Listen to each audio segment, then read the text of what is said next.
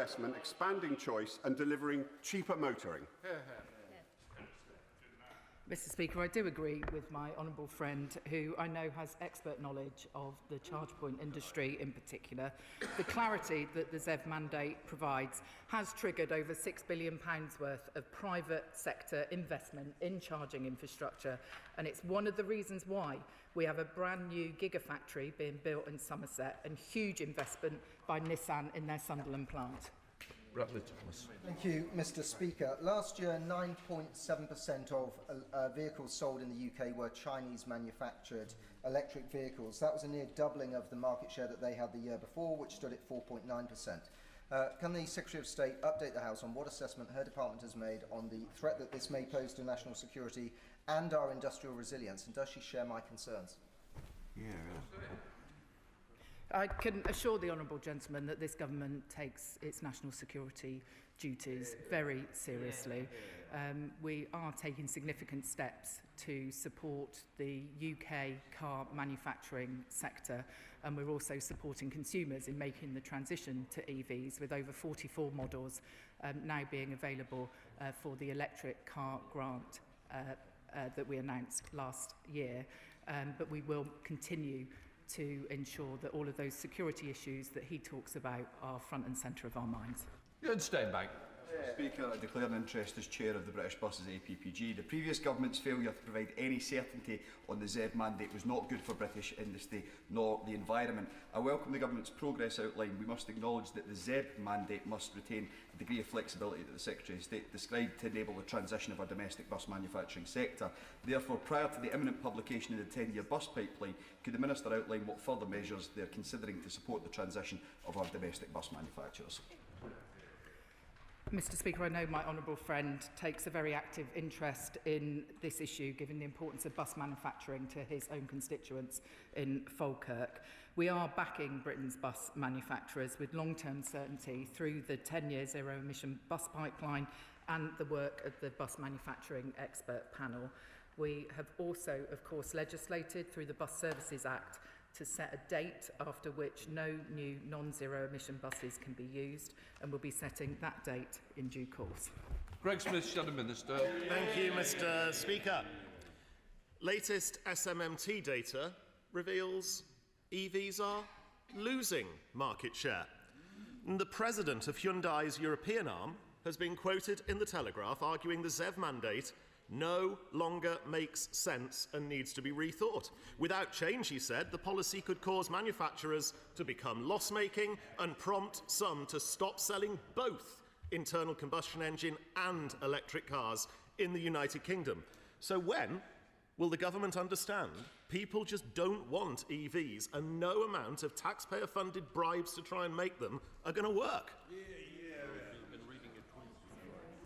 I'm afraid it's just not true, Mr. Speaker. Compared to 2024, EV sales have increased by nearly a quarter in 2025, and 9 in 10 drivers who switch would recommend an EV thanks to the ease of use and quieter, smoother driving experience. All the evidence suggests that once people get an electric vehicle, they never look back. Josh Franklin. Thank you, Mr. Speaker. So, they don't want to listen to Hyundai. Let's try Stellantis, who have announced €22.2 billion of charges as they scale back their electric vehicle production. Their CEO has stated, and I quote, "What we are announcing is an important strategic reset of our business model to put our customer preferences back at the centre of what we do. We are all sent here to this place to represent our constituents. So why won't the government listen to consumers, set the car market free and adopt the Conservative plan to scrap the ZEV mandate?" Mr. Speaker, to drive investment in car manufacturing, this government must provide some certainty over the direction of travel. And there is no doubt that the future is zero emission. We work with the industry to deliver a successful transition. That's why we made adjustments that I announced in April of last year, new flexibilities, and it's why, in conjunction with the devolved governments, we've announced that a review of the ZEV mandate will start later this year. Josh Fenton. Number 2, please, Mr. Speaker. There we are, Minister. Good morning, Mr. Speaker, and most importantly, I'd like to wish you a very happy start to the Super League season. Northern Powerhouse Rail will be the biggest transformation to travel in the north of England in a generation. Under NPR, officials will assess options to improve Bradford to Manchester connectivity, including consideration of the Calder Valley line. I know my honourable friend has been a great advocate for electrification, and the Rail Minister will be keen to work with him on this issue. Fenton. Thank you, Mr. Speaker. Plans for a disabled access lift at Todmorden Station were first announced in 2019. Yet 6 years later, we're still waiting, with no lifts, no date and no accountability. When I knocked on doors at the weekend, a disabled constituent said that she can only get on a lift going in one direction because the promised upgrade has not come. So can I urge the Secretary of State to intervene and help me and local councils finally get this project delivered so that stations in Calder Valley work for all of our constituents? Thank you, Mr. Speaker. Well, I thank my honourable friend for his focus on accessibility, and I would be glad to engage with him on this matter further.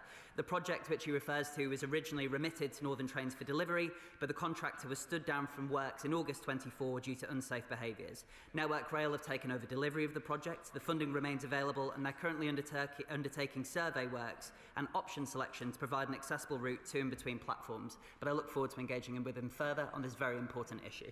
Andrew Rotten. Question 3, Mr. Speaker. Secretary of State. Mr. Speaker, my department is working across government and with partners, including the British Transport Police and the transport industry, to ensure that everyone both feels safe and is safe when travelling. Our mainline railway is among the safest in Europe, and our recently published road safety strategy sets out our vision for a safer future for all. The government's Freedom from Violence and Abuse Action Plan features 9 transport commitments to help ensure everyone has the confidence to travel in safety and in comfort. Andrew Rotten. Thank you, Mr. Speaker. The Secretary of State is only too aware about the deliver, delay and ineptitude of the Mayor of London and Transport for London over the Gallows Corner A127 A12 junction, which should have been completed last year but is apparently going on until the spring of this year, but even longer. So, will she please take control of the situation? It's affecting people right across Havering, Essex and East London. It's creating chaos and disruption for my constituents and many other honourable friends in this House. Will she please take control, get this matter sorted out as fast as possible so it doesn't do any more damage to our local economy?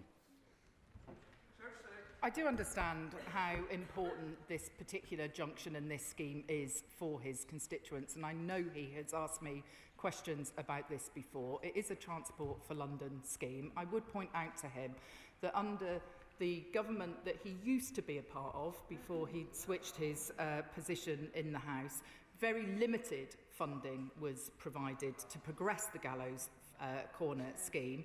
And it is only under this Labour government that we have provided substantive funding to allow construction to go forward. Thank you, Mr. Speaker. At the last minute, with spades set to go into the ground this summer and the design works within the financial envelope, BCP Council are axing the money to Folkestone railway station to improve safety and accessibility. I'm left wondering, what is it about Folkestone, Boscombe and Southbourne and Bournemouth generally that means the Lib Dems constantly take money and opportunity away from us? I grew up caring for disabled parents, and so it means a lot to me to make that station accessible. But to make this decision also undermines the safety and the growth sectors that Bournemouth will be depending on.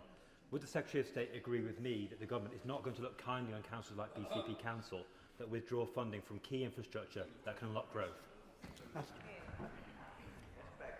I was as disappointed and frankly as angered by him when I learned of the decision of Bournemouth and Poole Council to withdraw funding from the Folkestone Station Improvement Scheme. I do understand that there is a meeting due to take place in the coming weeks between the Managing Director of South Western Railways and the Council in an attempt to get the Council to rethink their position on this scheme, because I do think it would have significant benefits for the travelling public in the way that he has outlined. Mr. Speaker, question number 4. Minister. The Driver and Vehicle Standards Agency's top priority is reducing car practical driving test wait times whilst upholding road safety standards. In November 2025, the Government announced that we will change the booking system so that only learner drivers will be able to book and manage tests. Learner drivers will be limited to 2 changes to their test, and we're introducing geographical restrictions. We're also utilising military driving examiners. There are now 1,542 full-time equivalent driving examiners in post as of December 2025, the highest since 2021. Tracy Gilbert. I thank my honourable friend for her answer. A number of constituents in Edinburgh, North and Leith have been in touch with me to share their experience of being unable to book test appointments. These delays have an impact on training, education and employment opportunities. Can my honourable friend outline what specific steps her department has taken to reduce the backlog for test appointments at test centres in Scotland? Well, I thank my honourable friend for her question, and like her, I understand the importance of learners being able to access driving tests, particularly when a driving licence is essential for accessing jobs and training. The upcoming booking system changes, continued recruitment and extra tests through overtime schemes will benefit learners across the whole of Great Britain, including those in Scotland. Sir Christopher Chow. Speaker, isn't the fundamental problem that the DVSA is a state-controlled monolith without any competition? Wouldn't it be a good idea to privatise the DVSA and enable young people to be able to get access to driving tests a lot more quickly? Well, this government is working hard where the last government failed. We are working very closely with the DVSA to ensure that they are able to provide the tests that are needed. Things are starting to turn around. We had record numbers of tests in December, but I acknowledge that there's much more to do, but we are getting on and doing it. Sarah Owen. Thank you, Mr. Speaker. I appreciate the measures that the Minister has outlined because this is a really important issue. Many constituents in Luton North have written to me about the unacceptable wait times and the markups on driving test slots. One constituent depends on a licence to complete their qualifications and get a job, but cannot secure a test without paying 10 times the standard rate. What is the Minister doing to ensure that those who are continuing to charge rip-off rates for driving tests are being held accountable? Well, my honourable friend is absolutely right. It's completely unacceptable the way in which some unscrupulous people are exploiting learner drivers. That's precisely why we are changing the booking system to block those from using it and taking action against driving instructors who misuse their access to the system. She is right, and we are taking action to tackle that misuse of the system. Christine Jardine. Thank you very much, Mr. Speaker, and I thank the Minister for the measures she's outlined. In Edinburgh West, it's a significant problem. We seem to have a problem across the city. Young people, graduates who can't get driving tests, who can't get jobs because they don't have a driving licence and are having to wait long times and sit repeated tests with an economic impact on them. So will the department consider some way of supporting people who face these economic impacts because of the long wait times? Well, I thank her for her question, and we do appreciate the impact that an inability to access a practical driving test has on young people, and that's precisely why we are taking the further measures that I've described, and we are starting to see signs of improvement. Between June and December last year, DVSA conducted 1,158,458 car practical driving tests. That's an increase of over 102,000 compared to the same period in 2024. I appreciate that people are impatient for improvement. We are working hard and we are determined to deliver that improvement. John Mayo, Shadow Minister. Thank you very much, Mr. Speaker. Now, when these ministers came to power, they promised that they would act to reduce the waiting time, not just a little bit, but down to 7 weeks. A year later, and where are we? The waiting time now is 21.9 weeks. In fact, it's gone up by 3 weeks since this government came into power. It's not really a sign of competence, is it? Well, I have to say that the honourable member has some brass neck criticising our government outline on this issue. Just let me remind him what the National Audit Office said when they published their report in December. It was very clear, and I quote, DfT had limited involvement in helping DVSA tackle driving test wait times up until mid-2024. Prior to 2024, DfT largely left DVSA to try and resolve the issue. He doesn't have a leg to stand on. Sarah Green. Question number 5, Mr. Speaker. Minister. Thank you, Mr. Speaker. This government knows many people across the country are struggling with the cost of living, which is why we are taking historic steps to improve affordability for rail passengers. This included freezing regulated rail fares for the first time in 30 years, saving commuters up to £300 per year and delivering another Great British Rail sale in January with over 1 million discounted tickets sold. Sarah Green. Speaker, a parent has been in touch with me about the rising cost of rail travel for her daughter. Despite holding a rail card, the cost of her weekly travel to college increased overnight from £27.80 to over £40. She's worried this will affect her daughter's ability to attend college, as she may no longer be able to travel at peak times. Can the Minister outline what steps the department's taking to ensure increases in rail fares don't restrict access to education? For example, would he support the Liberal Democrat amendment? This will affect her daughter's ability to attend college, as she may no longer be able to travel at peak times. Can the Minister outline what steps the department's taking to ensure increases in rail fares don't restrict access to education? For example, would he support the Liberal Democrat amendment to the Railways Bill, which would ensure fare increases don't exceed inflation? I thank the Honourable Lady for her question, and she is absolutely right to point to the fact that our railways need to serve as a catalyst for young people accessing the educational opportunities that they need. I've already explained that we are freezing regulated rail fares for the first time in 30 years, which we hope will have a benefit for constituents across the area that she represents. But ultimately, the only ways that we can get fares down in the long term is to have a railway with a single guiding mind, with a single point of accountability, and that is through Great British Railways. Chris Vence. Thank you, Mr. Speaker. Yesterday I had a very productive meeting with representatives from Greater Anglia to talk about my two campaigns to improve connectivity at Roydon Station, but also improve safety at Harlow Mill Station. Would the Minister agree with me that the move to Great British Railways and also renationalisation will mean we have a better connected rail service, one that is safer and one that will bring prices for commuters down? I couldn't agree more with my honourable friend, Mr. Speaker, and he continues to be a determined advocate for his constituents in Harlow.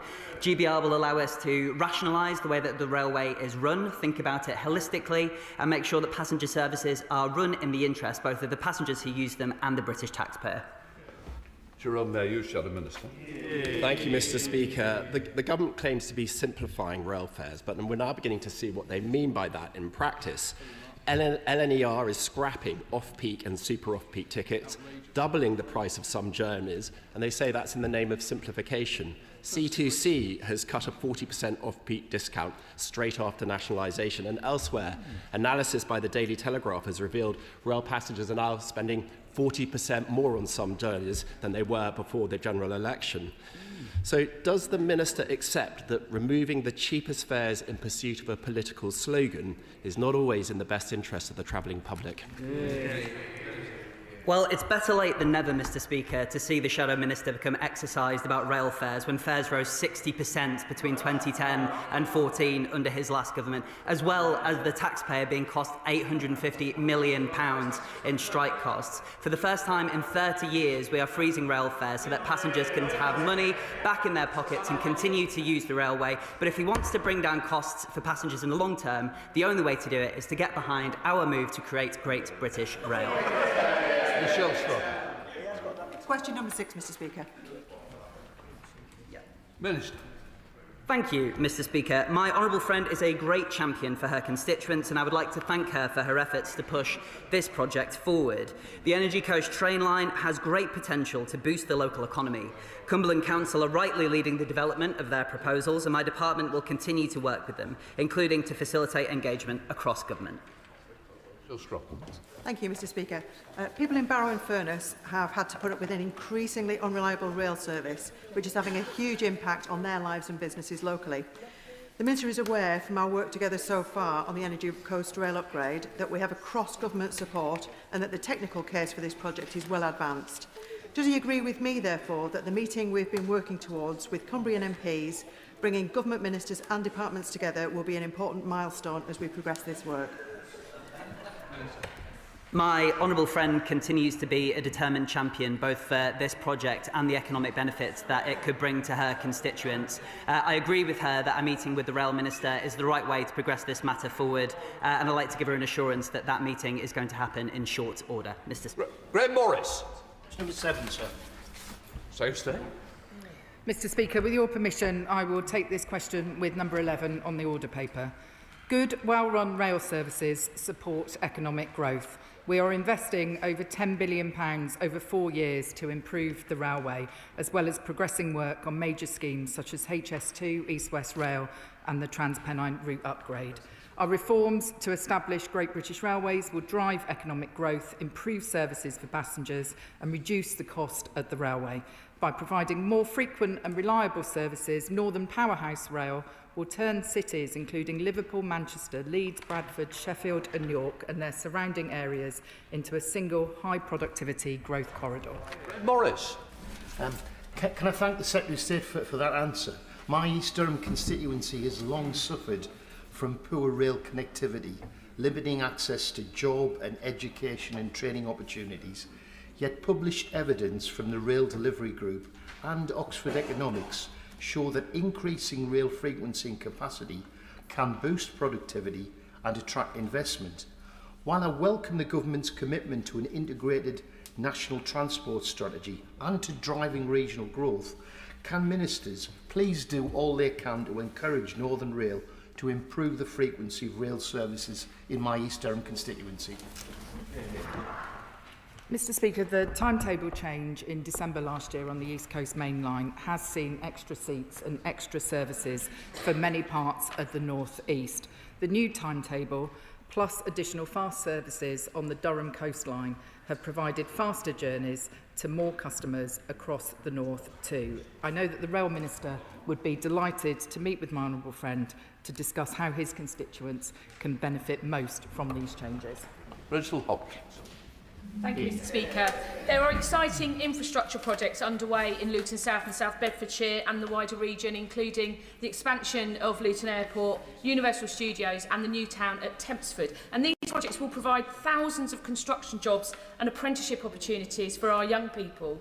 So as we mark National Apprenticeship Week and accelerate that support for young people to access these high-quality jobs, what work is the department doing to ensure our transport network is interconnected to support this economic growth, particularly for young people who can't drive?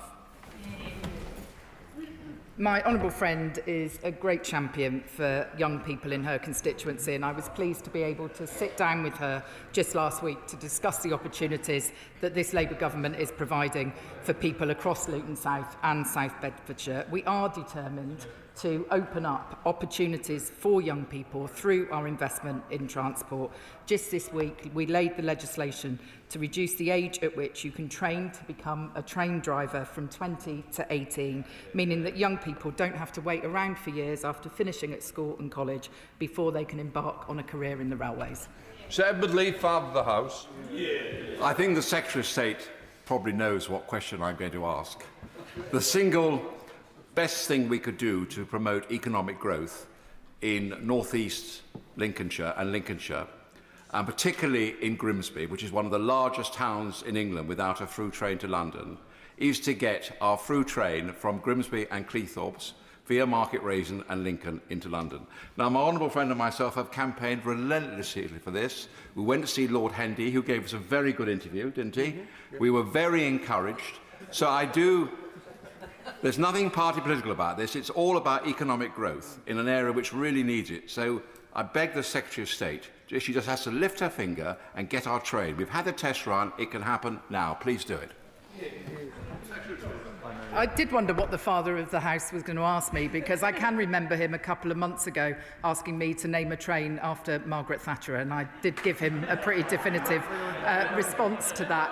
On the subject of the station and the through service in his constituency, I will be sure to have a further conversation with the Rail Minister to be updated on those latest conversations that he and his honourable friend have had, and I'd be happy to write to him with an update.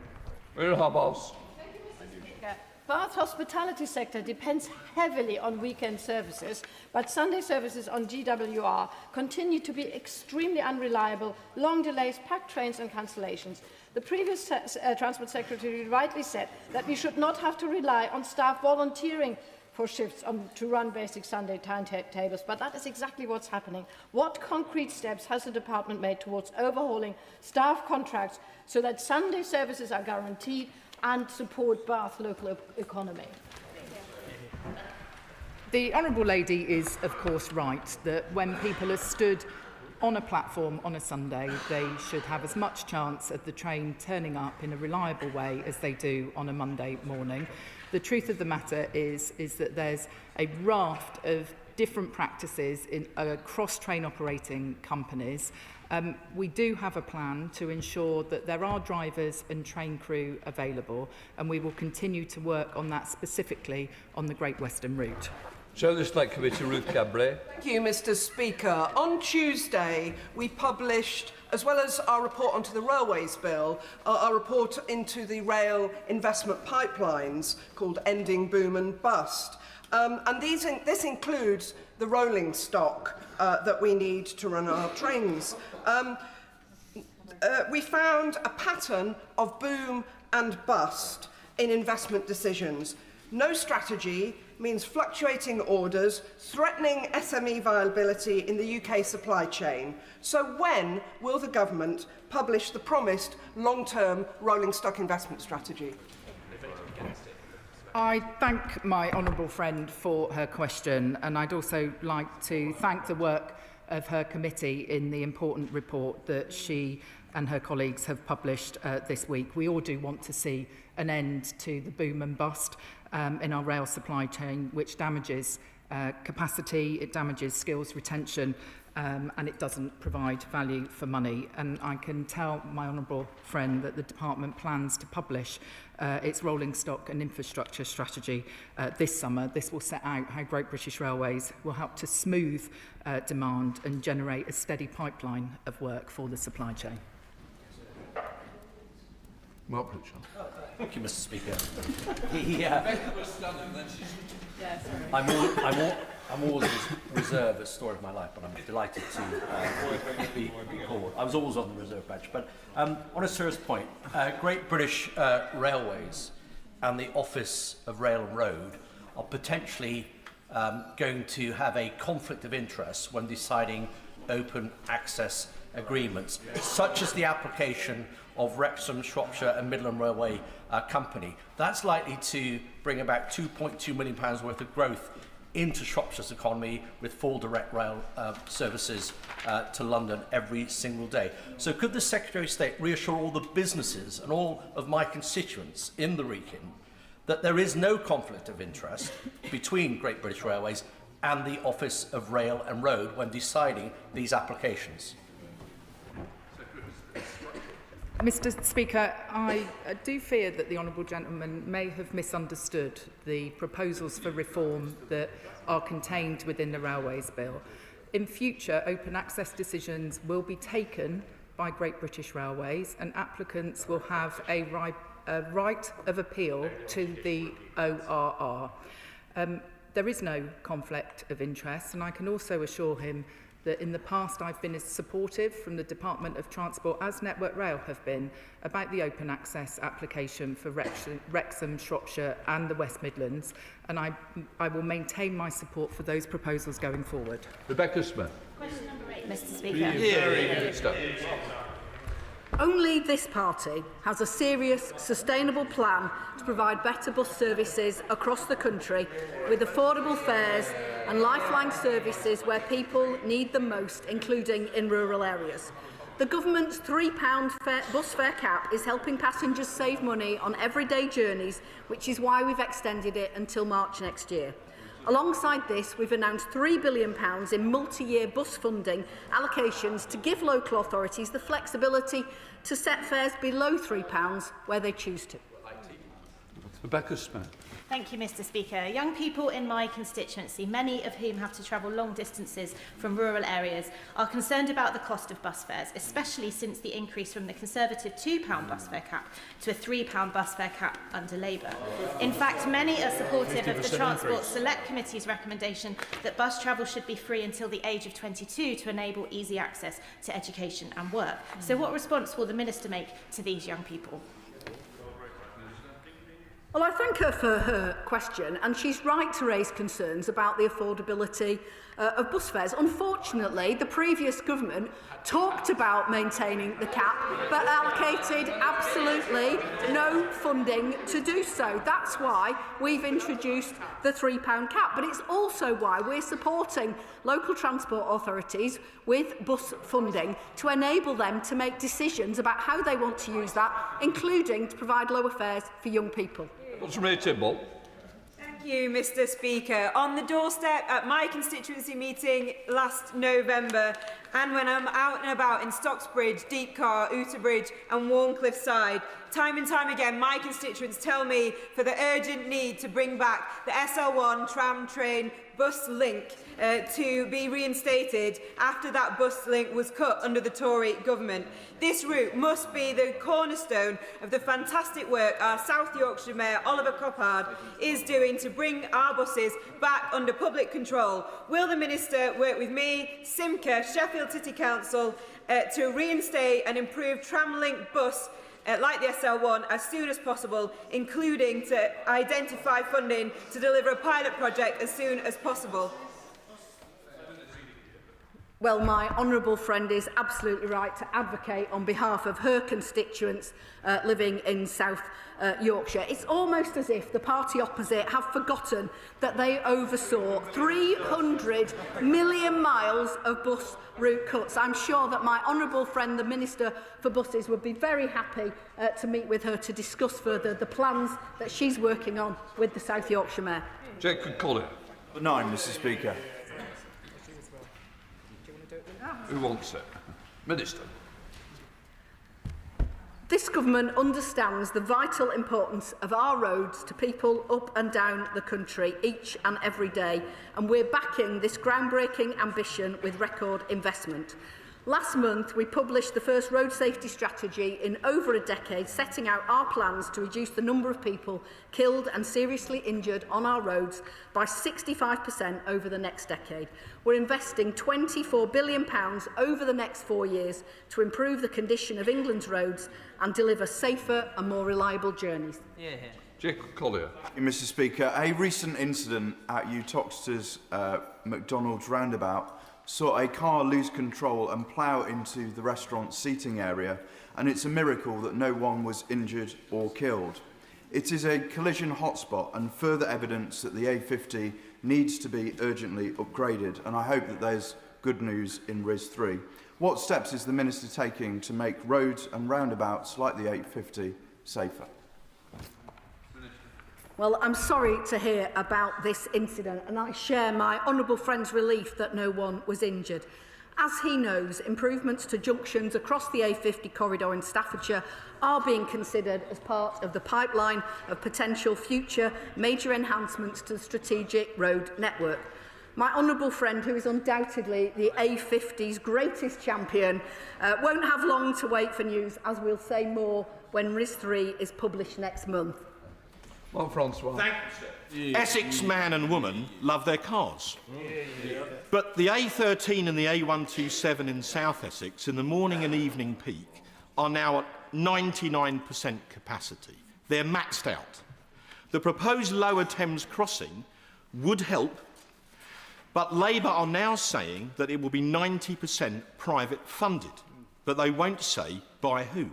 So for the fourth time of asking in this chamber which companies, banks or other financial institutions will now pay for the Lower Thames crossing because many people in Essex are beginning to believe Labour are never, ever going to build it? Well, that's just not true. I can assure him that this government are determined to provide the road infrastructure that this government wants. That's why we are providing public funding to start this project, and we will say more in the coming weeks and months. The Liberal Democrat spokesperson.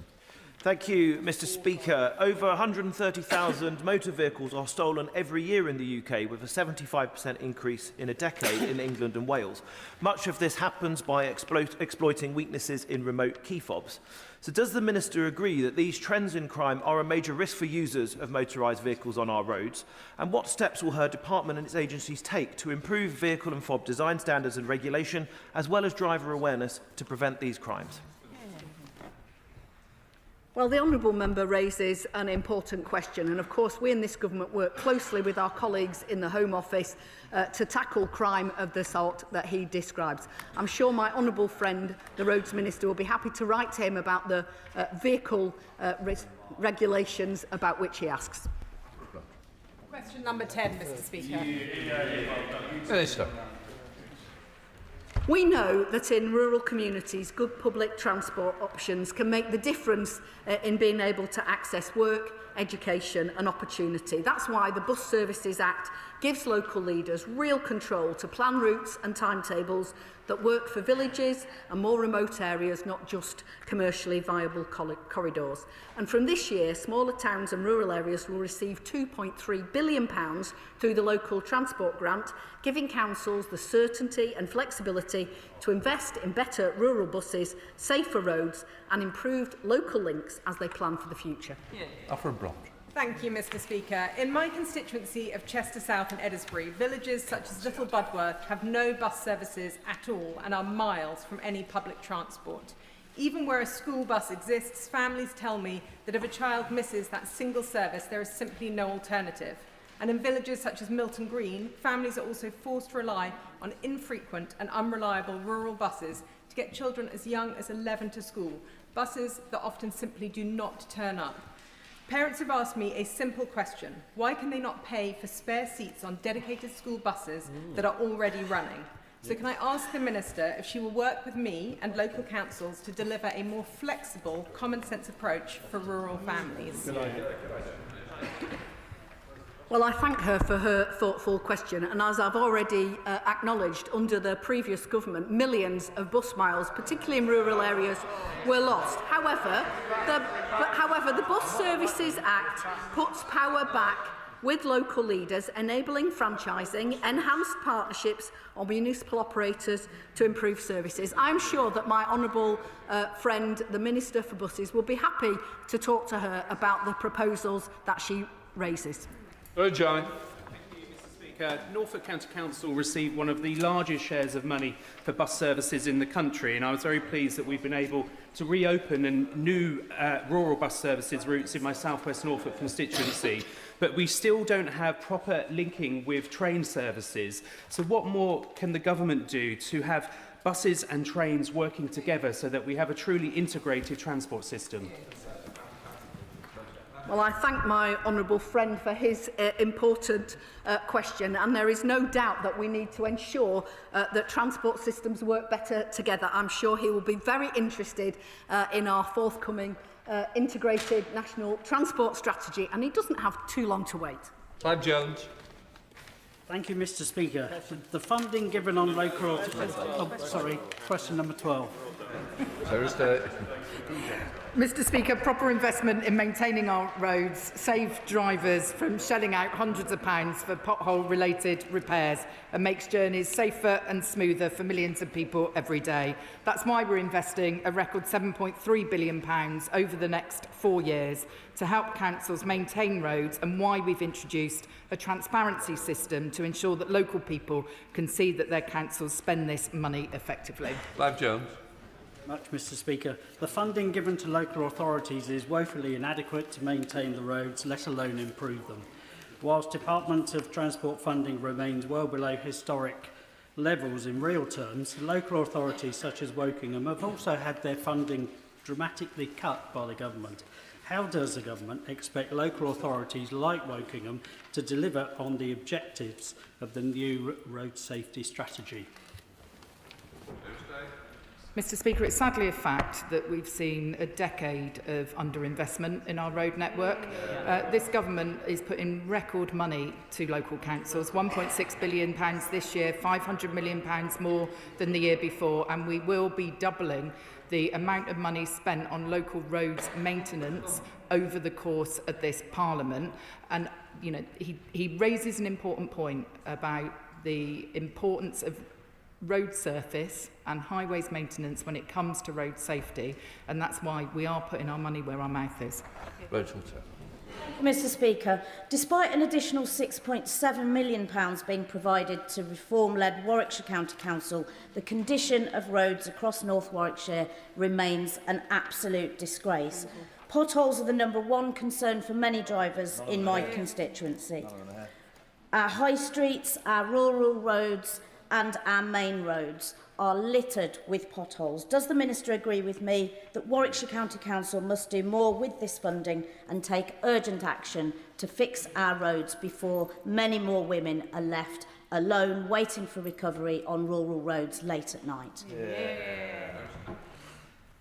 Mr Speaker, I see that the Reform Party care so much about the state of our roads that they can't even be bothered to turn up to transport questions. I think the... So for clarification, Andrew Rosendale was a member. He did ask a question, just to put the record straight before I get a load of emails. Forgive me, Mr Speaker, they change so much at the moment that I've lost track. The facts speak for themselves when it comes to reform. Of the 13 local authorities that were rated red last month for their action on fixing local roads, 3 were reform-led councils. That's a quarter of all councils that are run by reform failing to get the basics right. By contrast, Mr Speaker, Labour councils came out top. Okay. Ray Matthew. Number 13, please, Mr Speaker. Minister. Thank you, Mr Speaker. Rail performance is improving following a decade of decline. We are working with the rail industry on a performance restoration framework with 5 clear areas of focus to recover performance to acceptable levels. These include timetable resilience, staffing and keeping trains safely moving during disruptive events. Matthew.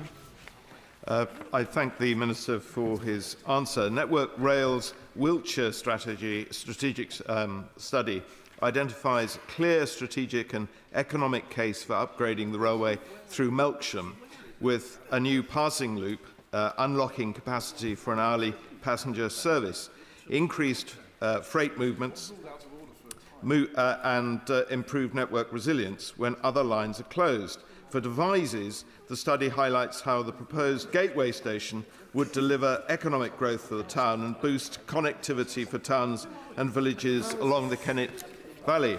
Would the Minister... Order. In fairness, one of us is going to sit down. It's not going to be me. Can I just say, it's too long a question. I've got all your colleagues to get in. They're going to be upset. I'm sure the Minister's got a good idea of what the question was. Thank you, Mr Speaker. Well, I thank the honourable member for his important question. I'm aware of both the Bath and Wiltshire Metro scheme and the Devizes Gateway project.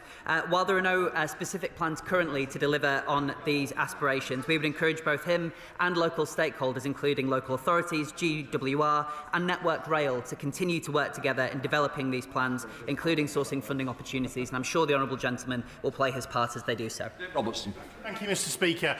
People across Lichfield, Burton and the villages are overjoyed that this government is investing in the Midlands Rail Hub project, but they are eager for more. So can I ask that the departmental team will look again at the South Staffordshire line and reconnect Lichfield to Burton via Olry Was and the potential merits of a station to serve the National Memorial Arboretum?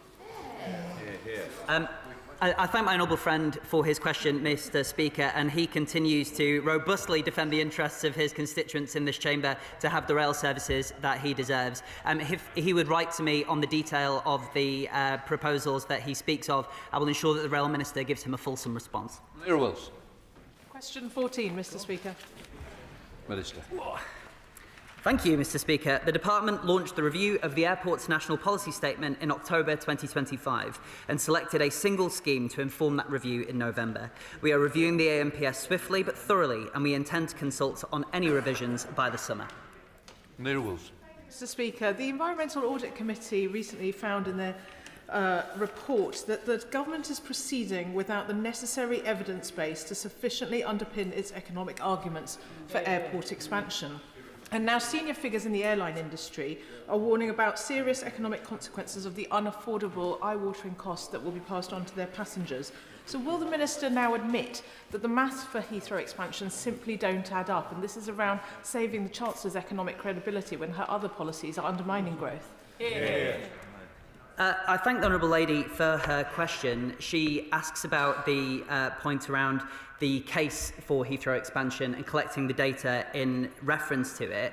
The AMPS review is going to do exactly that, reflecting changes in legislation, policy and analysis since the current AMPS was designated in 2018. It will ensure that any proposed scheme for expansion at Heathrow will be consistent both with air quality obligations, but also to ensure that it contributes to economic growth across the entirety of the United Kingdom. We come to topicals. Christine Silver. Top question number 1, Mr. Speaker. Thank you, Mr. Speaker. This government is ushering in a new era for our railways, with landmark legislation to set up Great British Railways making good progress in this place. 8 train operators are now run by the public for the public, with West Midlands and London North Western services nationalised at the end of January. And I'm pleased to say performance is improving. Today, rail services lost due to cancellations and strikes have more than halved compared to the heights of industrial action under the party opposite. And finally, last month, we made a vital commitment to improving rail connectivity across the north of England. After years of being stuck in the mud under previous governments, we will deliver Northern Powerhouse Rail, investing up to £45 billion to create a turn-up-and-go railway from Liverpool to York with MPR services continuing onto Newcastle on Hull. No longer will the North have to endure second-rate services. Instead, we will build a railway that the whole of Britain can rely on and be proud of. Thank you, Mr. Speaker. The Airspace modernisation strategy will rationalise flight paths last redrawn in the 1950s to cut emissions and noise. But for the historic community of Blackness, my constituents are really concerned the opposite will happen with the plans for Edinburgh Airport airspace, and their tranquil village will bear the brunt of disruption. Can the Minister meet with my constituents to discuss their concerns at the earliest opportunity? I will ask my honourable friend, the Aviation Minister, to meet with my honourable friend to discuss her concerns, as I do appreciate what a sensitive issue this is for many people. I would just say that airspace modernisation will provide huge benefits for air passengers, businesses and the UK economy, and the move to more efficient flight paths will be done in such a way as to ensure any impacts on local communities are properly managed. Thank you very much indeed, Mr. Speaker. Passengers want safe and reliable journeys, and those who work on our public transport system deserve to be safe at work, especially when they do the right thing in difficult circumstances. However, bus driver Mark Ahir, who was praised by police for stopping a thief, was sacked. I've met Mark and the lady he saved from robbery, but has she or anyone from the department met him? Indeed, has anybody from the department made representations on his behalf? And more broadly, passengers deserve to feel safe on our railways. What are the most recent figures for British Transport Police? I am aware of this case from media reports, and I'm sure the honourable gentleman will also be aware that this is a matter for the employer Metro Line. I understand this case was taken to an employment tribunal where the employer's decision was upheld. I'm not aware of the full details, and I'm not going to be drawn further on the issue. He asked me about numbers for British Transport Police. The number of officers are in the region of 2,800. Richard Holden.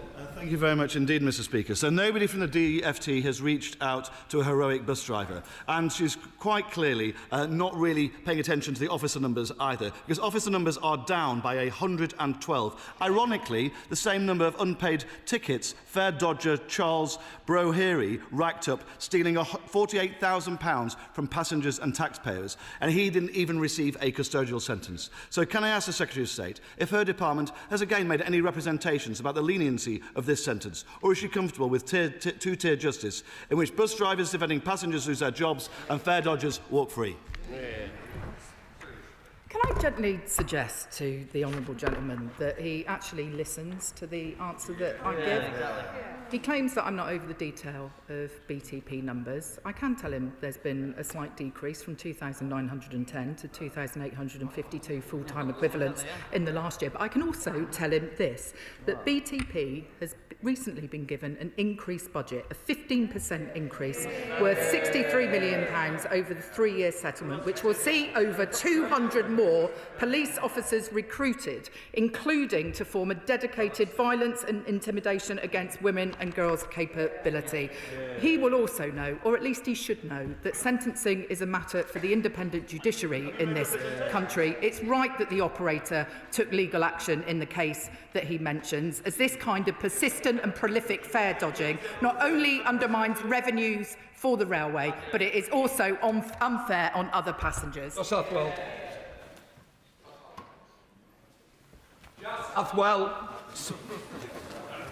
Apologies, Mr. Speaker. Thank you. Soaring car insurance costs are pricing young people off the roads. A constituent of mine recently was quoted 3,000, another 5,000, and this is far from unique. What is the government doing to bring down the cost of driving and make insurance affordable for young people again? We published the Motor Insurance Task Force report last December, highlighting actions being taken to tackle claims cost and ultimately helping to reduce motorist premiums. We're also consulting on a minimum learning period for learner drivers, which may help to reduce premiums if collisions involving young and novice drivers fall. Liberal Democrat spokesperson. Thank you, Mr. Speaker. The government has big ambitions for active travel, but its targets for its third cycling and walking investment strategy are neither bold nor measurable. Over 40 organisations, including some Labour mayoral authorities, have called for a target of 50% of urban short journeys being walked, wheeled or cycled by 2030, as well as planning for a national active travel network. What does the Secretary of State say in response? As I'm sure the honourable gentleman knows, we consulted on the third cycling and walking investment strategy. That consultation closed in December. We're considering very carefully all the representations that have been made, and we will publish the final strategy in the spring. Katrina Murray. Thank you, Mr. Speaker. Cumbernauld gets its first direct service to London in the spring when new Lumo Stirling to London Euston service stops at Greenfield Station. Can the Secretary of State confirm how the Department will ensure that rail reform ensures communities such as mine continue to benefit from open access services? I'm pleased that the expansion of Lumo services from Cumbernauld to London will soon benefit my honourable friends' constituents. The Department's position on open access is clear. There will be a place for it in the reformed rail sector where it adds value, and GBR will oversee a rail network that delivers better for passengers, and we know there's a role for open access in supporting this aim. Thank you, Mr. Speaker. Over the weekend, I saw the appalling state of roads in my Chelmsford constituency, such as Oaklands Crescent and Dorset Avenue, that Essex County Council, run by the Conservatives, have failed to repair properly time and time again. Does the Minister agree with me that patching potholes, that means they have to come back to them time and time again, is a terrible, terrible waste of public funds? That's precisely why we have established an accountability and transparency framework for local authorities where they need to report to us on the amount of proactive resurfacing that they are doing, because this can obviously represent better value for money for the taxpayers. I know that people want to see contractors getting it right first time, and this government is determined to work with local authorities to make sure that's the case. Thank you, Mr. Speaker. In my constituency, residents have faced years of disruption from HS2, and the saga continues. Upcoming works on the A38 at the Swinfen interchange include an 11-day closure alongside a year-long closure of the northbound slip at Street Hay in neighbouring Lichfield. These measures will inevitably push traffic onto the A5 bypass and through villages including Hints, Weeford, Whittington and Swinfen, causing significant disruption to my constituents. Will the Minister outline when my constituents can expect these works to be completed and what assurances can be given that the disruption will be minimalised? Just before you answer, I don't need some advice from the benches telling me about somebody's reading. Don't just pick on one side, it's happening on all sides. I don't like reading, but the House is certainly tolerant, so I expect people to be tolerant to both. I'm sure he'll be shouting when he sees somebody's on. Not.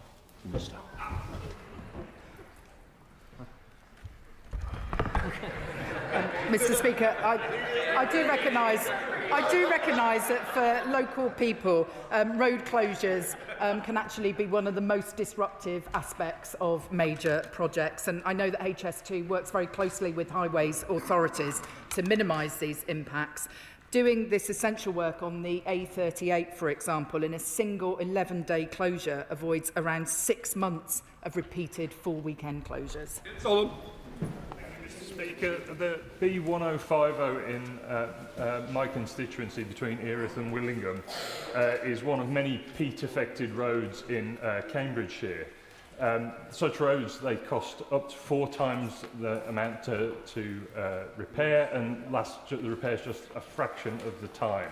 Now, she'll know that the Secretary of State will know that the funding formula for highways maintenance is based on road length and doesn't take account of geological conditions. These roads are really dangerous to drive on. My constituents are really frightened. Will she consider a special budget for peat-affected roads, or at least consider adjusting the formula to take account of geological conditions?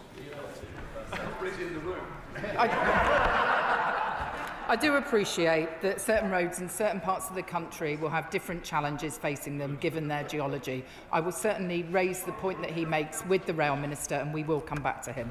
Thank you, Mr. Speaker. Network Rail have rightly apologised for their failure to deliver a functional Sunderland station in refurbishment. We now have the bare basics in place and plans for improvement. So will the Minister urge me in asking Northern Rail to get on with delivering those improvements, and will she arrange a meeting with me for the Rail Minister to discuss that?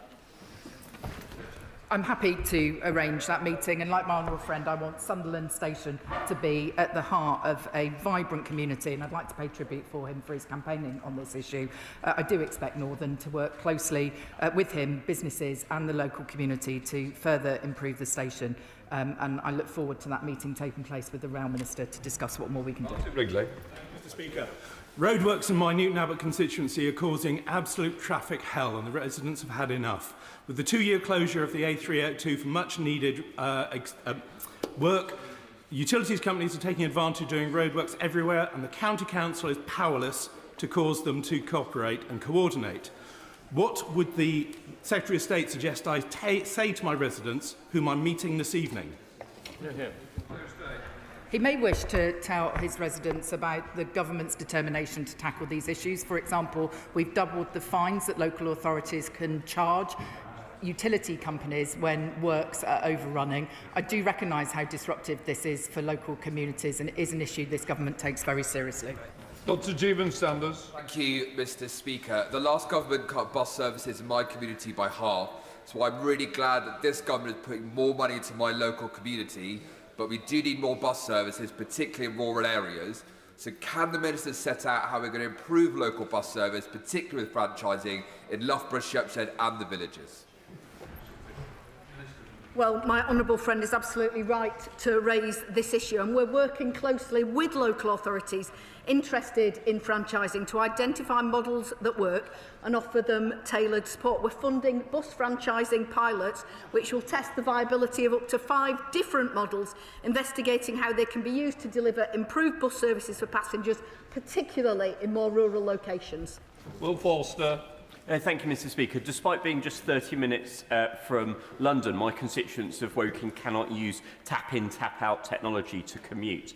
Will the Transport Secretary agree to back the Liberal Democrat amendment to the Railways Bill to roll out tap-in, tap-out infrastructure across the country, as well as introduce it to my constituents of Woking?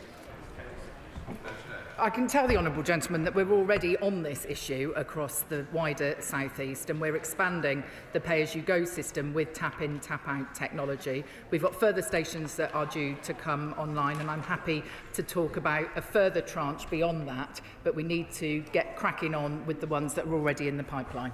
Lloyd Hatton. A bit short and sweet, Mr. Speaker. Weymouth train station does not have a working toilet, which means that if you are a wheelchair user, a passenger with heavy luggage, or a parent with a pram, you are left going 20 minutes to the nearest toilet. So can the Minister work constructively with SWR to finally get a working toilet at Weymouth train station? I do understand that the public toilets in Weymouth Station have been closed for several years now due to antisocial behaviour and vandalism. This is unacceptable, and I can assure my honourable friend that my department will raise it with South Western Railways. Dr Ellie Chance. Thank you, Mr. Speaker.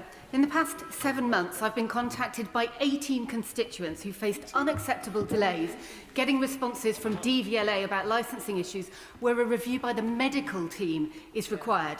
Each time I've intervened, each time it's been resolved, but it's not the mark of a functioning system that an MP has to intervene in every complaint to get a response.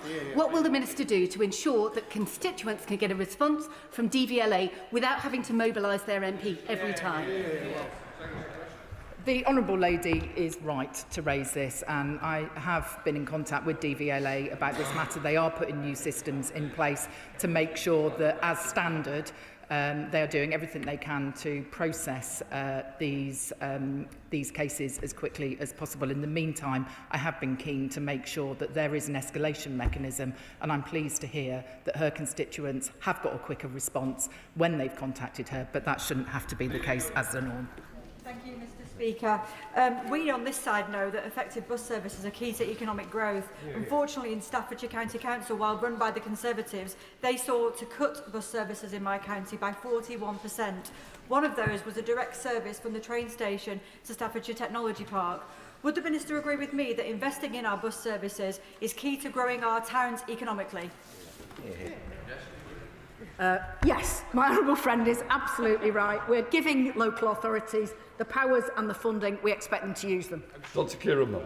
On a recent visit to St Richard's Catholic Community College in my constituency, students told me they face paying an astonishing extra £400 a year in bus fares.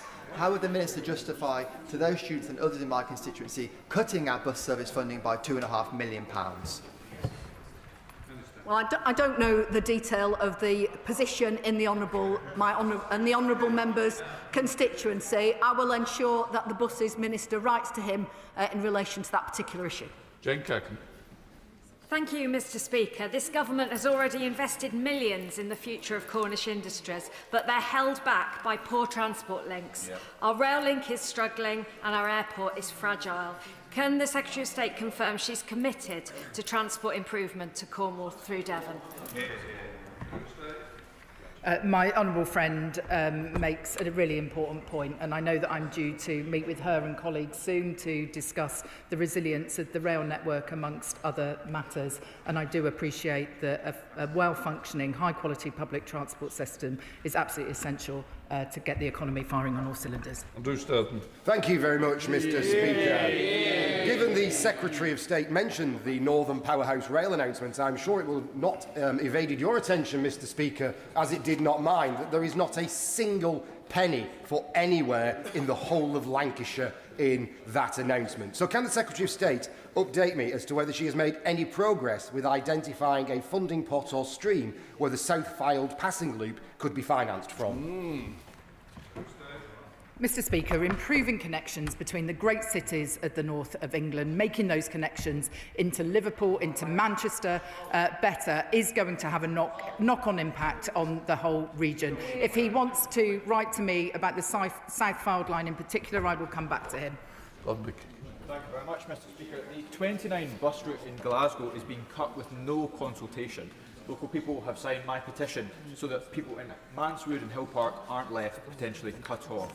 So will the Minister join with me in calling on the Scottish Government and Glasgow City Council to do everything they can to protect this route? Yes, I will. Joe Robertson. Thank you, Mr. Speaker. Hard-working men and women in the Coast Guard, like Bembridge resident Martin Groom, do vital work securing our borders, including in some cases intercepting small boats. Now, the Coast Guard treat them as volunteers. The Court of Appeal disagrees and says they're workers. Will the government do the right thing and afford them all the rights, protections and fair payment that their worker status entails? The security of our nation relies on them. Thank you, Mr. Speaker. The government is currently considering the judgment handed down on the Groom case and the next steps that it will take for His Majesty's Coast Guard. In the meantime, we are grateful for the contribution of volunteers across wider society. They are a crucial part for how this country comes together and delivers for the common good. Daniel Francis. Mr. Speaker, last month my Conservative Control Council in London Borough Bexley issued a press release saying the DfT's data stated they had the 7th best roads in England. So could the Secretary of State confirm that in that data they received an amber rating and that it does not say they have the 7th best roads in England? I'm very happy to clarify that that is a disingenuous claim at best from Conservative-controlled Bexley Council. The government did not publish a ranked list of authorities, but what is clear is that many councils which achieved a green rating overall, Bexley was not one of them. They were ranked amber. Andrew George. Thank you, Mr. Speaker. The ministers refer to a local transport grant, which of course isn't available to the Isles of Scilly in my constituency because it's not deemed to be a local transport authority. My constituents from off-islands coming to medical appointments on a day like today would cost them £120 return to get to and from. As the Secretary of State says that she's meeting fellow members from Cornwall, would she ensure that that's across party so that I can raise the issues about the serious transport problems on the Isles of Scilly? I thank the honourable member for his question, and he is right to raise the issues with transportation on the Isles of Scilly and his constituency more widely. If he would write to the Secretary of State, I would be very grateful, and I understand that the Rail Minister will be meeting the leader of the Council of the Isle of Scilly to discuss some of the issues he is campaigning on further. That completes questions. We'll let the front bench change over.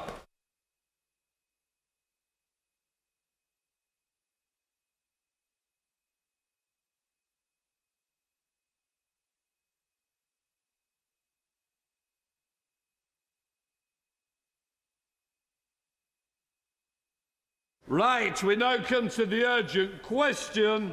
Alex Burkhardt. Thank you very much, Mr. Speaker. To ask the Chief Secretary to the Prime Minister to make a statement on the Government's response to the humble address agreed by this House on the 4th of February. Minister. Mr. Speaker, last week the House made a humble address to His Majesty for the Government to disclose material surrounding the appointment of Peter Mandelson as Ambassador to the United States of America. On Monday, my right honourable friend, the Chief Secretary to the Prime Minister, updated the House on further action the Government is taking. He confirmed that the Government will bring forward legislation to ensure that peerages can be removed from disgraced peers and that Peter Mandelson will be removed from the list of Privy Councillors. He also explained how we have changed the process for the relevant direct ministerial appointments, including politically appointed diplomatic roles. And my right honourable friend also set out other areas in which we recognise the need to go further, including around tightening transparency and lobbying. In that statement, my right honourable friend also set out how the Government was responding to the humble address motion, and I'm pleased to provide further update to the House today. Clear, Mr. Speaker, the Government will comply fully and publish documents as soon as possible. As I said in this House last week, we welcome both the principle and content of that motion, and we will deliver on it as soon as we can. As such, government departments have been instructed to retain any material which may be relevant, and work is underway to identify documents which fall within scope of the motion. We will do so as soon as possible when the House returns from recess. In line with the motion passed by this House, where the Government considers documents may be prejudicial to UK national security or international relations, the Cabinet Office will refer this material to the Independent Intelligence and Security Committee. The Prime Minister has written to the ISC, and senior officials have met with the committee to discuss what the RSC requires in order to fulfil this role. Full resources, as I said in the House last week, will be made available to ensure that process happens. And we will work with the committee to explain the Cabinet Office's process for providing material relating to national security or international relations. The Government is very grateful to the ISC for their work and commits to full engagement with them to ensure timely and effective release. The House will also be aware of the statement from the Metropolitan Police regarding the ongoing police investigation. Now, that statement made clear, quite rightly, Mr. Speaker, and I quote, that the process to decide which documents should be published ultimately remains a matter for Parliament. That is absolutely right, we agree. But as you would expect, the Government rightly does not wish to release anything that may undermine an ongoing police investigation, and as such we are working with the police as they conduct their inquiries to manage this. Mr. Speaker, I think that is the right way forward, and I hope the House and you will agree. Mr. Speaker, in conclusion, the Government continues to take this matter incredibly seriously, and given the nature of the issues at stake and the scope of material in play, we will comply fully and deliver this as quickly and transparently as possible. The Government will keep the House updated as it does so, and my right honourable friend, the Chief Secretary to the Prime Minister, will publish a written ministerial statement later today. No, you brought me into it. I didn't really talk. Just to say that the Intelligence Committee is private and independent, and therefore I wouldn't like to see that they were blocked from information, because it would not affect any police investigation, because that information wouldn't go into the public arena. So I just want to be aware of that. And can I thank the Minister for coming? A WMS on something as important as this isn't personally good enough to me. I think it should have been brought to the House. All sides are interested, and I think it's right. This House should be informed personally. So I'm really pleased. I'm sorry he's got the short straw, but thank you he's here. Secretary. Thank you very much, Mr. Speaker. I couldn't have put it better myself. But thank you. But thank you for granting this urgent question, without which honourable members would not have had a chance to question ministers before recess. The House obviously rises for recess having received very little in the way of information. So it's very important that we hear from the Minister today so that we can try and have some confidence in the process that's going forward. And simply put, the purpose of our question today is to try and elicit from the Government a commitment to give the House a timetable, and also to confirm, as I think the Minister may have done, that it intends to comply fully with the language in the humble address. And I say that, Mr. Speaker, because there's been briefing to the press from government sources this week that the Government might try to reinterpret the address in some way. For the avoidance of doubt, were that to happen, the Government would have to return to this House for another vote. Last week, the Prime Minister told us the process would have integrity because it was being led by the Cabinet Secretary, and that any criticism or denigration of the Cabinet Secretary would not be right. This week, the political forces in Number 10 have been briefing that Sir Chris Wormold is to be replaced. What a turnaround. So will the Minister reassure the House that any change in the Cabinet Secretary will not delay disclosure or publication of the documents which the House has required? There are a number of further questions that I'll put quickly to the Minister, Mr. Speaker. First, has the Government completed its scoping exercise, and if not, by when does it intend to do so? Second, where the Government proposes to release material to the Intelligence and Security Committee rather than directly to the House, will it provide public updates to the House that this has been done? Third, in respect of documents withheld at the request of the Metropolitan Police, will the Government tell us the precise legal mechanism being relied upon and commit to publish these documents in full when the police no longer request them to be withheld? Fourth, will ministers publish a Keeling schedule-style register of withheld or delayed documents, setting out the category, the reason for non-disclosure, and the expected release date for each? There are strong precedents for this. Fifth, at the dispatch box last week, the Minister told me he would write to myself and the member for Skipton about the Palantir contract. He's not yet done so. Please will he confirm that he will this week? Last, and separately, will the Minister commit to publishing all documentation relating to the nomination of Matthew Doyle as a peer?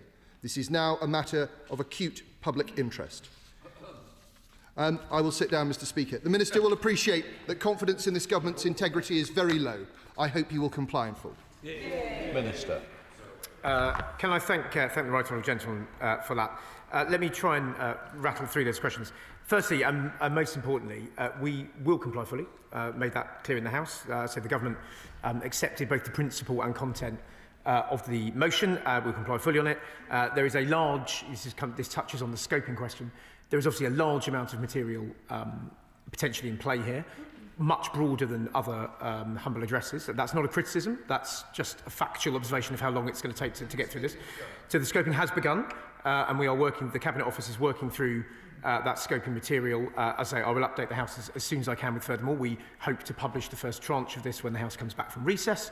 But as I say, that is being worked through on scoping. The conversations with the Metropolitan Police, as I say, are absolutely, as the Speaker pointed out, have the primacy of this place at heart.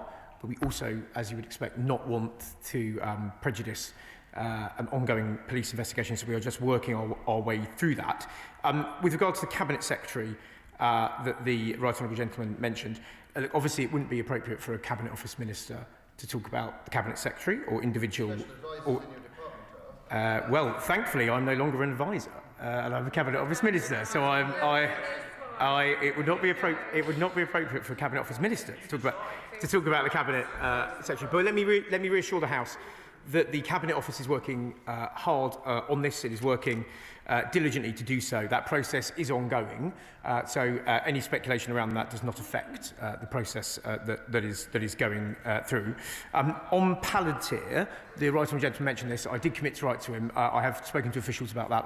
I promise we will get that to him. Obviously, that there was an urgent question on this as well. I think that the MOD took that updated, but I promise I will come back. I will come back to him on that. And finally, he touched on Lord Doyle. Obviously, that is outside the scope of this humble address and outside the scope of their papers. So the urgent question on that does not touch upon that. Sarah Owen. Thank you, Mr. Speaker. Parliament is rightly focusing its attention on Peter Mandelson, but along with accusations of other heinous crimes, during his time as trade envoy to Singapore, Vietnam, China and Hong Kong in 2010, Andrew Mountbatten-Windsor passed extremely sensitive material on to Epstein and his accomplices. Isn't it time that, as well as Peter Mandelson, we called on Andrew Mountbatten-Windsor to answer to both the police and to Parliament? Can I thank you for that? Look, everyone in this House has been sickened and dismayed at the revelations from all of the Epstein papers that have come through, and in relation to what the Honourable Lady just said.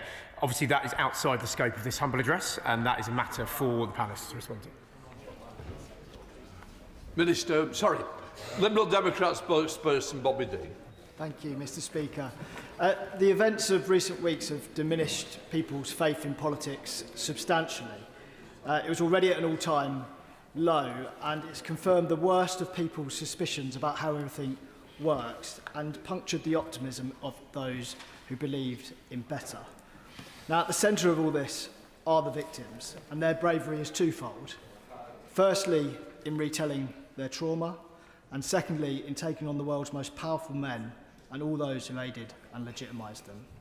Now, the humble address passed by this place now stands as a test of transparency and a test of parliamentary authority.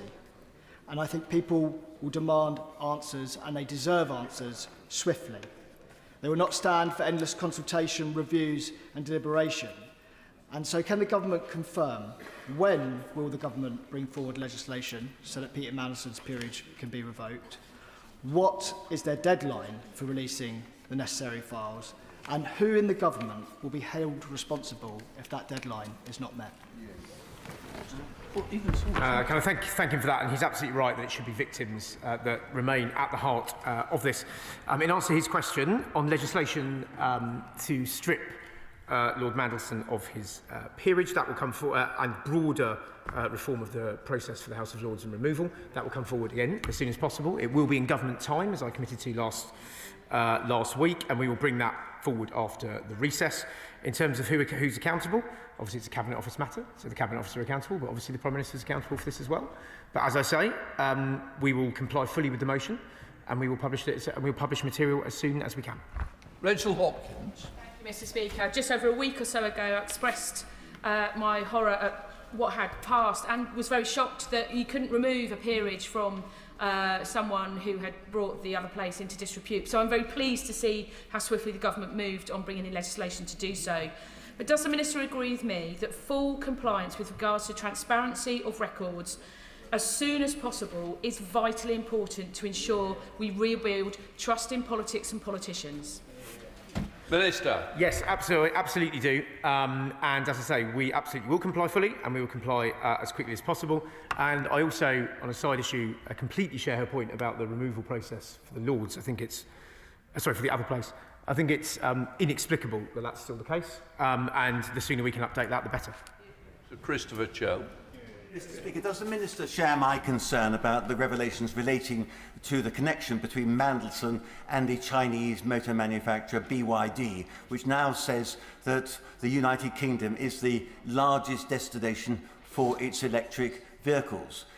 Will he also answer as to whether he is preventing the Secretary of State for Energy and Net Zero from disclosing the conduct which he had and the conversations which he had when he visited China last year and signed agreements which remain secret as far as this House is concerned?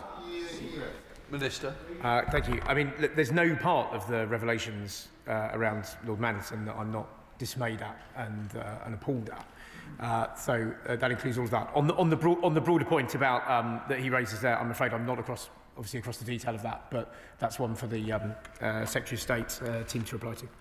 Thank you, Mr. Speaker. There continues to be significant public interest in the £240 million Palantir Technologies government contract. Could the Minister confirm if any government ministers were present at the Palantir celebration party yesterday, and if so, who? And can he commit also to ensuring that all materials and records relating to this contract award decision are published? Minister. I have no idea is the answer to the first part of her question.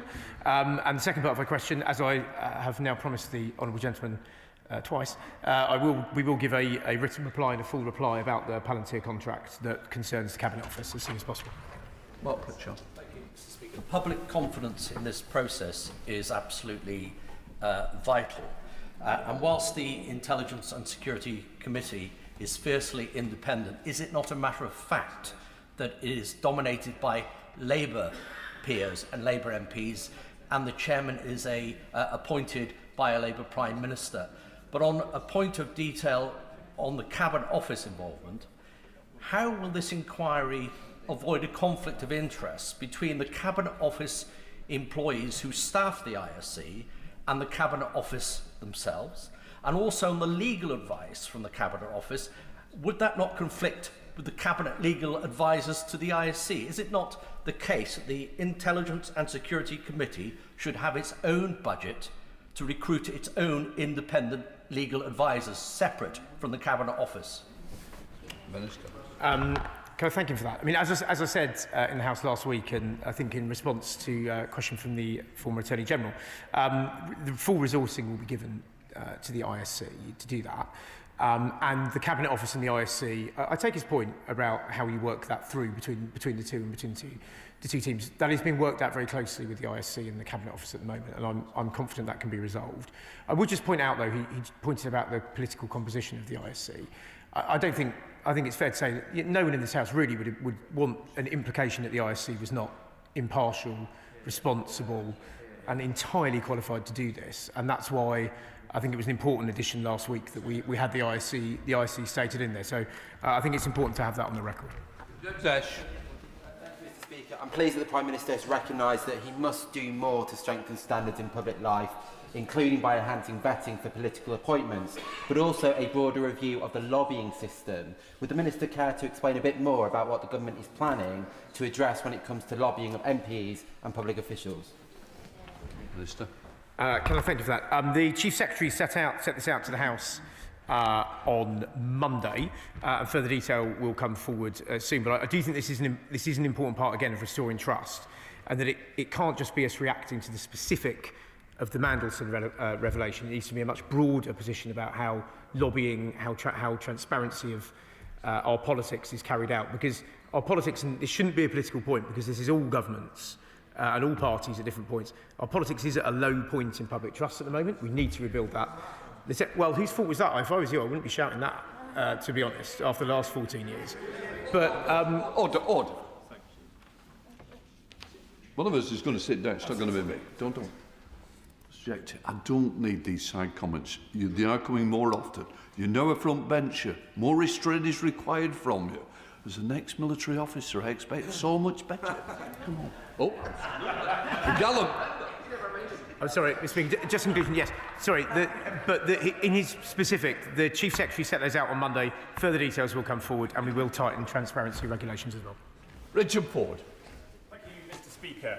I should say first up that I respect enormously the Right Honourable Member for the Recon, but I do disagree with him about the independence of the Intelligence and Security Committee. It is very much a committee of this House, and it is independent as such. But the ISC is awaiting receipt of papers from the government, and the committee has requested that those papers relating to the vetting and appointment of Lord Mandelson are prioritised for release to the committee. Can the Minister confirm that they will be prioritised? And also, can the Minister give an early indication of the number of documents that are expected to be passed to the committee, such that the ISC can determine what the resource requirements are so that it can undertake the task? Thank you. Minister. Can I thank him for that? As I say, scoping is underway. I can't give a precise number at the moment because, look, this is potentially a large amount of information covering a large period of time as well. So I can't give a date on that, I'm afraid. But as I say, the Cabinet Office is working closely with the ISC to try and deliver this as quickly as possible and to deliver it in the right priority as well. Lewis Atkins. Thank you, Mr. Speaker. The Minister mentioned about strengthening the process around direct ministerial appointments. I wonder if you could say a little bit more about that and how quickly he believes those strengthened processes will be in place. Can I thank you for that? Yes, the Chief Secretary set this out on Monday. What we're looking at here is the enhanced security vetting, which comes in when you have a direct appointment. And the Prime Minister and the Chief Secretary have set out plans to reform that. That will come in. You'll have to correct me at that. If it hasn't already come in, I think it comes in very quickly. But it will come in as soon as possible. So we tighten that up going forward. Bob Black. Speaker. Earlier this week, the Health Secretary released his WhatsApp messages and emails that he'd exchanged with Lord Mandelson. Can the Minister update the House on what instruction has been given to Cabinet Ministers to follow or not follow the initiative by the Health Secretary? The Prime Minister has made it very clear that there needs to be a managed process that the Cabinet and Ministers agree with, and that they will be published. They will be published in the right fashion, and it's important there is a proper process around that because we need to agree. We need to agree how that happens across the Cabinet and across Ministers, and that is what's going to happen. Thank you, Mr. Speaker. Too often, women particularly raise concerns or sound alarm about concerning behaviour, and their concerns are too often dismissed or unheard. So can the Minister set out what further actions this government will take to ensure that victims and survivors of sexual abuse are heard by those in power? Minister, you want to can I thank you for that? And she's absolutely right. This is a broader problem than the specific issue that Mandelson highlights, and it's a much broader issue in our politics. The Prime Minister made really clear on Monday and at the dispatch box yesterday that this needs to change and that he will drive that cultural change through. And I would also point out, obviously, the very wide-ranging, groundbreaking violence against women and girls strategy this government is publishing, and which, having worked with the Prime Minister as long as I have, I know he cares about passionately and is determined to drive through. Richard Tash. Thank you, Mr. Speaker. Can the Minister confirm that on the, with regard to the legislation for the removal of peers, that Matthew Doyle will be on the first list to be removed, given that he shouldn't have been appointed in this first place? And secondly, can he confirm the position with regard to disappearing WhatsApp messages and deleted messages? Can they technically be retrieved from the system in order to be given to the Intelligence and Security Committee? Minister. Can I thank you for that? On legislation, as I say, the government is looking at legislation that looks at the broader question of how you remove people from the Lords, rather than just in specific cases. So it will be broad legislation, and the sooner it comes to the House that we can consider that, the better. On the second point, he raises a very interesting question. I'm afraid I'm afraid I really don't know the answer to it, but I imagine it's one that a lot of people are considering. But I will come back to it. Thank you, Mr. Speaker.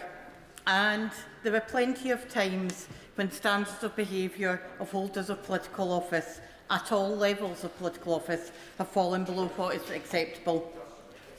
No, none of us have a moral high ground on this.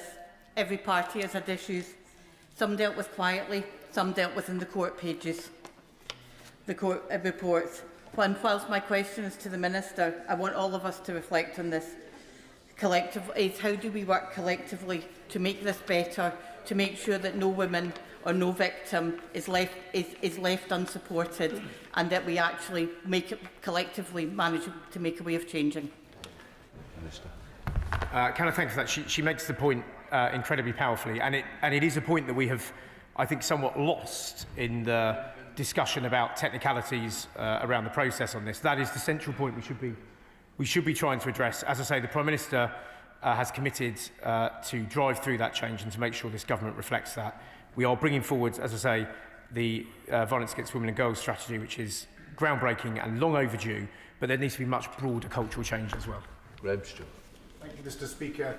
The Prime Minister said that the Cabinet Secretary's integrity should not be questioned, and then we immediately briefed out that he was going to be sacked, having been given the responsibility for overseeing the handing over of the documents, which could be detrimental to a Prime Minister who's so desperate to save his political life. He's already thrown his closest advisors, communications and Chief of Staff under a bus. How can we know that there isn't a link between that very integrity, which the Prime Minister highlighted, and then the desire to remove him from a role in which he might be at risk of removing this Prime Minister?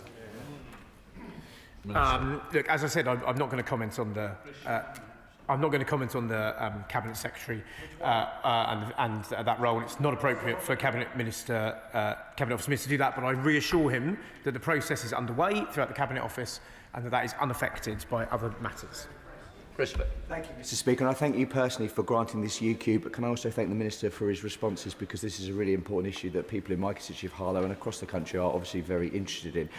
Can he assure my constituents that this process will be fully transparent? And can I also add my support to the member for Paisley and Renfrewshire South for what she said about making it important that people in power listen to the victims of these terrible crimes?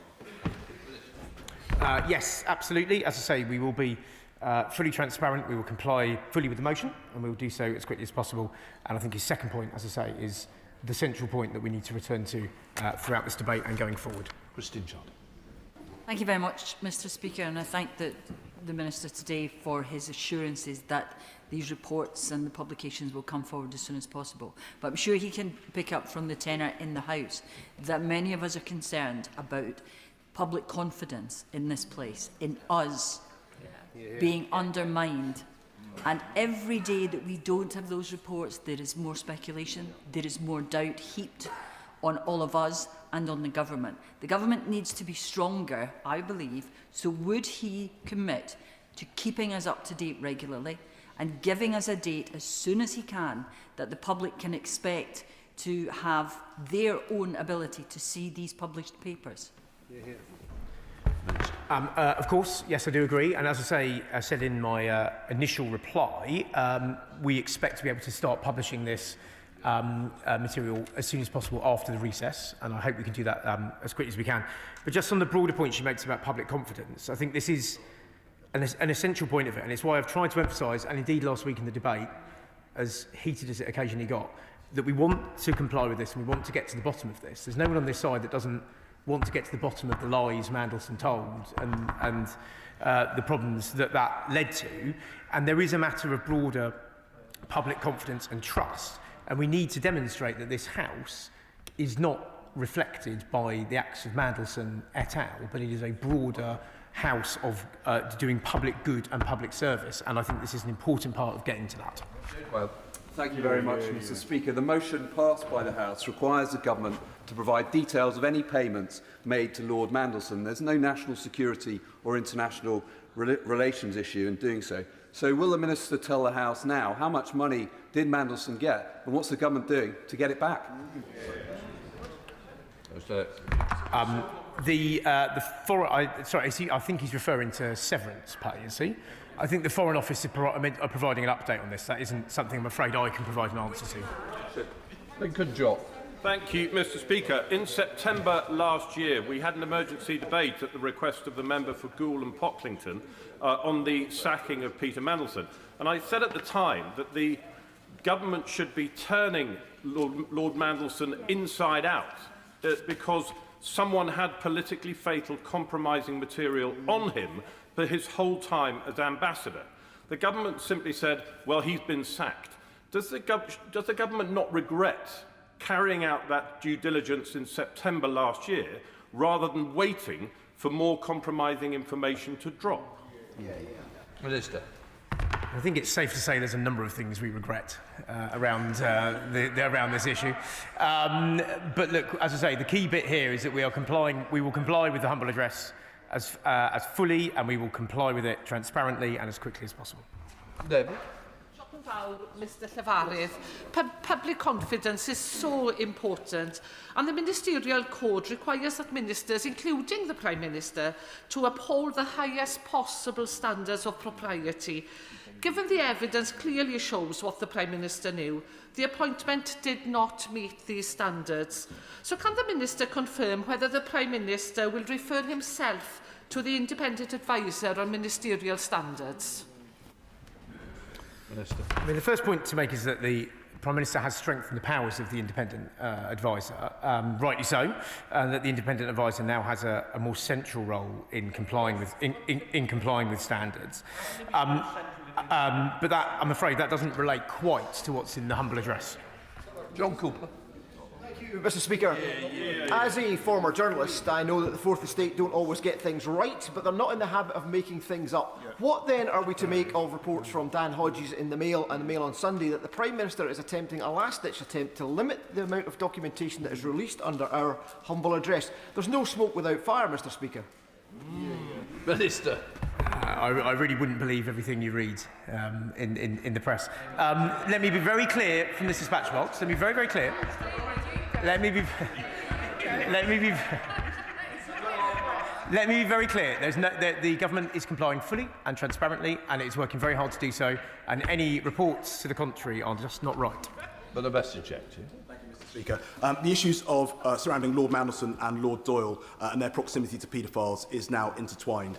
On the 2nd of January 2026, I asked a written question to the Cabinet Office asking them to publish the findings of the internal investigation that took place prior to the granting of the peerage for Lord Doyle. That investigation was carried out by the former Chief of Staff, Morgan McSweeney, but also by his deputy, Jill Cuthbertson, who is now the interim Chief of Staff. And the investigation is currently underway. There's already been an investigation. Will the government commit to publishing the findings of that investigation, given that it has already investigated this issue?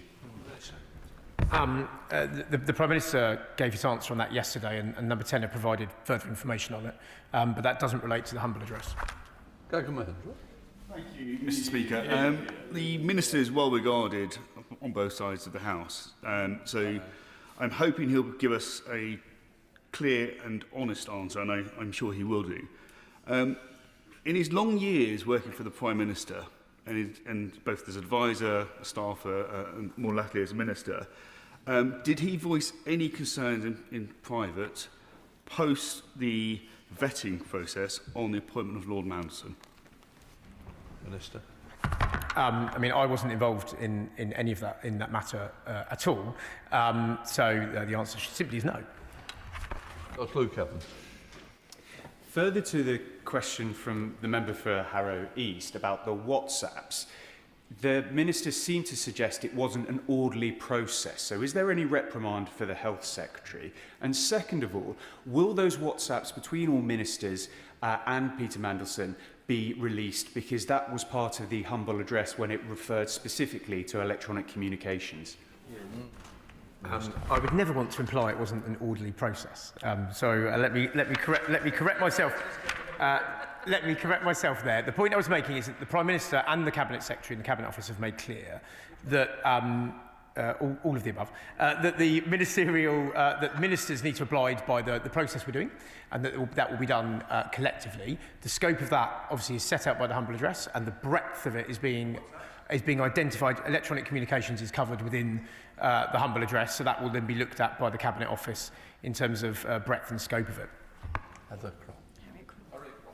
Thank you, Mr. Speaker. The Minister said earlier that he and the government want to comply fully, transparently and as quickly as possible with the humble address, which I think we can all agree is exactly what should be doing. But the question of when things will be released is vital. These documents must be released, as he said, as quickly as possible. But to date, so far, we don't get any more information other than when the time is right, effectively. Is this because the Minister does not know or doesn't want to say? And if it's because he does not know, can he give us an example or an expectation of the timescale? And if he doesn't want to say, can he say why he doesn't want to say? Minister. As soon as possible after recess. Jim Chung. Thank you, Mr. Speaker. Procedure, can I first of all thank the Minister for his answers to the incredibly difficult questions. Procedure is very important in this place, and indeed is why democracy still reigns. You, Mr. Speaker, have epitomised what's the right way to do it, and I think the House recognises the standards that you set for us and everyone in this House. The general public have a huge interest in this issue and have been led to expect detail to be forthcoming. So will the Minister not ensure that government holds itself to the highest standards expected and provide the detail to enable all in this House and outside of this House to move forward whilst learning lessons and striving for true accountability at all levels? Thank you. Yes, absolutely, and that should be the guiding principle as we go through this. And the test of it at the end should be whether not only have we complied with the motion, obviously we will, but has this helped? But has this helped to restore transparency and trust in the public?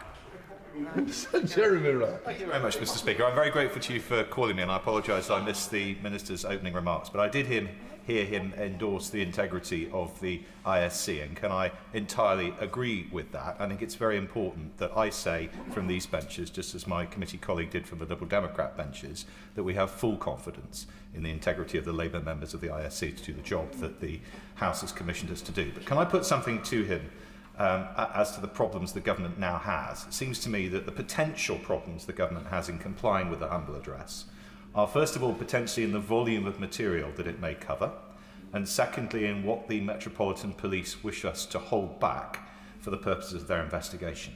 In relation to the first, does he agree, as my right honourable friend put to him, that if the government seeks to moderate the terms of the humble address in any way to take account of that volume, it must come back to the House for its consent to do so? And does he agree in relation to the material the Metropolitan Police may be concerned about, that because that material will not be made public if it is submitted to the ISC, there is no reason to slow down the process of referral of documents to my committee, simply because of concerns the police may have that if made public, that material may prejudice a future trial? Minister. Yes, I think firstly, can I completely endorse the point he made at the beginning about the independence and integrity of the ISC. But I think he identifies two very fair points, by the way. And I say that not as a reason, not to comply, etc. That is just the reality of the complexity of what we're dealing with. The volume, as I say, is larger than another humble address. As I say, not a complaint, but a statement of fact. But there's no attempt to narrow that scope, and there's no attempt to narrow against the motion of that. The process, as I say, the Cabinet Office is doing is to define that scope and to sort of harness what falls within it. His second point on the Metropolitan Police, I think, is well made.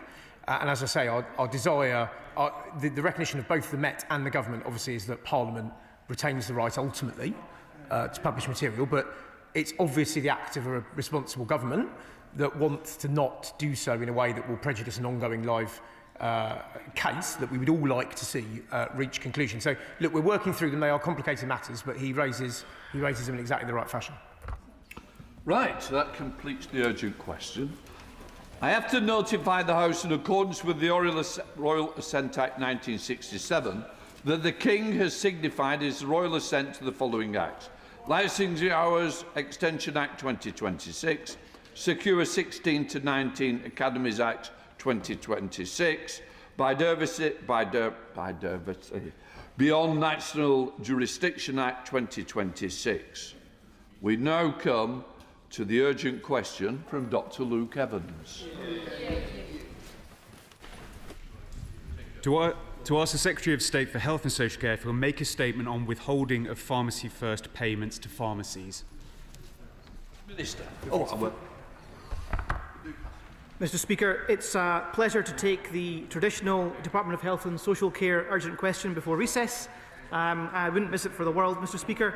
Since coming into office, we've reversed the decade of cuts to community pharmacy with the biggest uplift for the sector in years. Frozen prescription charges to help our constituents with the cost of living, and women can now get the morning after pill free of charge across the country. Earlier this week, I spoke to the National Pharmacy Association's winter reception to pay tribute to the work and to assure them that I have their back, as does my honourable friend, the Minister of State for Care. The honourable gentleman raises an important issue of payments made via Pharmacy First. As he knows, pharmacy contractors receive a monthly fixed payment if they meet certain requirements.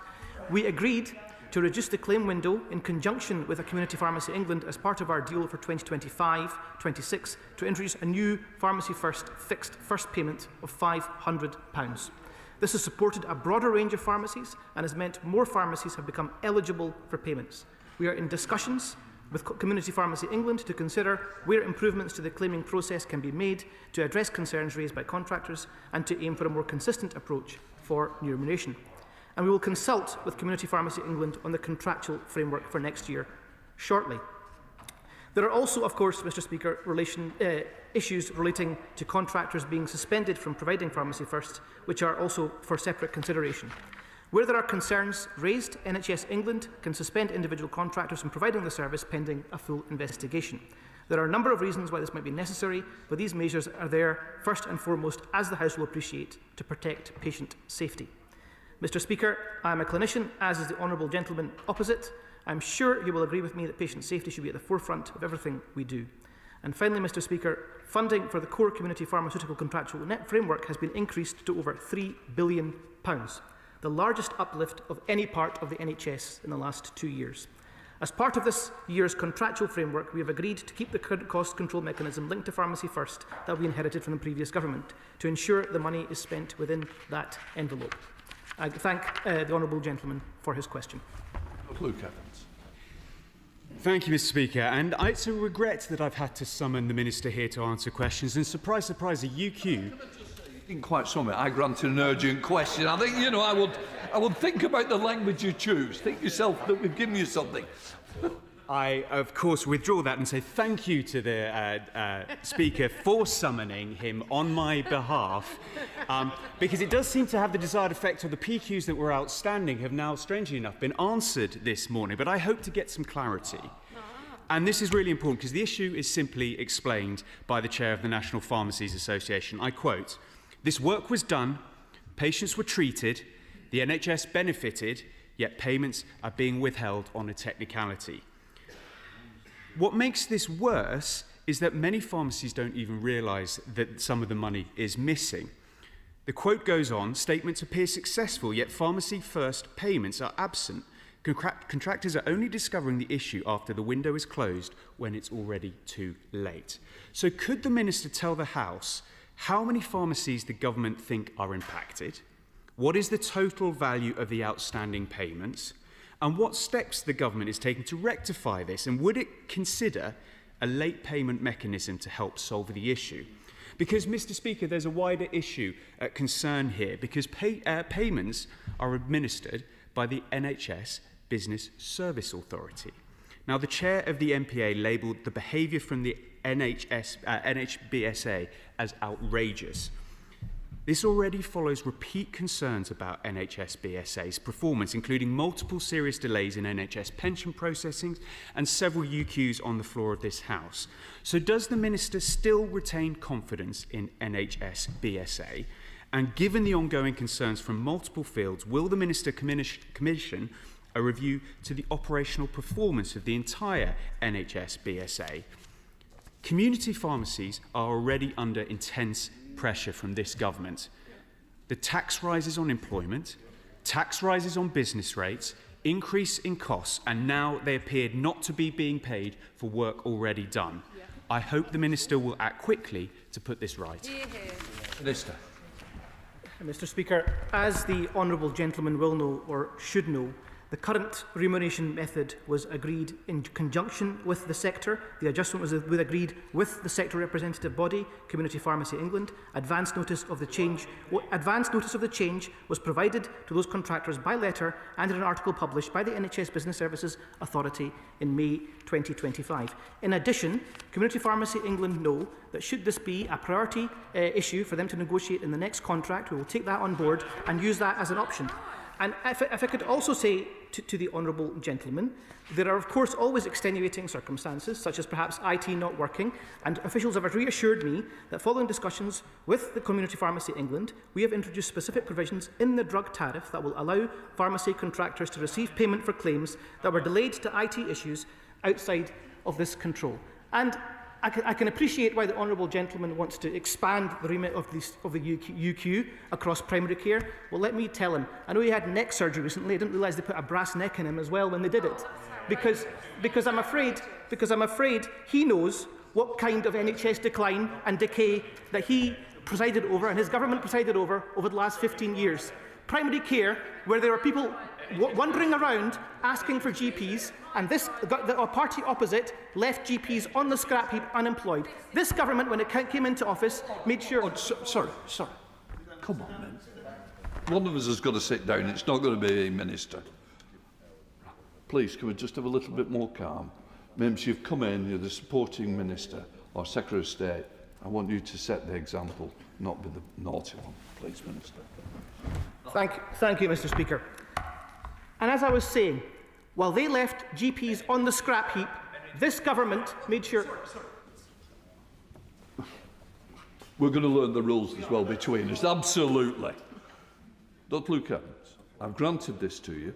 Quite right, I wanted your question to be heard by the Minister. I didn't want any interruption. I expect you to listen to the answer without interruption, please.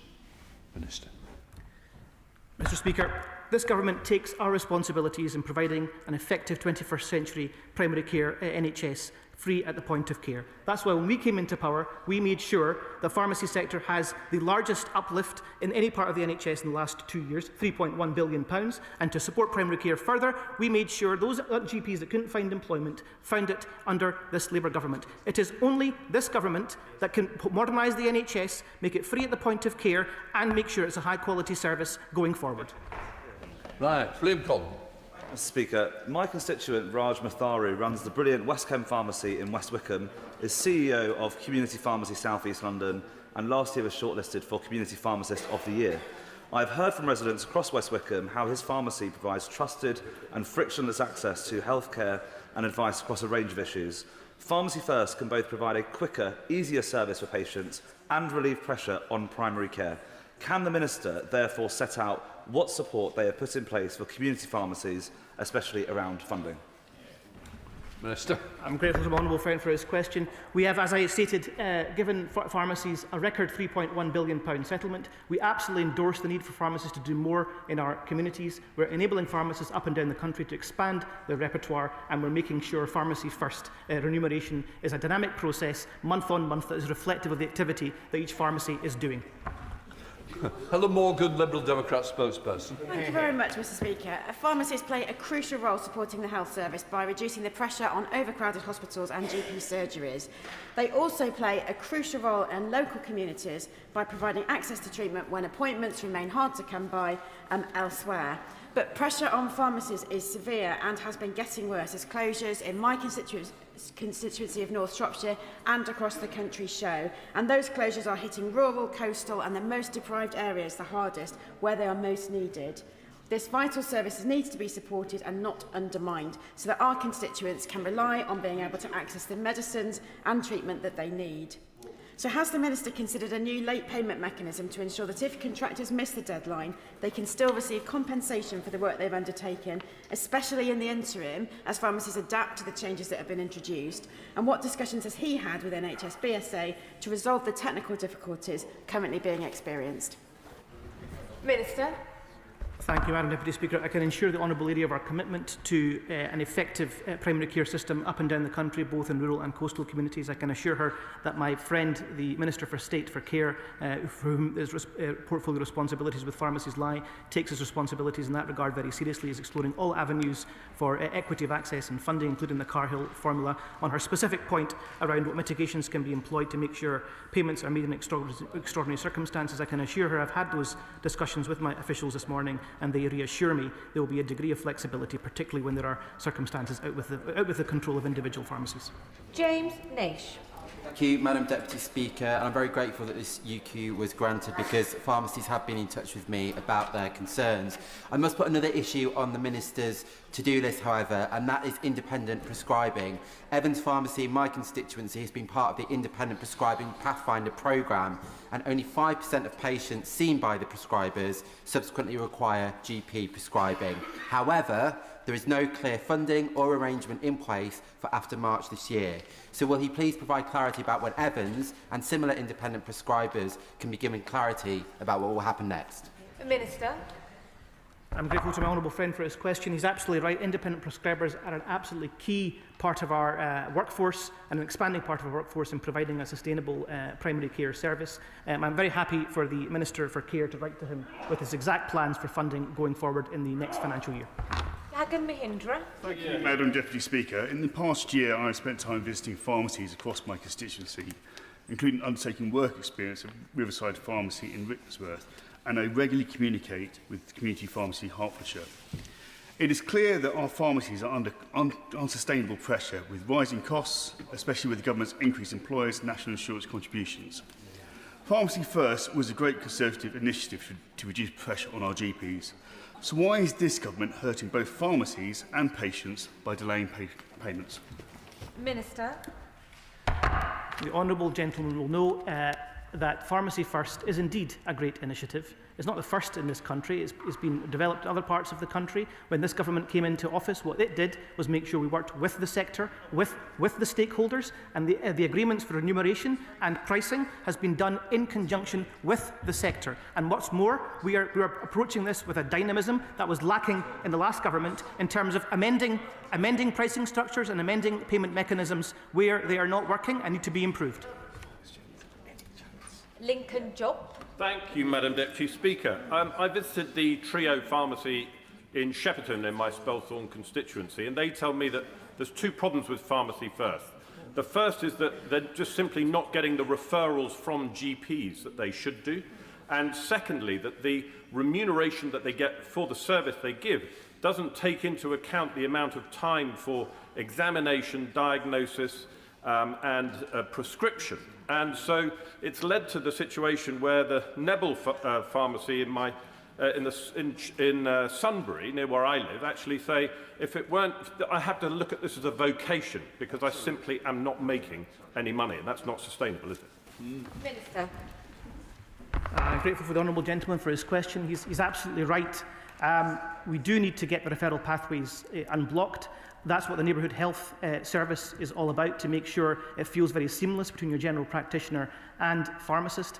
In relation to his question about payments, listen, we are very, very cognisant of the fact that as demographics of populations move, individual population needs are different in different parts of the country. The different payment mechanisms need to apply, and that's why we are very, very closely working with colleagues and stakeholders in the sector to make sure we get this right. Will Forster. In my constituency of Woking, residents of West Byfleet are frustrated that a new pharmacy is not allowed to open in their area despite one wanting to. Whether it is that unreasonable restriction, increasing NICs or lack of funding, every action this government seems to take undermines the pharmacy sector. Madam Deputy Speaker, please can the Minister explain why the government is withholding funding from pharmacies when they have signed up to Pharmacy First in good faith, as well as not introducing a late payment mechanism? I'm grateful to the honourable gentleman for his question, and I'm always reminded by how the colleagues on the Liberal Democrat front bench always welcome the funding for the NHS, but are never able to explain where the money should come from. And as far as pharmacy is concerned, I've already stated in the House during this statement the record funding we're putting into pharmacy. We've already reiterated the engagement at ministerial level we are having with the pharmacy sector, not only the Minister of State responsible for pharmacy, but I also, as the Minister responsible for health innovation. We are in a good place with our relationship with the pharmacy sector, and we continue to develop it further. Thank you, Madam Deputy Speaker. Pharmacy First was undoubtedly game-changing. As I visit pharmacies around my constituency, many of them are keen to expand Pharmacy First and offer more lines. But similar to the example my old friend for Spelthorne gave, the Wendover Pharmacy took me through their books, and on many of the services they offer, they're either barely making any money or taking a loss. So when he answered my honourable friend for South West Hertfordshire and saying pricing was set with the sector, clearly something is going wrong there, because my experience from the Wendover pharmacy says something quite different. Minister. If I could say to the honourable gentleman, as part of delivering the Pharmacy First programme, he's right, contractors receive a monthly fixed payment upon delivering a minimum number of consultations as per the 2025-26 agreement. This can go up and down in a dynamic process month to month depending on patients, how many patients are being seen in pharmacies. I completely take his point that as we are evolving from a care system from hospital to community, we are not quite there yet, but I think we are on the road, and in terms of making sure the relationship between general practice, pharmacies, opticians and other allied health professionals in primary care, we're making sure those relationships are being solidified through our neighbourhood health programme. Madam Deputy Speaker, not only are community pharmacies in my Thornbury constituency facing problems with Pharmacy First payments, but pharmacies like Abbotswood Pharmacy tell me they are not seeing the referrals the GPs are supposedly making. Pharmacies can take pressure off NHS, so does the Minister agree that this combination of referral failures and payment delays is forcing patients to wait longer for care, and what steps will he take to ensure that both referrals and payments are successfully made? Minister. Grateful to the honourable member for her question. She's absolutely right. We do need to unblock some of the referral pipelines between primary care, between GPs and pharmacies. We are absolutely clear with our instructions into the system that pharmacies are an integral and a growing component of the primary care service provision, and all of our discussions with pharmacies, or indeed with GPs, basically have that premise underlying our negotiations. Richard Ford. Thank you, Madam Deputy Speaker. Allied pharmacies have taken over a couple of failing Jutes pharmacies in my area since Pharmacy First was introduced, which is very welcome. And the Chief Executive said this week that the outlook for elderly people and those without a car in rural areas was stark. Between 2015 and 2025, community pharmacies have seen a real terms funding cut of about 30%. That's £1 billion less in real terms. And rural Devon and Cornwall has seen a reduction of 90,000 hours of pharmacy time in 2 years. In this context, will the Minister ensure that full compensation is given to dispensing doctors in rural areas for the costs of medicines? Minister. I'm grateful to the honourable gentleman for adumbrating how 14 years of Tory government has led to a significant decay in the provision of primary care services in some of our communities. He's absolutely right to mention dispensing doctors that are a vital part of the mixture, potentially in hard-to-reach communities and coastal communities. I have had many meetings with them prior to my appointment, and my colleague, the Minister for Care, will continue to have them to make sure they continue to be part of that mix of provision of care in these communities. Thank you, Madam Deputy Speaker. Last year I visited a pharmacy in Benson in my Henley and Tame constituency, and there Vic Patel described to me how being a rural pharmacy disadvantages them in the Pharmacy First scheme. They never meet the thresholds to qualify for payments. And that threshold has gone up over and over again from 5 in April last year, up to 30 patients required to trigger a payment in March 2025. So they are effectively delivering a service for free. Now, Vic is a very lovely chap and is happy to do that, but it is not a sustainable business model. So what is he going to do to help rural pharmacies like mine in Benson? Grateful to the honourable member for his question, and I can reassure him my honourable friend, the Minister for Care, is looking at funding and primary care provision in the round in coastal communities and poorer communities, and I'm sure I'll be delighted to take back his representations to consider Pharmacy First in a rural setting. Final question, Jim Shannon. Thank you, Madam Deputy Speaker. Can I thank the Minister very much for his answers, and I want to give a Northern Ireland perspective as a helpful suggestion to the Minister as well. The Minister will agree that a rural pharmacy will find it more difficult to meet the ever-increasing threshold, and that the point of payment is to take weight and pressure off GPs, not to provide a backdoor way of underpaying earned compensation is difficult, but always trying to be helpful, Madam Chair, and to the Minister as well. In Northern Ireland we have a slightly different system, which I'm asking the Minister to consider. Perhaps the Northern Ireland system of payment per consultation would be a more appropriate way, and I think maybe that would give the pharmacies, the GPs and their patients what they're looking for. Thank you. Madam Deputy Speaker, I'm always grateful for the Honourable Gentleman's wise counsel, and he will know that I have regular meetings with my counterparts in the devolved nations, and I'm well aware of some of the remuneration schemes that are taking place in Northern Ireland, and I'm following them with interest. That is the end of the urgent question on Pharmacy First withholding payments. I'll give the front benches a few moments to shuffle over.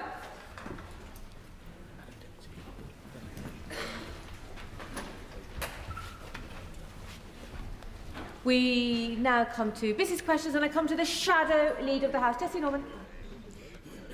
Thank you, Madam Deputy Speaker. Will the Leader of the House give us the forthcoming business?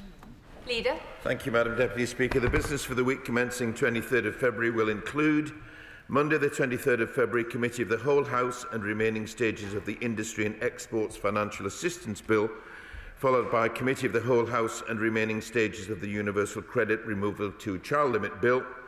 Tuesday the 24th of February, an opposition day in the name of the Liberal Democrats, subject to be announced, followed by a debate on a motion relating to the Charter for Budget Responsibility. Wednesday the 25th of February, a general debate on Ukraine. Thursday the 26th of February, a general debate on St David's Day and Welsh Affairs, followed by a general debate on government support for bereaved children. The subject for these debates was determined by the Backbench Business Committee. Friday the 27th of February, the House will not be sitting. The provisional business for the week beginning the 2nd of March includes Monday the 2nd of March, second reading of the Representation of the People's Bill. Tuesday the 3rd of March, my right honourable friend the Chancellor of the Exchequer will make a spring statement, followed by consideration of Lord's amendments.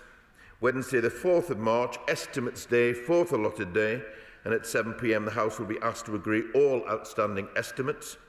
Thursday the 5th of March, proceedings on the Supply and Appropriation Anticipation and Adjustments No. 2 Bill, followed by a general debate on contributions of Commonwealth troops in the First World War, followed by a debate on a motion on the future of palliative care, the subject for these debates determined by the Backbench Business Committee, and on Friday the 6th of March the House will not be sitting. Madam Deputy Speaker, the House will no doubt be interested in recess dates going forward. Members may also wish to know that, subject to the progress of business and further to the dates that have already been announced, the House will rise for the summer recess at the close of business on Thursday the 16th of July 2026 and return on Tuesday the 1st of September 2026. The House will then rise for the conference recess at the close of business on Tuesday the 15th of September 2026 and return on Monday the 12th of October 2026, and the House will rise for the Christmas recess at the close of business on Thursday the 17th of December 2026 and return on Monday the 4th of January 2027. Well, the 1st of September does clash with my birthday. We can discuss that later. Shadow Leader, Jessie Norman. Thank you, Madam Deputy Speaker. And may I start by thanking the Leader of the House on behalf of all members, I'm sure, for giving us those recess dates. Will be very widely welcomed.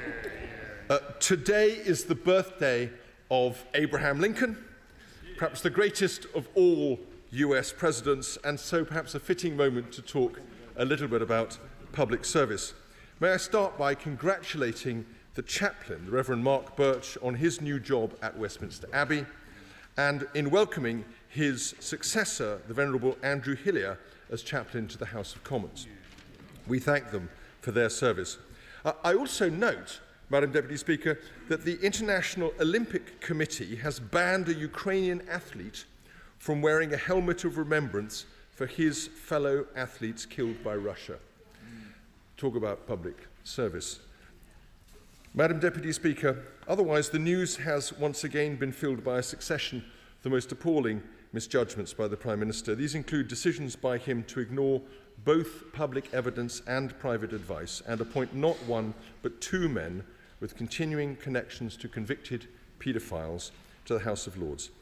It's been confirmed today that the Prime Minister was aware that his nominee, Matthew Boyle, had campaigned for a man charged with distributing indecent images of children 2 months before the Prime Minister appointed him. The fallout from the Mandelson scandal so far has included the departures of the Prime Minister's Chief of Staff and his Head of Communications, one after 18 months, the other after just a few weeks in post. Now we have the leaked news that the Prime Minister's own personal choice of Cabinet Secretary is being forced to step down after barely a year in post. As they say at the BBC, deputy heads must roll. Of course, no government is free from scandal. Goodness knows, I can say that from personal experience. Certainly not the previous ones, as the House will know well. But let there be no deflection or fudge on this matter. There has not been anything to compare with this catalogue of personal misjudgments by a Prime Minister for perhaps 60 years. Every sitting day, the chaplain leads this House in prayer for public service, that we may, and I quote, as a House, never lead the nation wrongly through love of power, desire to please, or unworthy ideals, but lay aside all private interests and prejudice. Every member of this House knows those words. But that is precisely what these people have failed to do. That said, Madam Deputy Speaker, I hope I may end on a positive note with a truly uplifting story from this week. Some years ago, my constituents, Sam and Emily Stables, set up a brilliant charity called We Are Farming Minds in Herefordshire, dedicated to supporting farmers struggling with poor mental health. Sam's a sheep farmer himself, knows only too well from personal experience how immensely difficult, stressful and lonely life can be on a farm. Still more given all the recent troubles farmers have had to endure, including outbreaks of TB and other diseases, dysfunctional farm payment systems, increasingly burdensome regulations, and of course, most recently, the farm tax. On average, a farmer commits suicide every week in this country. But on Monday, Sam embarked on a walk of hope from Ross-on-Wye to London to support Yellow Wellies Mind Your Head Week and greater public awareness of mental health in the farming community. By my calculations, he's coming through the Chilterns right about now, Madam Deputy Speaker, heading for High Wycombe. With luck, I should find him this afternoon on the trail around Beaconsfield. Madam Deputy Speaker, this is what real public service looks like. Let's all take this opportunity to send our deep thanks to Sam and Emily and to their volunteers and supporters for the extraordinary work they do. Leader.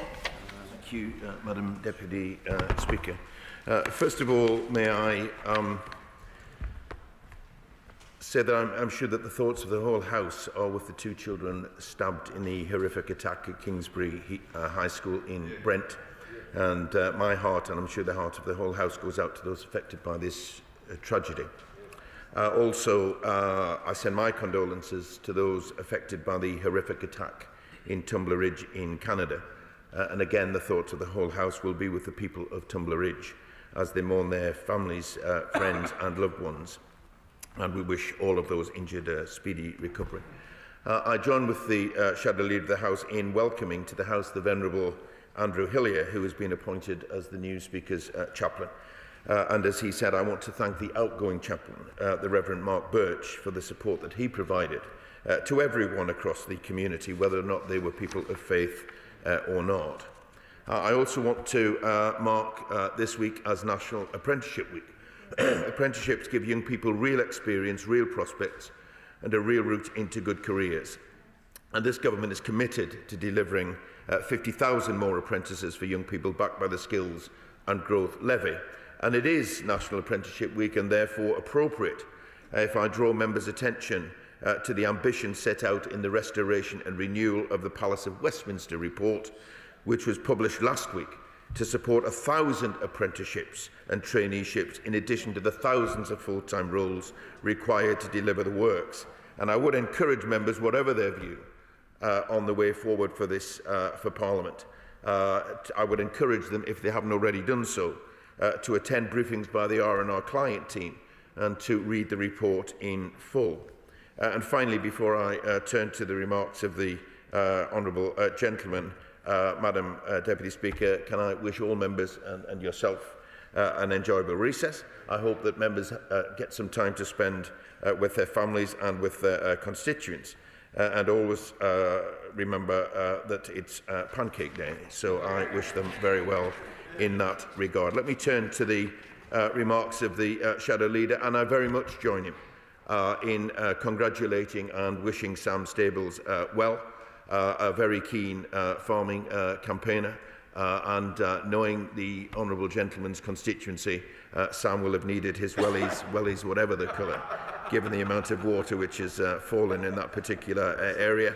I understand donations have come in from far and wide, including from the Prince of Wales. And I just want to say, in supporting Sam, that the government, I believe, is stepping up and playing their part. We are supporting farmers' access to specialist mental health services through funding of the Farmer Welfare Grant, and then more widely than that, doing all that we can to invest in sustainable farming. But I do wish Sam all the very best indeed.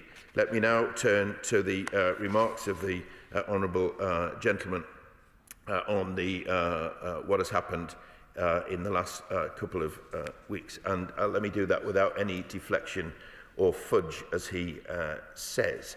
First of all, Matthew Doyle has had the Labour whip withdrawn. The Labour Party has started an investigation, and it's right that we be allowed that takes place. With regard to the Cabinet Secretary, I'm not going to enter into a speculation about that, but we read what we read. And then let me turn to the wider issue of standards in public life, because I absolutely agree with them. There cannot be no prevarication on these matters.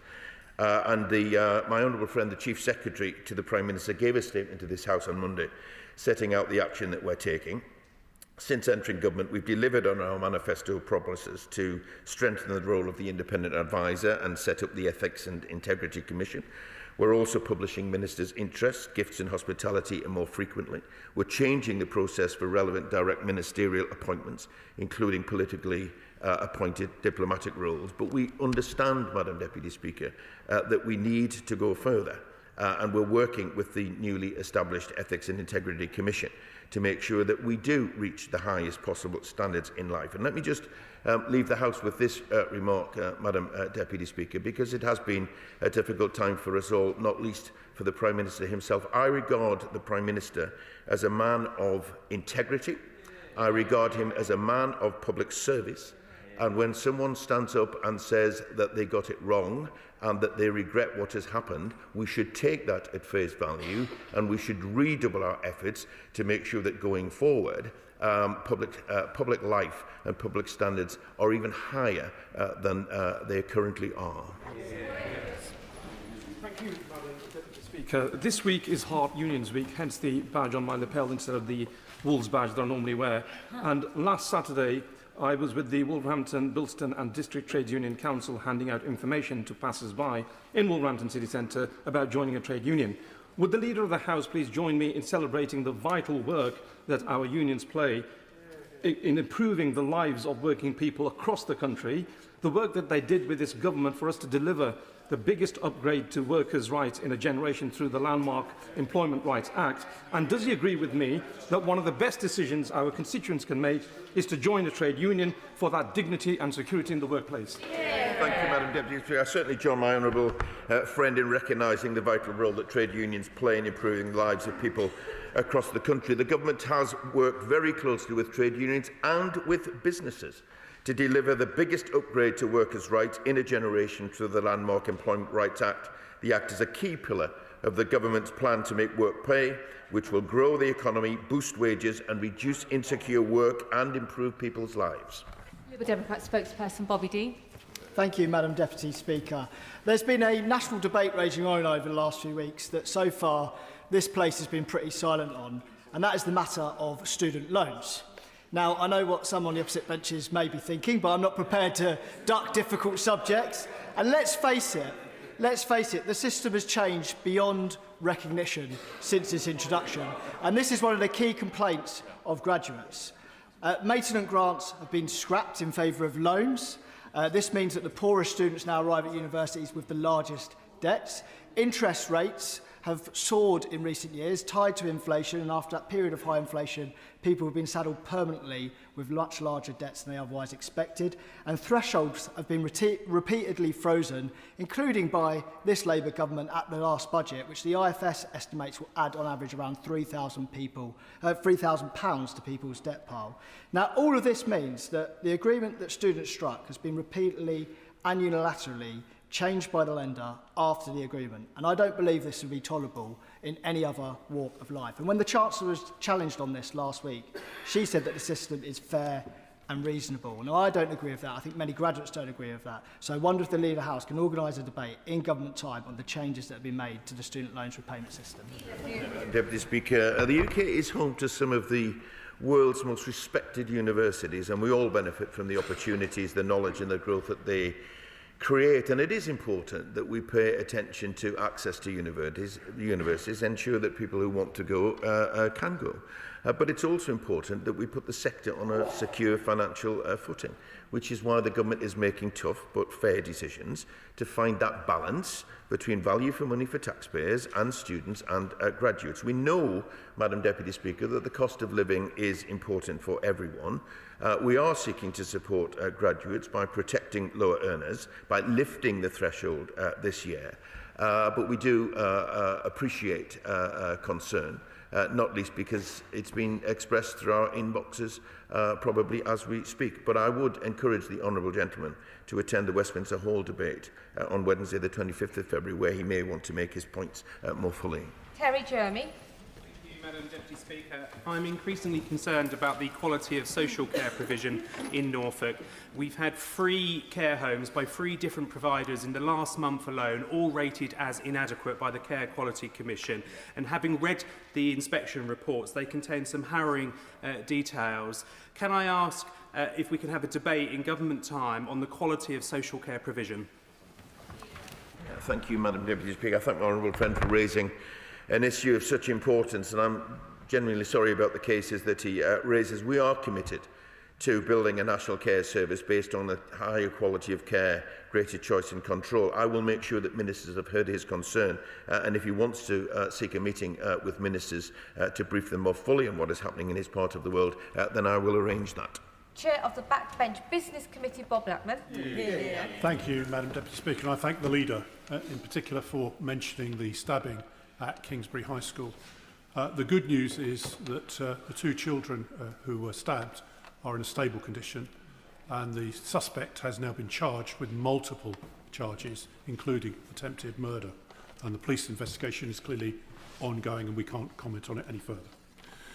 In addition, and I also would like to thank the Honourable Member for Edinburgh Brewer West for stepping into the breach when the previous debate that the Backbench Business Committee had allocated for Thursday the 26th of February was withdrawn. So I thank her for doing that at very short notice. As the Leader has mentioned, Estimates Day debates come up on the 4th of March. We are open for business for applications by a week tomorrow. And obviously we'll then be deciding which debates will be allocated time. The business in Westminster Hall, when we return, on the 24th of February, there'll be a debate on government support for healthcare systems in Gaza. On Thursday, the 26th of February, a debate on eating disorders for the Awareness Week 2026, followed by a debate on the impact of VAT on independent faith schools.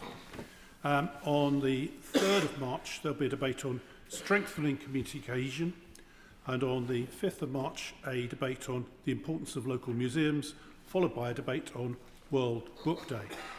Now, Madam Deputy Speaker, when we return on the 23rd of February, this will be the 3rd anniversary of the hunger strike by Vahid Beheshti outside the Foreign Commonwealth Office. He has had terrible privations as a result of this hunger strike, and no Foreign Office minister has even had the courtesy to visit him in either the previous government or the current government. Given the circumstances in Iran, with more than 30,000 civilians being murdered by the tyrannical regime, he has called for the prescription of the IRGC for the last 3 years. So could the Leader of the House arrange for a minister to at least meet Vahid so that he can convey his reasons for carrying out this hunger strike? Madam Deputy Speaker, I'm grateful to the honourable gentleman as ever for his update and for the excellent work that his committee does, and it is good news that the young people affected in his constituency on a road to recovery. Of course, it's right that the police get on with their investigations, but I do hope that the law takes its course and that people are held to account. With regard to his constituent, it is indeed, I'm aware, the third anniversary. And he knows that on the issue of the IRGC, we've already sanctioned over 550 organisations and individuals, including designations against the IRGC. And the Foreign Secretary has said that there will be full and further sanctions where required. We keep this under review. I also take into account what he has said about his constituent. And all I can say is that I will draw that to the attention of ministers, and I hope that they will have heard on that, and that's a decision for them. Chris Hinchcliffe. Thank you, Madam Deputy Speaker. The disgraceful scandals of recent days have left what little remains of faith in our democracy hanging by a thread. One of the lessons has to be that while inherited privilege is no basis for a second chamber, neither is self-interested patronage by political leaders. Does the leader agree with me that we must end the rotten system of peerages being granted to individuals despite sickening behaviour simply because they are rich and powerful, or to give jobs to the boys? And will he convey to his cabinet colleagues the urgent need for legislation to reform the House of Lords from top to bottom, sweep away these abuses and rid us of all these politically partisan appointees? Thank you, Madam Deputy Speaker. My honourable friend will be aware that the government has already taken action and some aspects of reform of the Lords, but he's not really talking about the Lords and the work that they do per se. It's about the people who are who enter that place, and the government has, Prime Minister has confirmed that we will be bringing forward legislation to ensure that peerages, for example, can be removed from disgraced peers, and we are looking at what other further action can be taken to improve standards in public life. In terms of the wider reform of the House of Lords, the government is committed to doing so. But as I've said before, when we've tried this previously, there has been no consensus. And there are many, many other priorities that the government needs to get on with. Whilst not forgetting about Lords reform, we've got to ensure all the other things that government needs to do, not least in the next session which confronts us. John Lamont. Thank you very much. The Scottish Government's Fire and Rescue Service has been reviewing the future of Hoyks Fire Station. Like thousands of local residents, I've signed the petition calling it for it to be retained as a 24/7 service, but it's been announced that the decision is going to be delayed for 6 months. So does the Leader agree with me that the delaying this decision until after the Scottish Parliament election looks like to be politically motivated, and that local residents should know what the SNP have planned for their fire station before they vote? Madam Deputy Speaker, for the honourable gentleman bringing this important matter to the House. I know from experience, I'm sure others do, just how important fire services and cover is for a matter for our constituents. As he points out, it is a devolved matter, and as I've said before, this government has provided the Scottish Government with the biggest funding settlement since devolution began, and therefore they should be taking that into account. I hope that those responsible in the Scottish Government have heard the honourable gentleman's contribution today, because first and foremost they should be listening to residents. Thank you, Madam Deputy Speaker. Roker Park is loved by our community, where there's loads going on, from bowls, model boating and a miniature railway. Recently, I met with some of the volunteers who keep the park so vibrant, along with Councillor David Newey, who's attracted investment for the restoration of the bandstand and the installation of new play equipment before the summer. So will the Leader of the House pop down the coast from his constituency to join me for a coffee in Rua in the park? And would he consider a debate on the contribution that groups like the Friends of Roker Park make across the country? Thank you, Madam Deputy Speaker. It's a very tempting offer, I have to say. It is a tempting offer. And I thank my honourable friend for raising the fantastic work being done by volunteers and by Councillor David Newey at Roker Park. Their work is vital, and he has played a fantastic role in revitalising his community, a great example of what a good councillor is. And as I've said before, Madam Deputy Speaker, volunteers are the golden thread that run through our communities and hold them together. So I praise the work that the councillors do, but also my honourable friend does in his constituency, because he's a great advocate for them. Sir John Hayes. Speaker, you and the Leader of the House will be aware that all those who serve on the Treasury bench are ministers of the Crown. And for that reason, time immemorial, the government has been described as HM government, His Majesty's government. And yet we learn that that's changed, that this administration has decided to drop HM government to be replaced by a UK government. I don't know if that's to pander to foreigners who don't understand our constitution, or more likely to the doubt-fueled, guilt-ridden bourgeois liberals who fill too much of our establishment. But I actually believe, and I think the House as a whole probably agrees, that our traditions matter because they underpin our shared sense of belonging. Madam Deputy Speaker, this was done without consultation, without reference to the House, and without discussion. So will the Leader ensure that at very least a statement, and better still a debate is held on why this change happened under the radar? Deputy Speaker, I agree with the honourable gentleman in many regards. The tradition does matter, but so does accuracy. To provide for clarity, Madam Deputy Speaker, public communications teams are advised to use UK government rather than departmental names and logos for announcements. This does not affect the use of the term His Majesty's Government, which continues on all relevant official communications and records, and so it should. The UK Government term has long been used for government in public-facing communications. Justin Madders. Thank you, Madam Deputy Speaker. The £20 million the government is investing in Ellesmere Port is so welcome, but it's undermined by news like we had yesterday that Halifax is closing its branch in our town centre. One of the justifications they use is that their customers are now using the app. Well, I'm a customer of Halifax, I use the app, but the reason I'm a customer of Halifax is because they have a presence in our town centre. And this is just another example of the smoke and mirrors banks are using to justify wholesale branch closures, and never mind the care and attention they should be paying to those who aren't able to bank electronically. So can we have a debate, please, about what more we can do to make sure actually banks serve those communities that they're supposed to?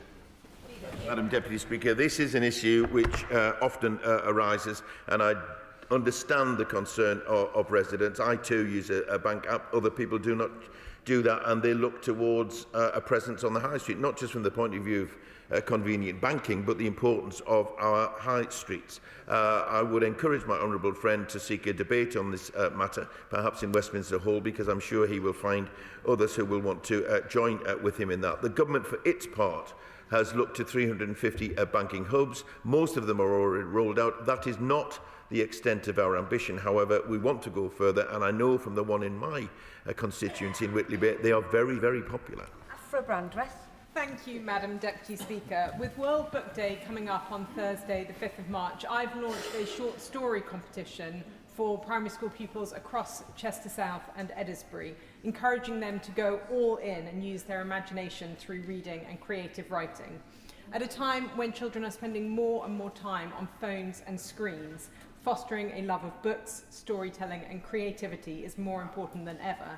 So will the Leader of the House join me in encouraging children across Chester South and Edinburgh to take part in this competition, and for everyone to get involved in celebrating World Book Day?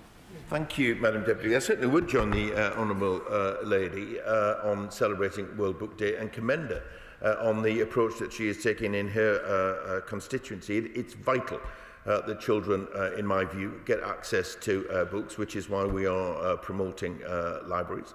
particularly in schools. But also, of course, you will be aware that we are launching a consultation on social media, and I'm sure this will be one of the factors that will be taken into consideration, the amount of time that children spend on social media on their phones rather than having a good book in their hands. Sarah Owen. Thank you, Madam Deputy Speaker. I think we can all agree that small businesses are the heart of our communities and the backbone of our economy. That's why I do a shout out to a small business in Luton North every single Saturday. It's also why I'm launching my small business forum next week, so that we can bring small businesses together, such as Steve Hilliard Hairdressing, Bright Light CVs and Oakley Studios. Will the Leader of the House therefore set time aside to discuss the issues my small business community raised with me at the forum and ensure we support this amazing group of entrepreneurs? Deputy Speaker, I certainly thank my honourable friend for raising this important matter, because small businesses are the beating heart of the economy, and we are committed to supporting them and our high streets, which is why we've launched our small business plan. But I commend her on the approach that she is taking, not least to highlight the excellent businesses in her constituency. Should she seek a debate in perhaps Westminster Hall, then again I'm sure others will join her in order to celebrate businesses in their own constituency. Susan Murray. Thank you, Madam Deputy Speaker. Retired civil servants in my constituency of Midland Bartonshire and across the UK are being offered interest-free loans after serious delays to pension payments following the transfer of their pension scheme administration to Capita in December 2025. Will the Leader of the House grant time for a debate on the administration of the civil service pension scheme, including the impact of the MacLeod judgment and the current backlog? Thank you, Madam Deputy Speaker. These delays are unacceptable, and the government has made that very clear. These are people who have given public service, and it is a matter of urgency to resolve this situation for them. Before Capita took on the administration of the scheme, both Cabinet Office ministers and officials were assured that there'd be a very clear transition plan in place ahead of going live. There have been a number of challenges. The Cabinet Office is working hard to resolve the situation. There is an expert recovery team to work with Capita, but I will ensure that ministers have heard her comments here today and, if appropriate, bring forward an update on the situation. Rachel Taylor. Thank you, Madam Deputy Speaker. Gurdwara Baba Vadbag Singh Ji and the BVS charity in my constituency has been serving their community in Exhall with compassion for years. Their Christmas hampers provide food and essentials to families who may be struggling at Christmas, and their Father's Day event draws hundreds of people from around the local area to their family celebrations with free food and fairground rides. I'm incredibly grateful for the warm hospitality they have extended to our community, and therefore I would ask if this House could make time for a debate on the wonderful contribution of the Sikh community to North Warwickshire and Bedworth and to our country. Thank you, Madam Deputy Speaker. My honourable friend is absolutely right to champion the Sikh community. The Christmas Hamper programme represents a bright example of their valuable contribution to our communities. She is right to raise this example here today, and I'm sure she will go on looking for further opportunities to do so. Charlie Dewhurst. Thank you, Madam Deputy Speaker. Now, in response to a question from my right-honourable friend, the member for South Holland and the Deepings just now, the Leader of the House seemed to suggest that the government is not undergoing a rebrand from His Majesty's government to the UK government. Yet, in response to a written question to my friend from Kings Winford and South Staffordshire, the Cabinet Office Minister clearly states a strategic decision has been made to adopt UK government as the primary identity for all public-facing communication. This is a clear slight on the monarch. So can I ask once again, can we have a debate on the floor of the House to discuss the government's decision to downgrade the King? Thank you, Madam Deputy Speaker. I'm not sure whether the honourable gentleman didn't hear what I just said before, or whether he'd already written the question before I got up to do so. Look, we can fence around with words, rebrand, whatever.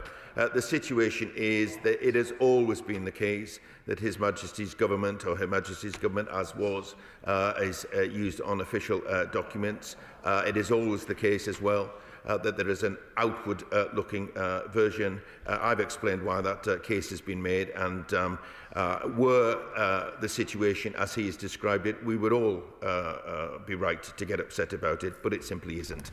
Barry Gardner. Speaker, can I begin by thanking my right honourable friend for his remarks about Kingsbury School, which for 27 years was in my constituency before it passed over to the member of Harrow East. But I wanted to raise with him the Schedule 17 of the Environment Act 2021, which has still not been implemented. It introduced a mandatory due diligence obligation for businesses to ensure that they don't use illegally produced forest risk commodities. And we are now 5 years on from the Act. It hasn't been introduced. My honourable friend has made very good suggestions previously that I hold a debate, that I write to the Minister written questions. I've done both of those. So please, can we have a debate in government time about why this has not yet been done? Thank you, Madam Deputy Speaker. I'm sorry my honourable friend is frustrated, not least because if I gave him that advice and it hasn't come to anything, I apologise. However, I think because this is, from my perspective, a reasonably technical thing, and therefore I will arrange for a meeting with ministers where he can vent his frustration directly. Martin Vickers.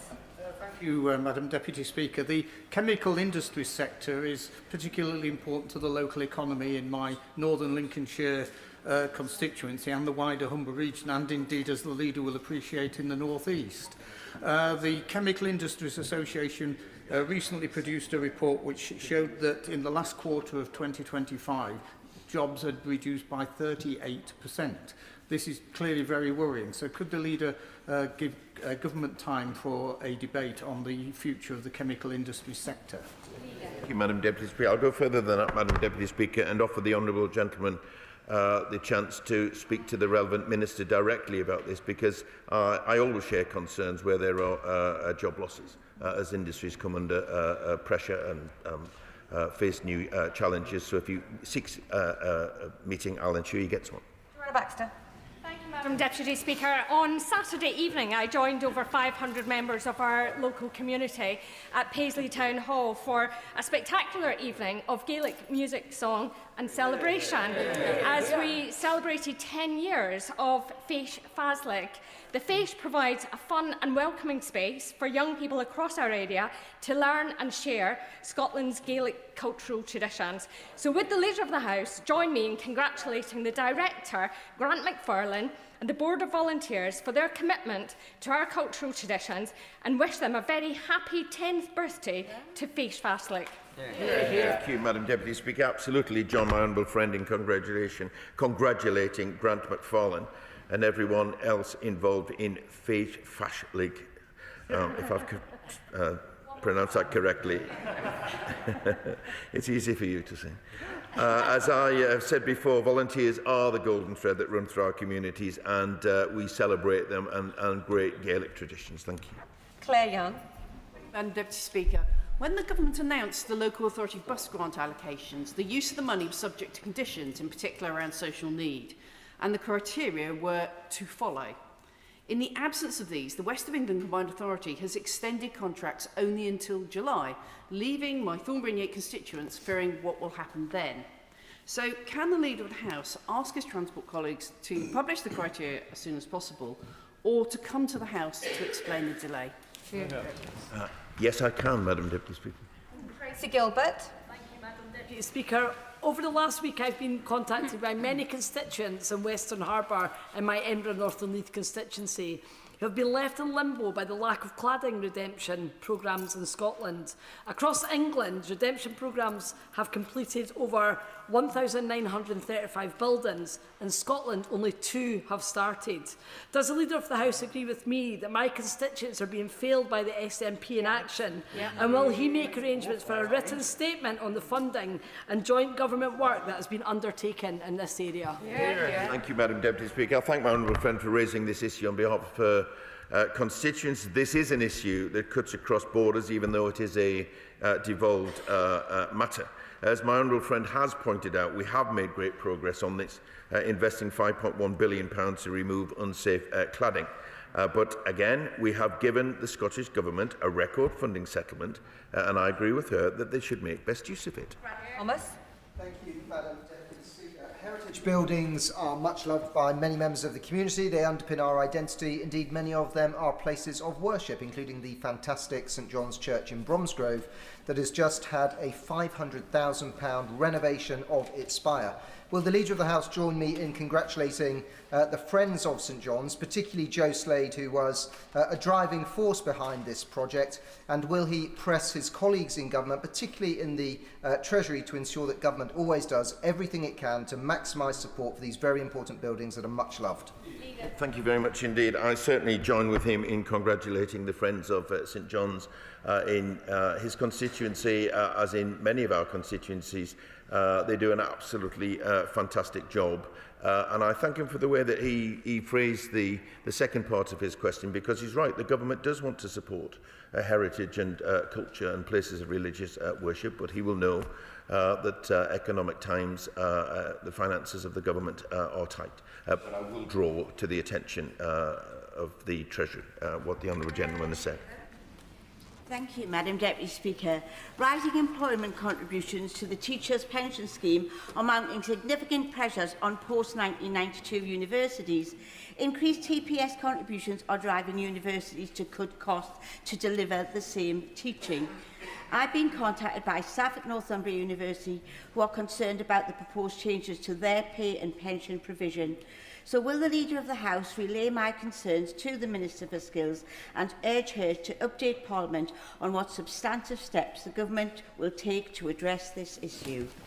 Thank you, Madam Deputy Speaker. My honourable friend and neighbour is raising an important matter, and I'll certainly ensure that her concerns are shared with the relevant Minister. And should she wish a meeting with that Minister, I not only will be happy to facilitate that, but because we share this issue as neighbours, I'd be happy to come with her. Andrew Rosendale.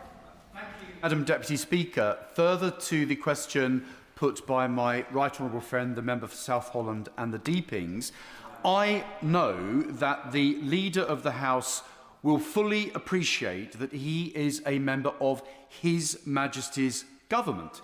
Yet in 2022, guidance issued under the last Conservative administration established the form UK government as an official corporate identity and a commonplace government term. But he will know that any government, including the current one, serves at His Majesty's pleasure. The Prime Minister does not serve a corporate construct, but rather the Crown, the embodiment of our nation and her people. So, will the Leader make time for a debate on the floor of the House regarding the need to reinstate an understanding of and deference to our constitutional heritage, that being His Majesty's government and the King in Parliament? Thank you, Madam Deputy Speaker. I don't think there's a need for such a debate, Madam Deputy Speaker, because I am still a member of. I'm hesitating here. I'm still a member of His Majesty's government, as ministers are members of His Majesty's government. But that doesn't mean that for outward-looking communication purposes, that UK government is an appropriate term. I generally don't understand why this is such a difficult concept. But I'll certainly bear his comments in mind. But just let me say, Madam Deputy Speaker, while we are here, I certainly commend the honourable gentleman for following his new leader's advice on not working from home. It's a shame that many of his colleagues don't do the same. We rarely see them. But he is an assiduous attender on these sessions, and I thank him for that. I would have described him as a flag bearer for reform, but I know how excited he gets about flags. The whip on duty has confirmed that the Leader is still the Leader. Sarah Edwards. Thank you, Madam Deputy Speaker. South Staffordshire Water is forcing water meters across homes in my constituency, stating that it is necessary for sustainability. But residents were never properly informed, and some only discovering the meters after they were installed. So my constituents and I find this unacceptable. So can I ask the Leader if there can be a statement on the communication standards that utility companies must meet when imposing such programmes. Madam Deputy Speaker, I thank the honourable friend for raising this matter, because residents should be informed in advance about changes made to their homes. I will ensure, should she seek one, that she gets a meeting with the relevant minister to make her case more fully. Dr Luke Evans. Could I ask the leader for his help? I've recently learned that the £10 million day case unit in Hinckley is potentially in jeopardy and might get cancelled. Now, this is after a series of delays by the NHS and the local council, and unbelievably, a last-minute plea by the Lib Dem Borough Council leader to look again at the project, which led to further delays. But the planning application did go through, but costs have gone up. Inevitably, use has now changed and it's in real peril. I've already written to the Health Secretary about this as a matter of urgency. Could I ask his office to chase that up as well, so this gets looked at, so hopefully we can keep it going? Thank you, Madam Deputy Speaker. And I thank the Honourable Gentleman for raising this important matter. I know I've described him before as an assiduous campaigner for his constituency. I hope that doesn't do him too much damage, my describing him in that way. But he is. And I understand he's written to the Health Secretary about this, and I will make sure that he gets an urgent response. Julie Minns. Madam Deputy Speaker, last week the east window of Carlisle Cathedral was voted the nation's favourite stained glass window. Yeah. So, can I invite the Leader of the House to join me in congratulating John de Solcol, who in 1359 donated 40 shillings to make a window anew in the chancel of Carlisle Cathedral, Ivo de Rafton, whose work this funded, and the Hardman Company of Birmingham, who were commissioned in the 18th century to refill the lower panes to create the window we see today. And will he also join me in thanking the Association of English Cathedrals for organising this wonderful competition? Thank you, Madam Deputy Speaker. I absolutely join my honourable friend in congratulating all those who worked to create the east window of Carlisle Cathedral. I understand it's not just one of the earliest, but one of the few surviving from that period. Their contribution genuinely made history, and it's important that we remember them. I also join her in thanking the Association of English Cathedrals for their vital work, and as she rightly points out, places of worship provide vital services to our local communities.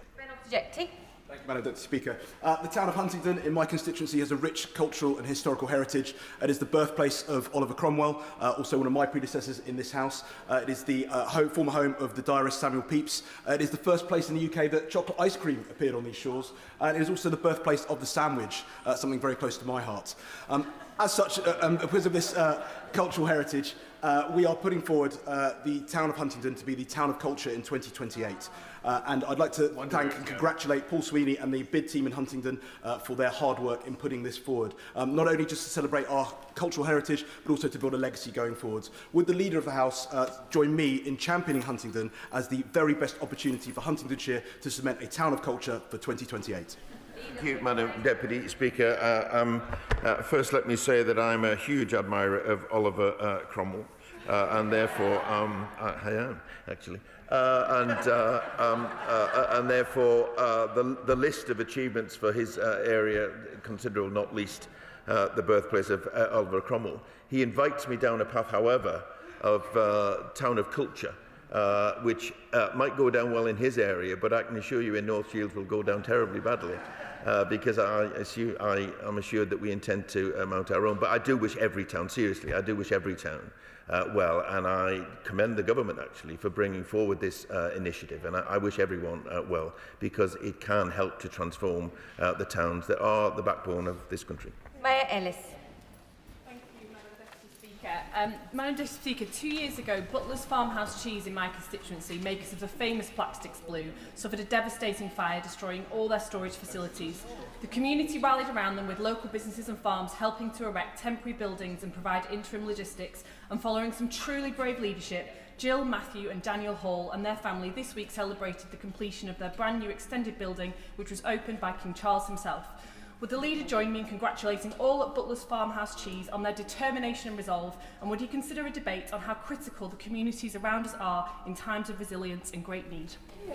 Thank you very much indeed, Madam Deputy Speaker. My honourable friend is a true champion in her tireless efforts to support the local community. and to praise them for coming together in support of Butler's Farmhouse cheese, a great cheese, I have to say, in my view. But indeed, following such devastating events, we realise then the true need for resilience in our local communities. So I'd encourage my honourable friend to apply for a debate on how we can promote not just resilience, but that true sense of community across our country. Andrew George. Thank you, Madam Deputy Speaker. As an enthusiast for Oliver Cromwell, will the Leader of the House find time for a debate on the purpose and function of the other place? I'm sure that he will have studied very closely the wording of the motion in my name on the order paper EDM 2709, which addresses that of the role of the House of Lords, and he'll be aware of some members in that other place abusing the privilege and procedures of that House in order to frustrate and block a private member's bill which has the strong support of this House, and thus advancing the case for their own abolition and replacement. So would he ensure that we have time to scrutinise, to ensure that the House is there purely to scrutinise and revise, and not to block and frustrate the primary and democratic chamber?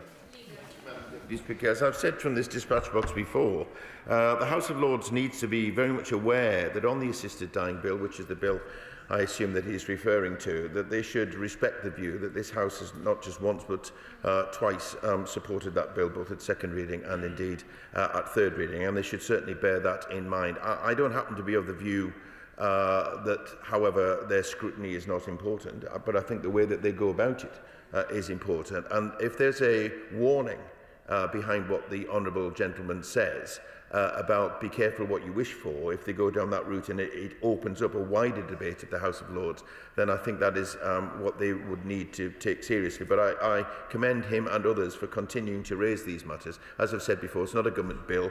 If that bill comes back, I will find time to see how we can progress that.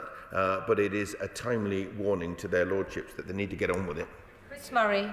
Thank you, Madam Deputy Speaker. Craigmillar is a brilliant area, but it is blighted by fly tipping. One site just off the high street beside Craigmillar Library, owned by Key Workers Living Limited, lies waste to litter, abandoned cars, and is a fly tipping hotspot. In England, the Labour government is cracking down on fly tipping, but in Scotland, the SNP Scottish Government has cut the budget for Edinburgh City Council so much that it is the lowest funded per head local authority in Scotland. Can we have a debate in government time about how we tackle fly tipping in Craigmillar and get the Scottish Government to fund our council properly? Hear, hear. Thank you, Madam Deputy Speaker. He raises an important matter. Fly tipping is a blight on our communities. We are giving councils powers to crush vehicles of suspected fly tippers and bringing in new prison sentences of up to 5 years for those who are transporting waste illegally. The Scottish Government has been given the biggest funding settlement since devolution. I suggest that they take the matters that my honourable friend raises more seriously. Anne Davies. Diolch yn fawr, Madam Dirprwy Llefarydd. Enzo Romano is a talented young footballer and also has already played for the Welsh youth team when he could have chosen Italy or Spain, but he's chosen Wales, boys, let me tell you. Great job. But despite his birth certificate proving that he was born in Cardiff and his British citizenship application has been refused for the second time, without it, of course, he cannot further his football career and play in the World Cup. So will the Leader of the House grant a debate to ensure the Home Office cannot unfairly hold back talent like Enzo and others, I'm sure, across the UK, who just want to play football for the country that he was born in and he obviously loves? Deputy Speaker, I genuinely welcome the wish the young man well. Before we get to a debate, should the Honourable Lady raise with me the details of this case, I will take it up with the appropriate department and see if we can get some progress. Absana Begum. Thank you, Madam Deputy Speaker. In September December last year, I hosted survivors and victims of the so-called gossip website tattle.life, and we heard harrowing, absolutely harrowing testimonies of those who have been targeted by sustained and escalating online harassment, stalking and abuse by its users, with many being driven to feel suicidal. And there's been extensive coverage of this on the broadcast media, Good Morning Britain and ITV's Lorraine. I raise this because on Sunday, 16-year-old Pryn Dixon died by suicide after facing escalating and intensifying harassment on this dangerous website. Many colleagues and I have called on Ofcom to listen to our concerns and to take down this website. On Monday, we wrote to them again, and 4 days on from Pryn's suicide, this website is still live and is now discussing her suicide along with abusing her bereaved mum. Can the Leader of the House ensure that there is an urgent intervention on this by DCIT to ensure that Ofcom uses all its powers to take down this site and to prevent any further tragedy? And can you ensure that there is time provided to debate the Online Safety Act and the failures to safeguard women and children online? Thank you, Madam Deputy Speaker. What my honourable friend describes is entirely unacceptable, and I will draw to the attention, though I think the department will have heard her concerns, the department which deals with Ofcom, because there is it appears to me, an urgency in these matters. On the wider issue, of course, with regard to the safety of children, the government is announcing a consultation on social media, when I hope that my honourable friend will be able to raise some of her concerns during that consultation. Jim Shannon. Mr. Speaker, and what there is a matter about freedom of religion belief in Turkey. The European Court of Human Rights has recently decided to jointly communicate 20 cases concerning the expulsion of foreign Christian missionaries and religious workers from Turkey. These cases, I believe, raise significant questions about the due process and the protection of freedom of religion or belief under the European Convention on Human Rights. So will the Leader of the House, he always does, and I thank him for it, ask a Foreign Secretary to set out what discussions government has had with counterparts in Turkey and within the Council of Europe regarding the protection of religious minorities, and what steps have been taken to uphold freedom of religion or belief across Council of Europe member states. Thank you so much. Thank you, Madam Deputy Speaker. The government maintains a regular dialogue with Turkey, a key NATO ally and a strategic partner. And the UK calls on Turkey, as a founding member of the Council of Europe, to uphold the rights of all religious groups as enshrined within the Turkish constitution. So I will draw the Foreign Secretary's attention to the remarks of the honourable gentleman, and shortly after we return in Foreign Office questions, he may wish to raise those matters directly himself.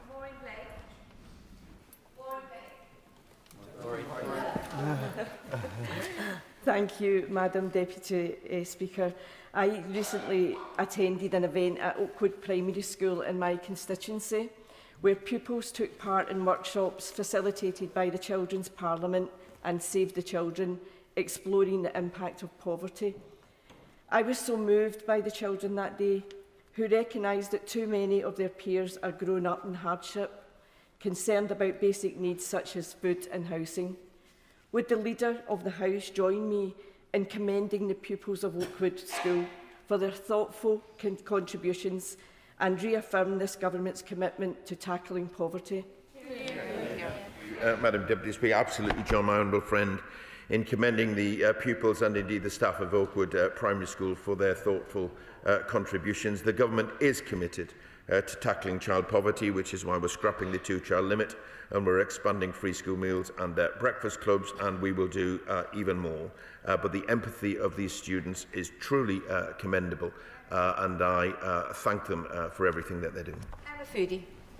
Madam Deputy Speaker, I've been supporting a local leaseholder who lives in a bungalow in Cramlington, because Shenstone, the management company, have recently charged her £525 for a property extension.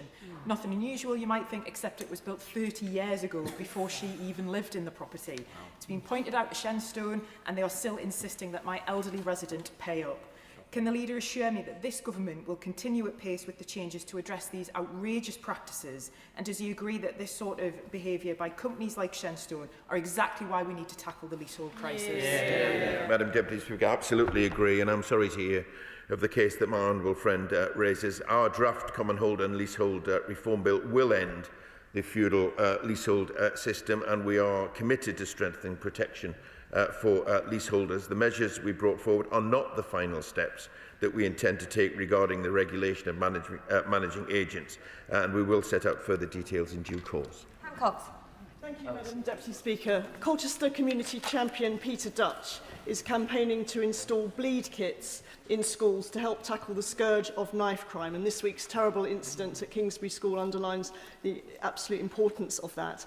Will the Leader of the House support my call for a debate about bleed kits in school as part of our mission to keep our young people safe? Thank you, Madam Deputy Speaker. I thank my honourable friend for bringing to the House such an important topic, and thank Peter Dutch for his campaigning.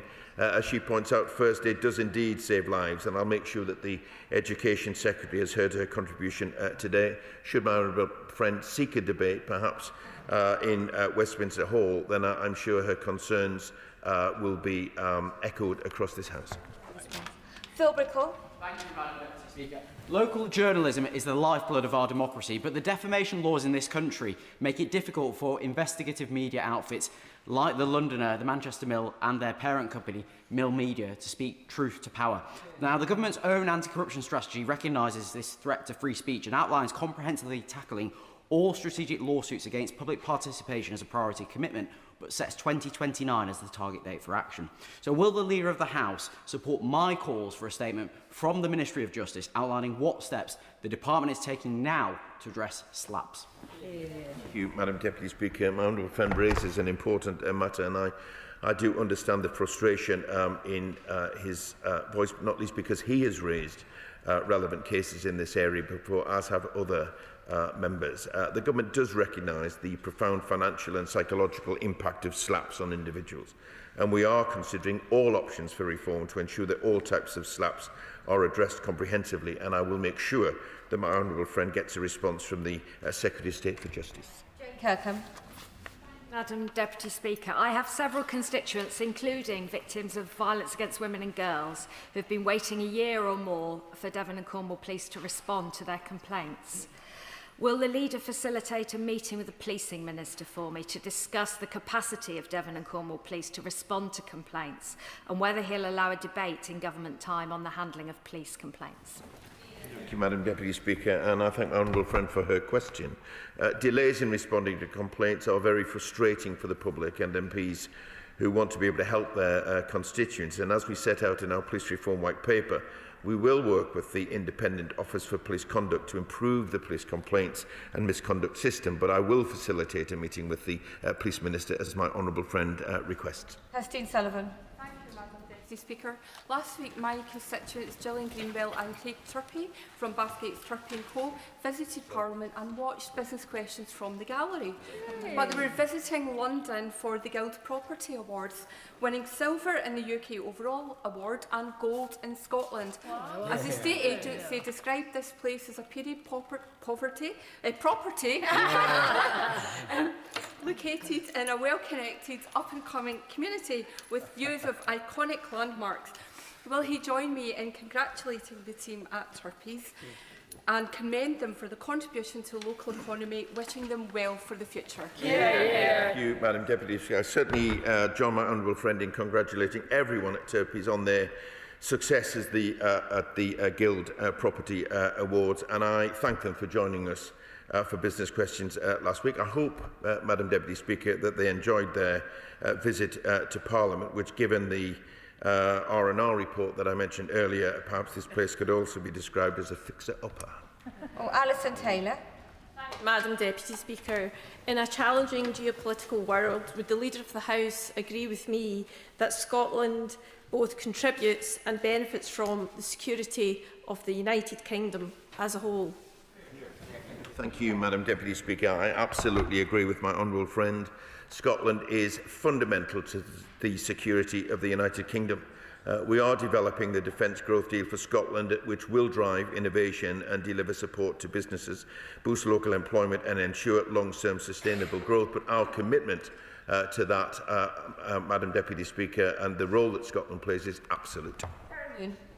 Whereas, Madam Deputy Speaker, schools in some of the most geographically isolated and economically deprived communities, including from my Camborne, Redruth and Hale constituency, have found it very difficult to secure tour bookings under the new parliamentary booking system, and this also affects their ability to access the associated travel subsidy, which is essential for schools from remote coastal areas. Will the leader commit to looking at how these tours are organised to ensure that pupils from geographically remote areas are not inadvertently excluded from visiting Parliament? Leader. Deputy Speaker, because the honourable gentleman raises a very important matter, one which is dear to my heart as well, given the relative distance from this place to the north east, where I have my constituency. It is important to make sure that students living in rural areas, indeed any area, do not miss out on the opportunity to visit this Parliament and understand our democratic processes. I will not only make sure that the House authorities are aware of his question, but I can tell him that the Administration Committee and indeed the Commission have asked for information about these matters to ensure that there is, as far as we can, no obstacle to young people visiting this place. Thank you, Madam Deputy Speaker. Next week will mark the first anniversary of the passing of Graham Murray, who tragically lost his life aged just 34 following a road traffic accident. Graham was a stalwart of Beckenham Rugby Club in my constituency, collecting nearly 150 caps, 2 titles and a promotion. Alongside his rugby, Graham was also a beloved friend and family man, and I know that this first anniversary will be a difficult time for many of those close to him, especially his wife Ashleen and children Tig and Croyer, and everyone at Beckenham Rugby Club. At their next home game, Beckenham will be remembering Graham with a minute's applause while some of his close friends travel to Cork to be with his family. Will the Leader of the House join me in sending condolences to Graham's family, to all those who knew him, and in commending Beckenham Rugby Club for bringing people together and for the vital role they play in our Beckenham community? Thank you, Madam Deputy Speaker. I will wholeheartedly join my honourable friend in sending our sincere thoughts to Graham Murray's family and to his loved ones. It is truly devastating to lose a loved one due to traffic accidents, and we are working hard as a government through our road safety strategy to try to reduce deaths and serious injuries on Britain's roads. But also let me pay tribute and send our best wishes and thanks to Beckenham Rugby Club for the part that they're playing in this and the fantastic role that they play in their local community. Thank you, Madam Deputy Speaker. This coming Monday, I will be honoured to join my long-standing friend Tom Jones, who also happens to be my eldest constituent in Bexley from Crayford, for his 108th birthday celebration. Tom joined the Labour Party under the leadership of Sir Clement Attlee and supported our party under every subsequent leader. And this year will complete 92 continuous years' service of Unite the Union. Will the Leader of the House join me in wishing Tom a very happy 108th birthday and thank him for his lifetime of service to our community in the London Borough of Bexley? Thank you very much indeed, Madam Deputy Speaker, and I'm sure the whole House will join me in wishing Tom Jones the happiest of birthdays. I'm sure he has lived an incredible life as a trade unionist and in support of our party, and we wish him well. He was doing that, Madam Deputy Speaker, before many members of this House were born, and on this rare occasion before I was born. So that is really saying something, but we do genuinely wish him all the very best and a very happy birthday. Madam Deputy Speaker, last week I was honoured to attend the annual Apprenticeship Awards held by Rochdale's Hotwood Hall College. Awards that highlight all the brilliant local businesses we've got, but also the brilliant local talent we've got. Will you join me in congratulating 19-year-old Lily Chandler, who was Apprentice of the Year 2026, and 24-year-old Kieran Riseborough, who won the Social Mobility Award, both of whom are engineering apprentices and are a great credit to our town and to our borough. Madam Deputy Speaker, certainly join my honourable friend in congratulating Lily and Kieran for their well-deserved awards. It's a National Apprenticeship Week this week, but these hard-earned skills are not just for this week, they are indeed for life, which is why we backed our commitment to guarantee training, apprenticeships or help find work for all 18 to 21-year-olds with a record £3 billion apprenticeship budget. But I do wish Lily and Kieran all the very best for their working life going forward. Martin Rhodes. Thank you, Madam Deputy Speaker. I recently hosted with my honourable friend, the member for Glasgow West, a drop-in advice surgery for people living with dementia and their carers. I was struck by the vital role of local dementia support groups, organisations such as Dementia Heroes in the West End of Glasgow. Will the Leader of the House make time available for a debate to recognise the importance of these community-led organisations? Thank you, Madam Deputy Speaker. Volunteer and community-led organisations at the heart of our local communities, and the work that they do brings so much support to those who are in need. And I join my honourable friend in thanking organisations such as Dementia Heroes in his constituency. Every week we hear from members about the work of volunteers across our country. And therefore, should he seek a debate on this matter, I'm sure it will be a popular debate. Danny Beales. Madam Deputy Speaker, the Post Office in Uxbridge provides vital services for my constituents, whether access to banking, government forms, to apply for passports or driving licences or general postal services, which is why residents were horrified to hear that the Post Office will close at the end of May.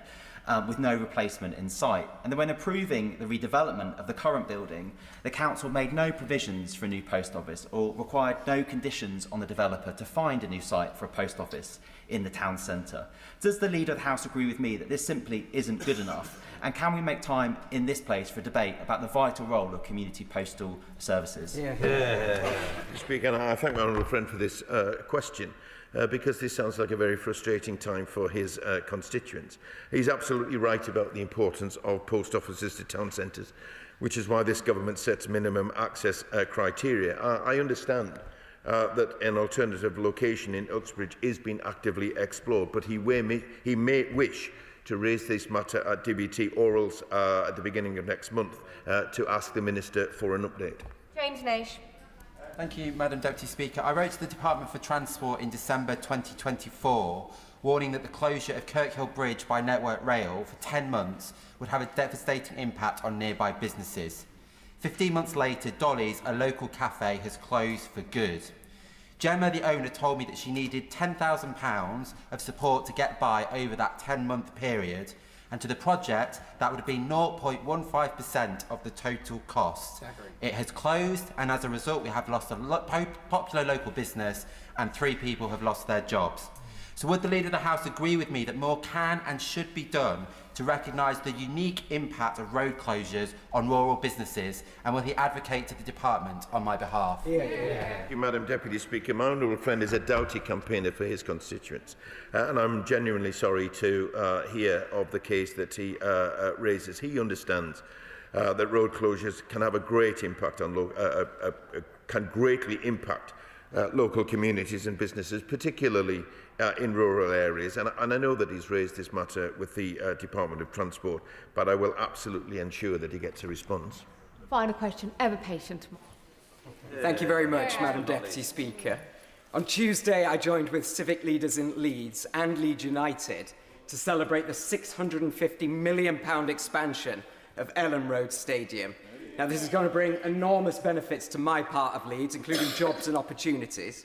But it'll also ensure that those of us who've been on the season ticket waiting list for years are finally able to buy a ticket.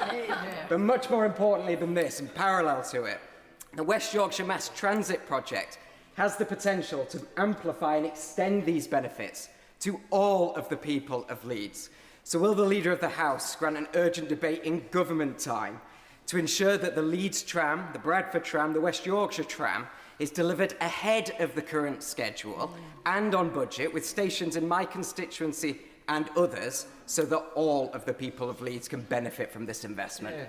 Thank you, Madam Deputy Speaker. As my honourable friend points out, sport is an important economic part of our local communities, which is there is a commitment to invest in such a way. And this government is committed to improving transport in the north, and I know the Transport Secretary is working closely with the West Yorkshire Mayor to ensure that we deliver a mass transport system. Should my honourable friend Seeker Westminster hold a debate, I'm sure colleagues from his region may wish to join him in that, but if he seeks a request with a minister, then I will facilitate that. That is the end of business questions. Those wishing to leave the chamber should do so now, quietly and quickly, as we'll come to the Select Committee statement shortly.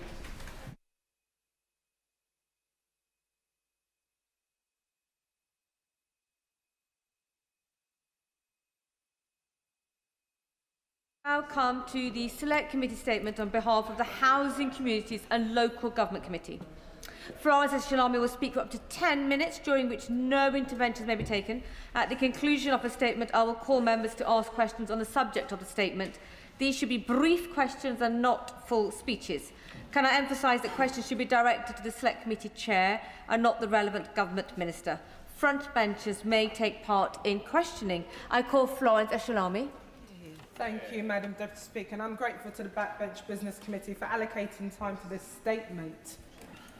This week, the Housing, Communities and Local Government Select Committee published our fourth report, which looks at the conditions of homes in the social rented sector.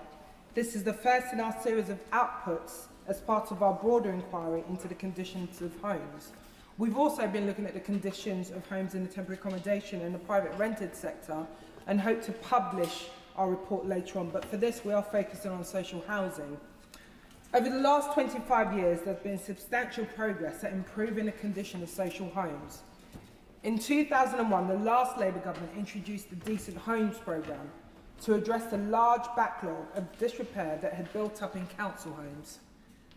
They set a target to bring all social homes up to a decent standard by 2010. To achieve this, registered providers were given 9 years to bring their homes to a minimum standard. This target was ultimately missed, but the programme was not without its success.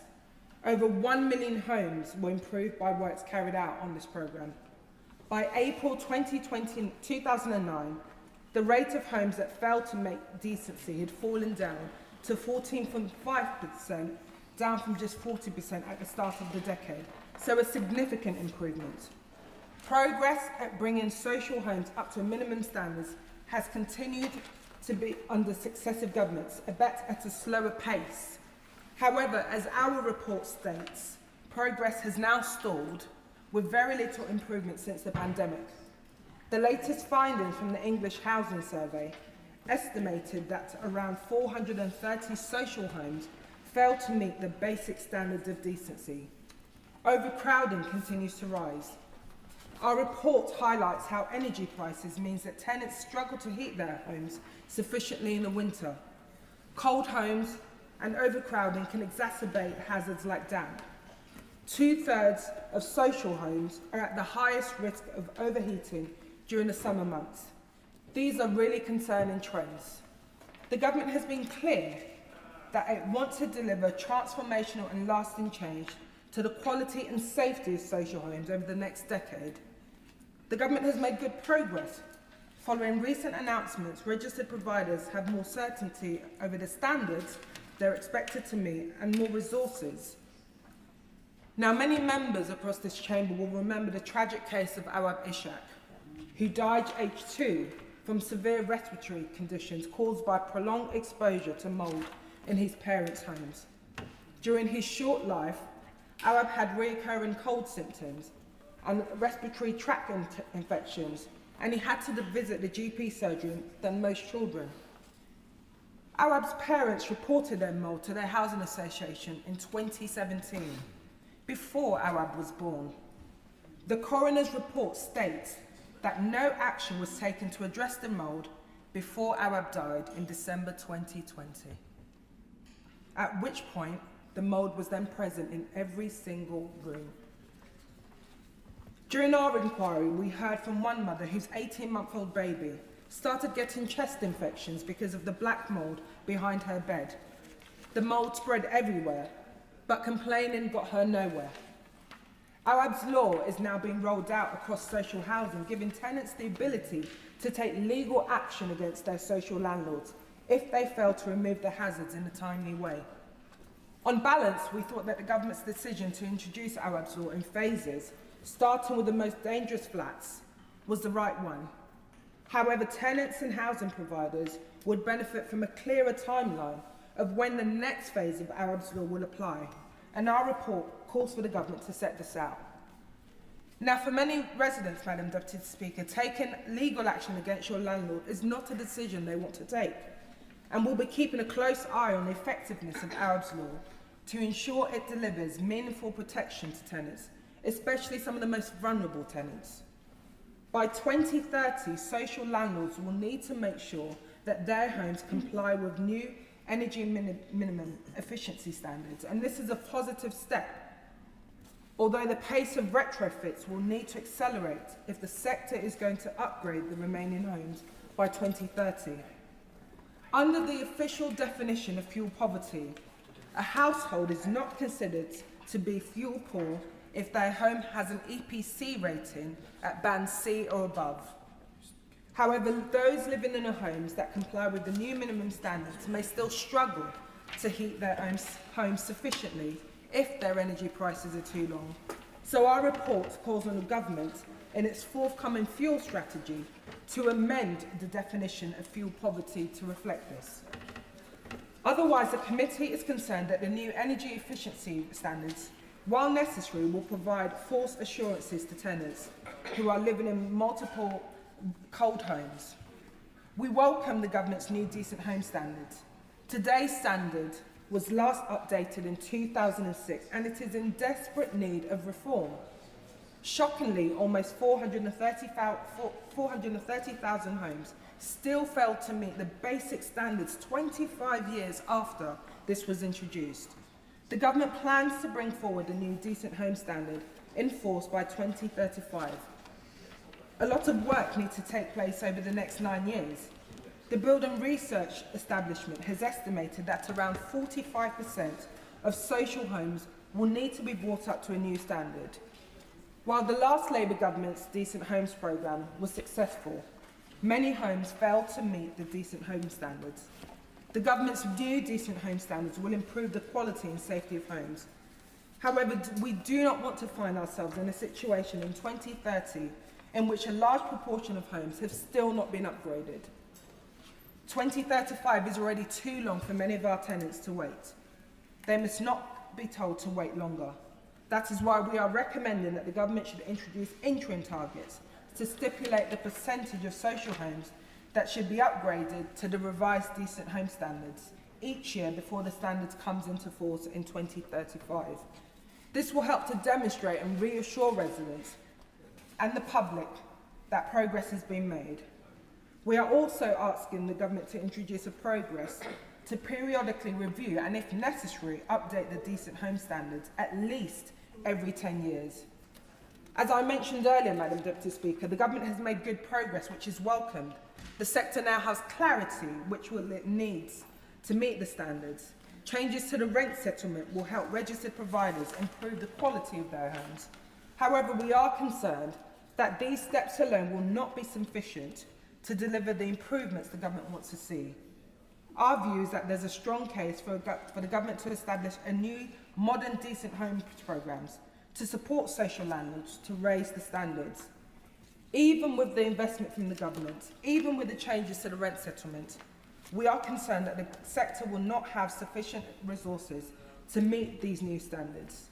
There is a real risk that the cost of the new regulations will lead landlords to choosing to sell those homes instead of adapting them.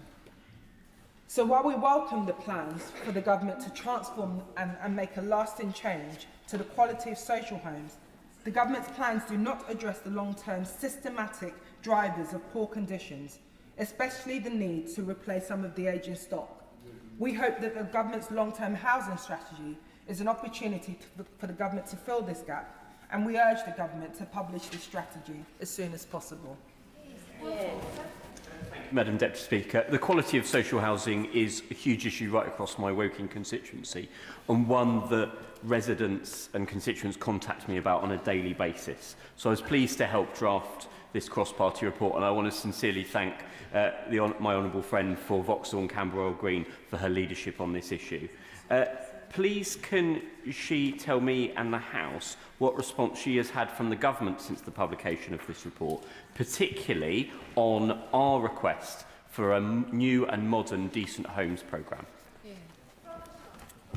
Thank you, Madam Speaker, and I thank my fellow committee member for his work in making sure we had consensus on this really important area, which is a cross-party issue which many of us see in our inboxes.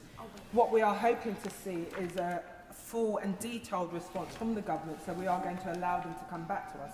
But I'm hoping that the government will recognise that this is a really important issue, and if we want to make sure that we have a lasting legacy for AWAB, it's important that the government enacts and makes sure that there's funding for this.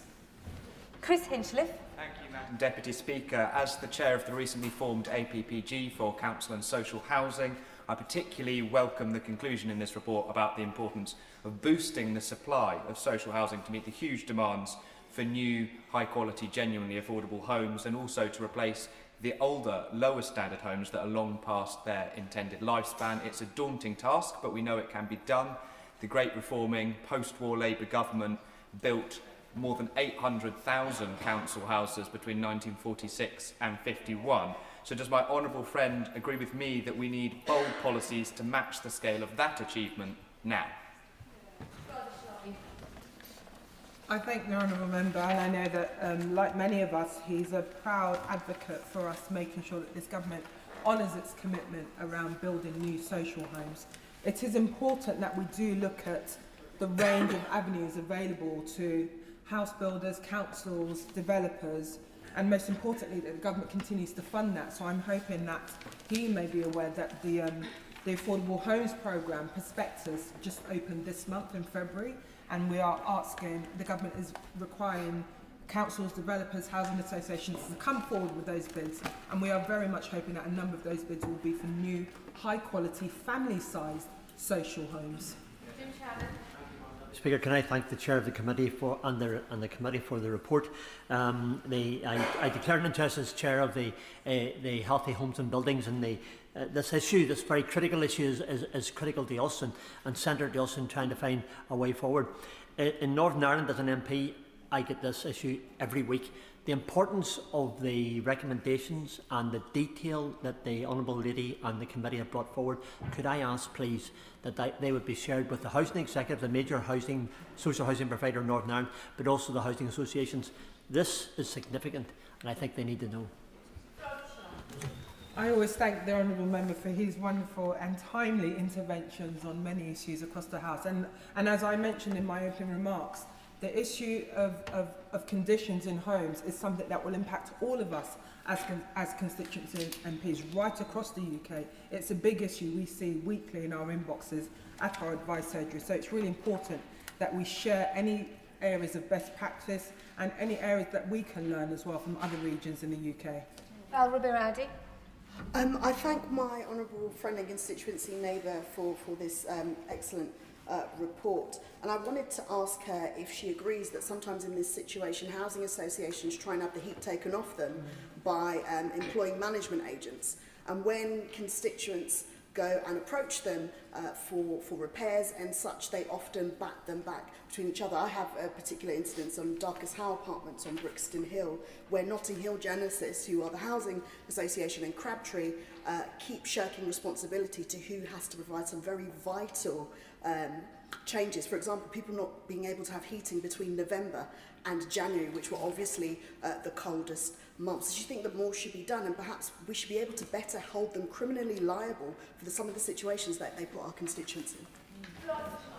I thank my constituency neighbour for highlighting just one of the many examples, which I'm sure many other members across this chamber have seen in their inboxes. I think it's really important that we recognise for a number of the housing associations that receiving government grants to build these homes and the way they treat their tenants, it's important to direct residents to the regulator of social housing and other avenues that residents may have. And I'm hoping that the issue around management will come up in the forthcoming commonhold and leasehold legislation. That is the end of the Select Committee statements. Anybody wishing to leave the chamber should do so quickly and quietly. Point of order, Madam Speaker. Oh, point of order. Andrew Griffith. On a point of order, I wrote to the Chancellor, Madam Deputy Speaker, on behalf of a constituent on the 10th of December last year. I followed that up on the 6th of January and the 20th of January and received no substantive reply on each occasion. It was only when I tabled a written question that ministers finally informed me that correspondence had been passed to HMRC. They told me 3 weeks ago they would reply by the 11th of February, yet they have not done so, nor have they written to me. That means it's over 2 months, Madam Deputy Speaker, since I first raised this with the Chancellor on this matter. I've no answer for my constituent. Would you, Madam Deputy Speaker, advise me on what further avenues there are to ensure this government properly treats members of this House? I thank the honourable member for giving me notice of his point of order. It is important that members receive timely answers from the government to such correspondence. No doubt the Treasury front bench are listening. It is not a matter for the Chair, but I'm sure that the Treasury front bench will have not only noticed his concerns, but other members who raised concerns about slow correspondence, and no doubt pass on the member's remarks. The honourable member may also wish to consult the table office about other steps that he can take if he wishes to choose to do so. Marvellous. Right. Are people moving quickly? If they are, then they must be quick. Presentation of Bill. Secretary Steve Reid. Representation of the People Bill. Second reading what day? Monday the 23rd of February. Monday the 23rd of February. We now come to the backbench debate on LGBT+ History Month, and I call Nadia Whittome, who will speak for up to 15 minutes. Nadia Whittome.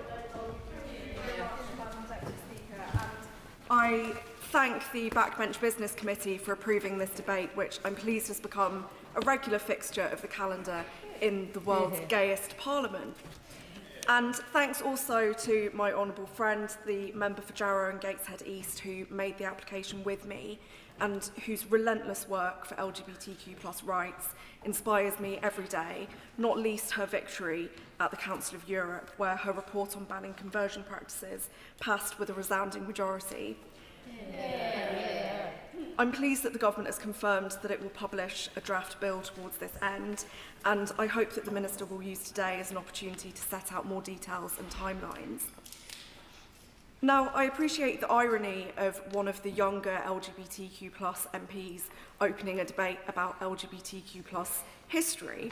Luckily, Madam Deputy Speaker, I respect my elders, so if any of my colleagues who actually lived through this history would like to intervene, correct me if I'm getting it wrong, and reveal how old they are, they would be more than welcome. Although I am confident that even the most senior among them will not be able to recall ancient Greece, which I'll be mentioning later. But I do also think that it's appropriate for someone like me to open this debate, because in so many ways I am a product of LGBTQ history. The life I lead today, that I'm able to be an openly queer MP, that I was taught in school about LGBTQ+ people, that I can marry my girlfriend if we so choose, that discrimination against me is banned, is because of the struggle of generation upon generation of LGBTQ+ people.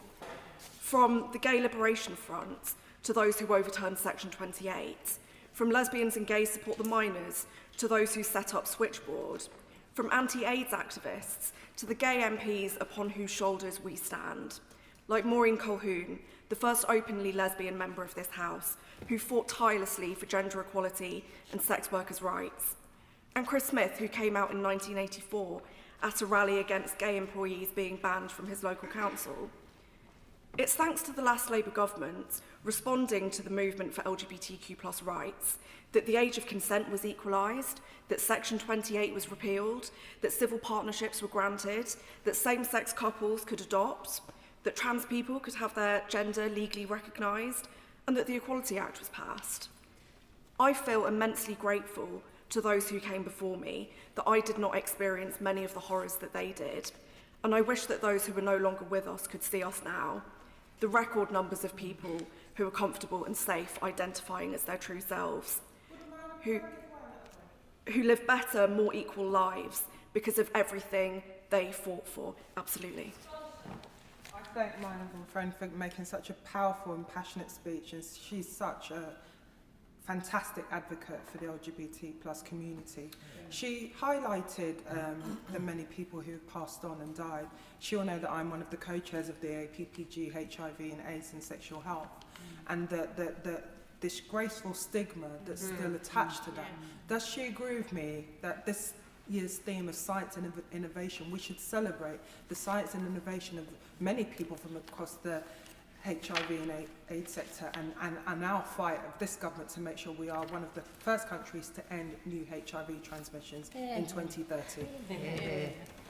I completely agree with my honourable friend, and I congratulate her on all of the work that she has done on this right since we were elected together in 2019. She's absolutely right, and I commend the government for its work on this area. But at the same time, Madam Deputy Speaker, we must acknowledge that many in our community continue to suffer, both here and around the world. I'm proud to be co-chair of the APPG on global LGBT+ rights, and the situation for our siblings internationally varies immensely from place to place. In 65 countries, that's a third of all states, LGBTQ+ people are still criminalised because of who they are and who they love. While we're seeing progress in some places, in others, new discriminatory laws and policies continue to be introduced. And unfortunately, the UK is one of the places where the state of LGBTQ+ rights has been getting worse instead of better. In preparation for today, I rewatched the speech made by my honourable friend and, if I may, lesbian icon, the member for Wallasey, in 2023, and I was really struck by her reflection that she would scarcely have believed the progress that has been made in the 3 decades since she was first elected in 1992. And I'm devastated that I cannot say the same for my time here, that during the last 6 years that I've been an MP, progress has not only stalled, but gone backwards. Last year, the UK dropped 6 places to 22nd in the ILGA rankings of LGBTQ+ rights in European countries. In 2015, we were number 1. The only other countries that suffered a similarly dramatic drop last year were Hungary, whose far-right government banned pride marches, and Georgia, which is implementing Russian-style anti-LGBTQ laws. Madam Deputy Speaker, the ILGA has been explicit that the Supreme Court ruling and the subsequent interim guidance from the Equality and Human Rights Commission are the cause of our regression, as trans people in this country can no longer fully obtain legal gender recognition. Many are now living in fear of being terrorised out of public life, whether through discrimination, abuse and violence by those who have been emboldened to become the gender police, or through endless legal threats forcing more and more spaces to exclude them. We have to ask, what is the end game here? What do people opposed to trans inclusion want trans people to do? To live segregated lives that violate their privacy and their dignity? To be forced back into the closet? To somehow stop existing? What about intersex people?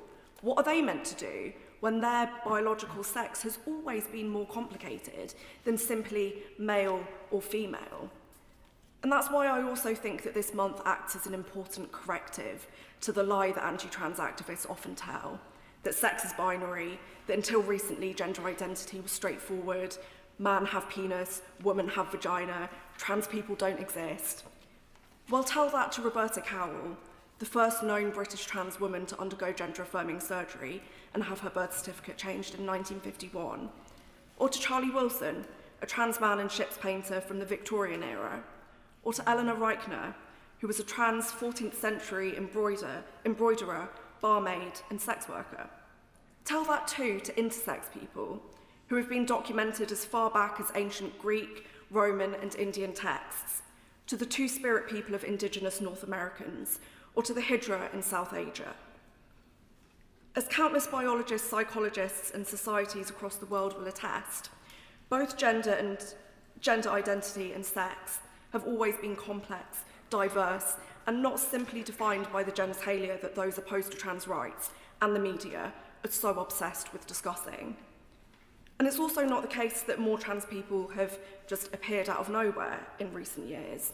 Trans people have always existed, trans people will always exist, and we should be proud that more people finally feel able to live as their true selves, rather than hide in shame and fear with dire consequences for their mental health. We should be celebrating this, alongside the record numbers of people identifying as gay, lesbian and bisexual. But instead, Madam Deputy Speaker, a vocal minority hope that if we make trans people's lives as difficult as possible, if they're hounded and abused, then maybe we can get back to a mythical time when they could pretend that trans people didn't exist, when gay people weren't in their face, when women knew their place. Let me be clear, the rollback of rights is all linked, and efforts to narrow the definition of womanhood, to police people's gender expression, to tie women to our biology, are a patriarchal and homophobic wet dream. We are already seeing how the Supreme Court ruling and interim EHRC guidance are leading to women, cis as well as trans, being challenged and harassed in toilets and other single-sex spaces. So gender-critical activists have some brass neck claiming that they're advancing our rights through their actions. Now, I appreciate the separation of powers between the legislature and the judiciary, and that the Supreme Court had the unenviable job of attempting to interpret the will of Parliament when making its ruling.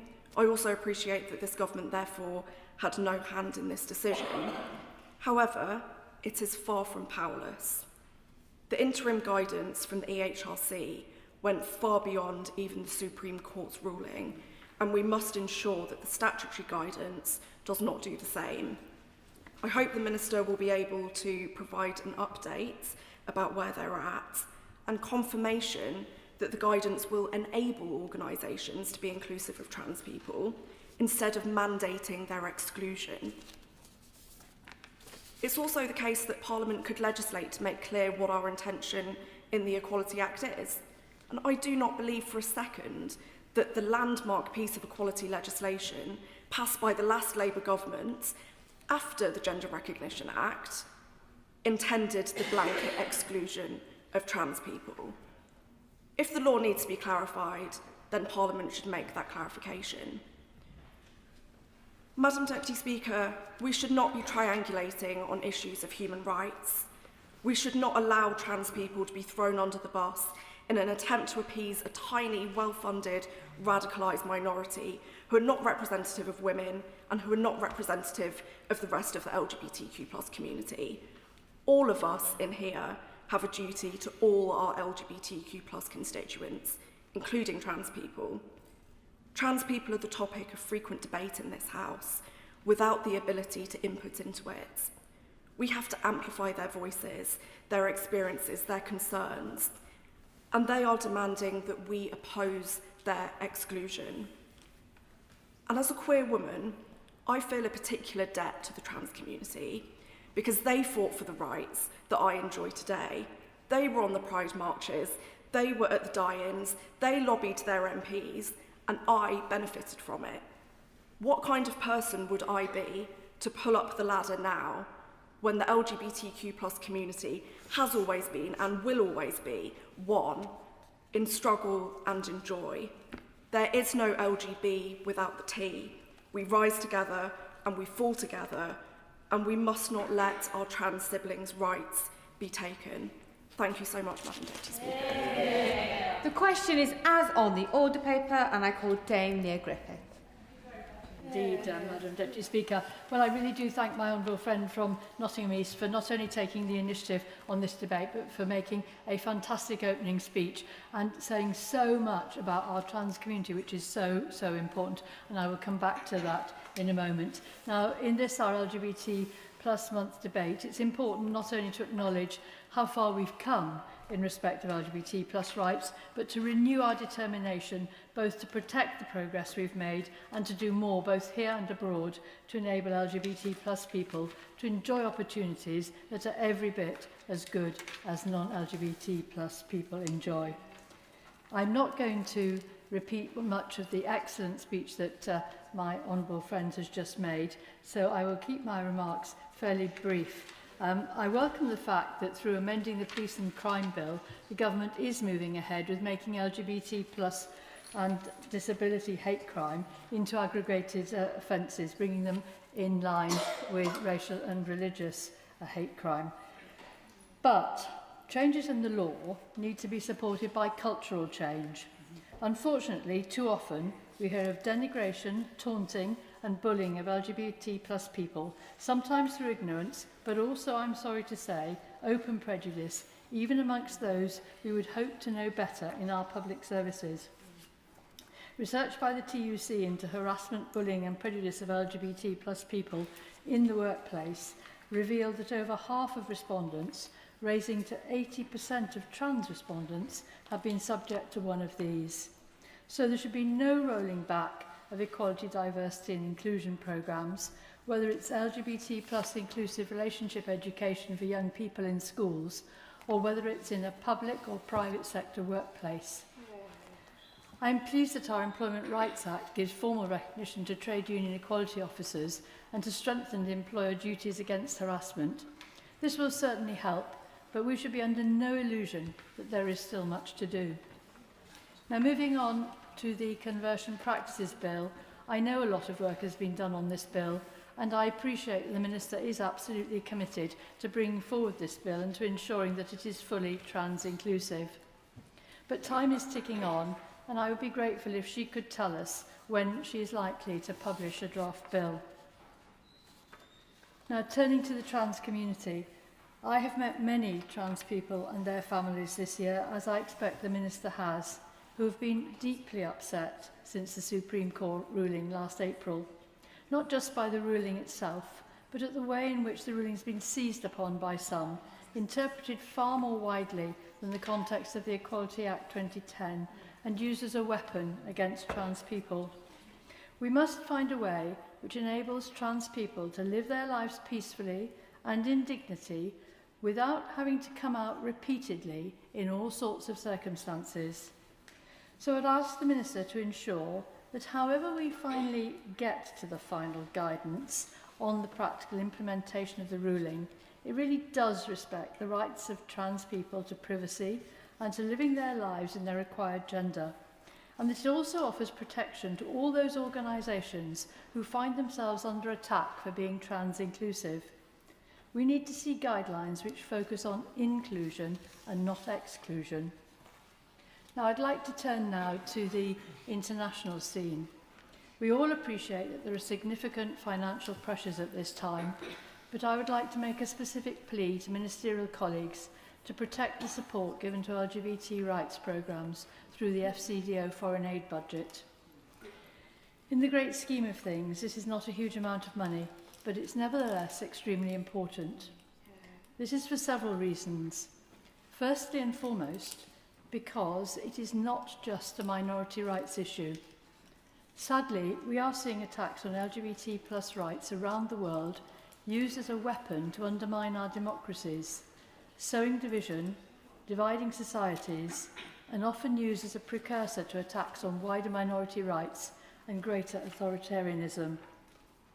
Now, I won't repeat all the comments that I made in the debate on Monday about the interference of Russia on our democracy and politics, but research by the Kaleidoscope Trust and its international partners, alongside UK government and equal rights coalition statements, has shown that hostile states such as Russia systematically promote anti-gender and anti-LGBTI plus narratives, which are used to polarise electorates and mobilise nationalist and populist movements, and even undermine trust in institutions such as NATO, the EU and the UN. This is a threat to us, but it's an even greater threat in countries where democracy is more fragile. So secondly, the UK still commands respect abroad, and strong support from the UK for programmes supporting LGBT rights does send a clear signal to other donor countries of the importance of this aid. And conversely, the cutting of UK aid for LGBT rights programmes may influence other donors negatively.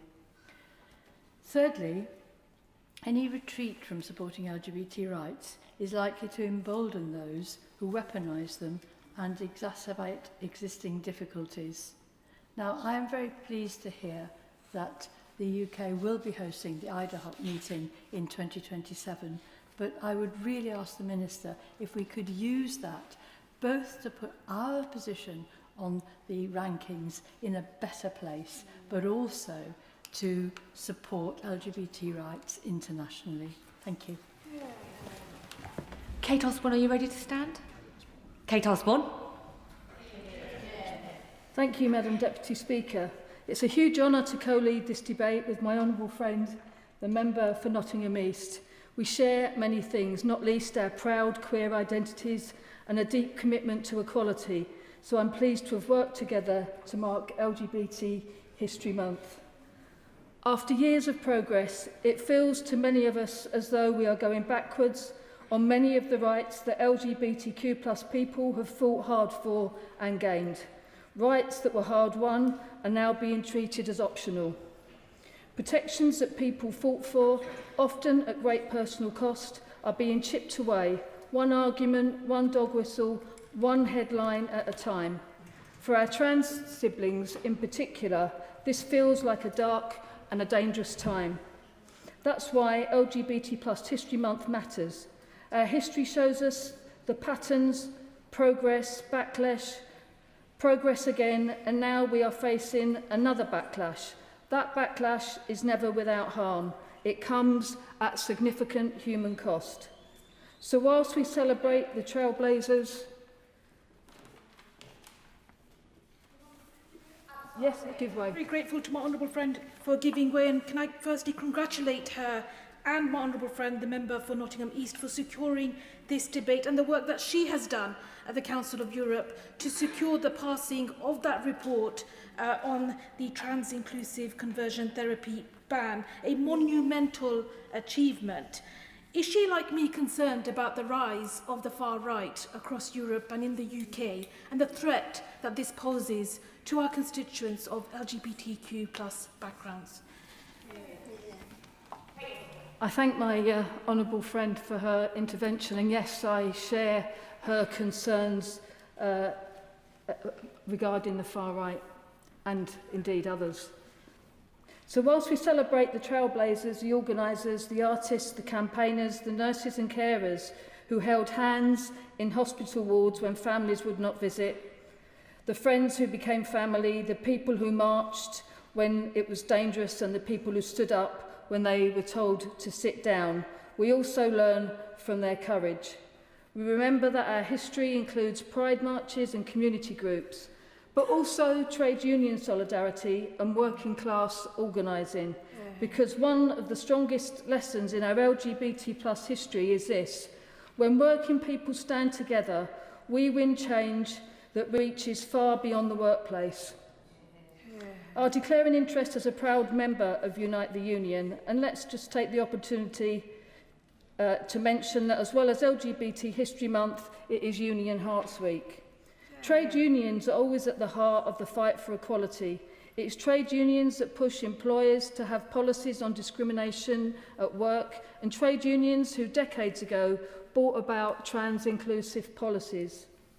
At a time when division is being weaponised, that lesson of solidarity is more important than ever.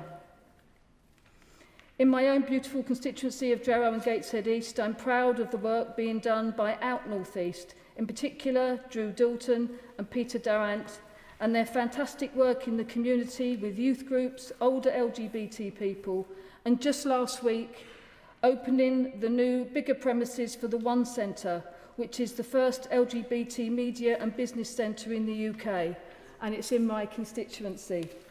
This new location is a brand new LGBTQ+ inclusive space. The facilities are absolutely incredible, and I'm and I'm so honoured and moved to have realised when I arrived that I was featured on the Icons wall alongside Bowie, and that there was a room named after me and another room named after the wonderful Lord Cashman from the other place. Yeah. Last month, I was also proud, as others have mentioned, to have led the debate in the Council of Europe, and I'm pleased to say that my report on banning conversion practices passed with support from across the political spectrum and across Europe. The report contains a framework for legislation that each of the 46 countries are then expected to adopt in their own parliaments. Our government should now adopt that framework, because conversion practices don't just happen in theory, they happen to real people in real life. They happen under the guise of therapy, guidance, deliverance, or counselling. And the message is always the same: you are broken, you are wrong, and you need to be fixed. Well, I'm here to say that I'm a lesbian, and there's nothing about me that needs to be fixed. Thank you. I'm afraid, Madam Deputy Speaker, that instead of learning from the stigma and prejudice of the past, here we are, marginalising, discriminating, preventing vital life-saving healthcare and support, and excluding trans and non-binary people from sport, spaces and society. There is not a shed of doubt in my mind that future MPs, government ministers and possibly prime ministers will stand where we are right now and have to dish out the kind of apologies, compensation and retribution for the wrongs of yesterday that we see happening all too often today. So why don't we save ourselves and, most importantly, save the trans community? Stand up and step up for them right now, instead of capitulating with a small band of very loud and well-funded bigots.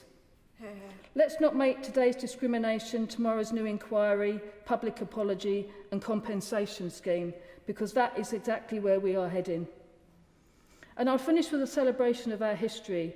We are here today in the gayest parliament in the world. 12% of this chamber are LGBT, and I'm delighted to be serving queer joy in Parliament for you all to hear. And to the homophobes that are still just about clinging on to their prejudices, well, I've got some queer joy for you too. It's 2026, we're still here, we've always been here, we're out and proud, and there's more of us than ever before. So really, just get over it already. And I'm here to reaffirm my commitment to fighting for equality. I will declare an interest as the new chair of the APPG on fertility that I will continue to fight for IVF for all. I'll also declare an interest as the chair of the APPG on women's football, and I was pleased to be at the launch of the new Premier Leagues with pride. It's great to see the rainbow flag flying across every football ground in the Premier League, because football is a great unifier. The North East is renowned for being a hotbed of football. Perhaps that's why I loved it so much when I moved there back in 1989, and why I've never left. It transcends borders and brings people together from diverse backgrounds. Football is for everyone, and on that note, I do have a message for the AA, and that is, let the dolls play football. I want to thank the Minister for her support and for the very many productive conversations that we've had, as well as the work that she's doing to bring forward a ban on conversion practices and to make LGBT hate crime an aggravated offence. Thank you, Madam Deputy Speaker. Committee Chair, Sarah Owen. Thank you, Madam Deputy Speaker. And can I start by saying it's a real honour to follow my honourable friend, the member for Jarrow and Gateshead East. And I want to reiterate congratulations to her for her fine work in passing the ban on conversion therapy in Europe. It is greatly needed, and I hope that the government will soon follow. I also want to say thank you to the opening speeches of my honourable friend from Nottingham East and from Llanelli, both of which serve as brilliant members on the Women and Equalities Committee, and I know that there are other members from the Women's and Equalities Committee here. And can I just say, you called out queer icons. You are my icons. Not just serving the LGBT community, but also serving our movement. So thank you. And today we're learning about history. and how not to repeat the lessons of the past. So I have to say that I am deeply disappointed that there are not more members on the benches opposite. I'm not surprised Reform aren't here. There isn't a willingness to learn. There isn't a willingness to come together. There isn't a willingness to bring people together. But I am surprised that there are no Green representatives on those benches, that there are no Lib Dems on the back benches, that there are no SNP members. And I have to say that I am very pleased that the member for the Wold has left his place on the front bench next to the Shadow Minister, because during the member for Nottingham East's brilliant opening speech, he did not listen with respect, instead rolling his eyes. And I feel that while we try to bring everybody together... The honourable member possibly remembers and knows that when we refer other members of the House, obviously we use their constituencies and not their names, but we do let them know that we were about to refer to them in the chamber.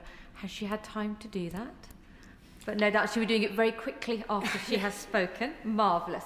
Sarah. Thank you, Madam Deputy Speaker, and I shall be doing that. I did expect him to stay and perhaps learn from the rest of the speeches that had followed. Perhaps he could come back and perhaps learn a little bit more. Because every year I've stood in this debate, it seemed that the LGBTQ plus community has had a tougher year than the one before. And that is sadly true today as it was last year. We've seen the mainstream dangerously move further to the right to focus on not what brings people together, but what tears people apart. Madam Deputy Speaker, that isn't leadership. The politics of the right is one of fear. It is cowardly. True strength is shown in the ability to learn, to understand, and to lead people to a better future than the past that has gone before. Because progress is not inevitable, and we will have to fight for it. And I want to say to the LGBTQ plus community, you are not alone in that fight. Although I would really understand why many would feel alone right now. Between March 2024 and March 2025, there were more than 18,000 hate crimes motivated by sexual orientation alone, and over 3,000 trans-related hate crimes.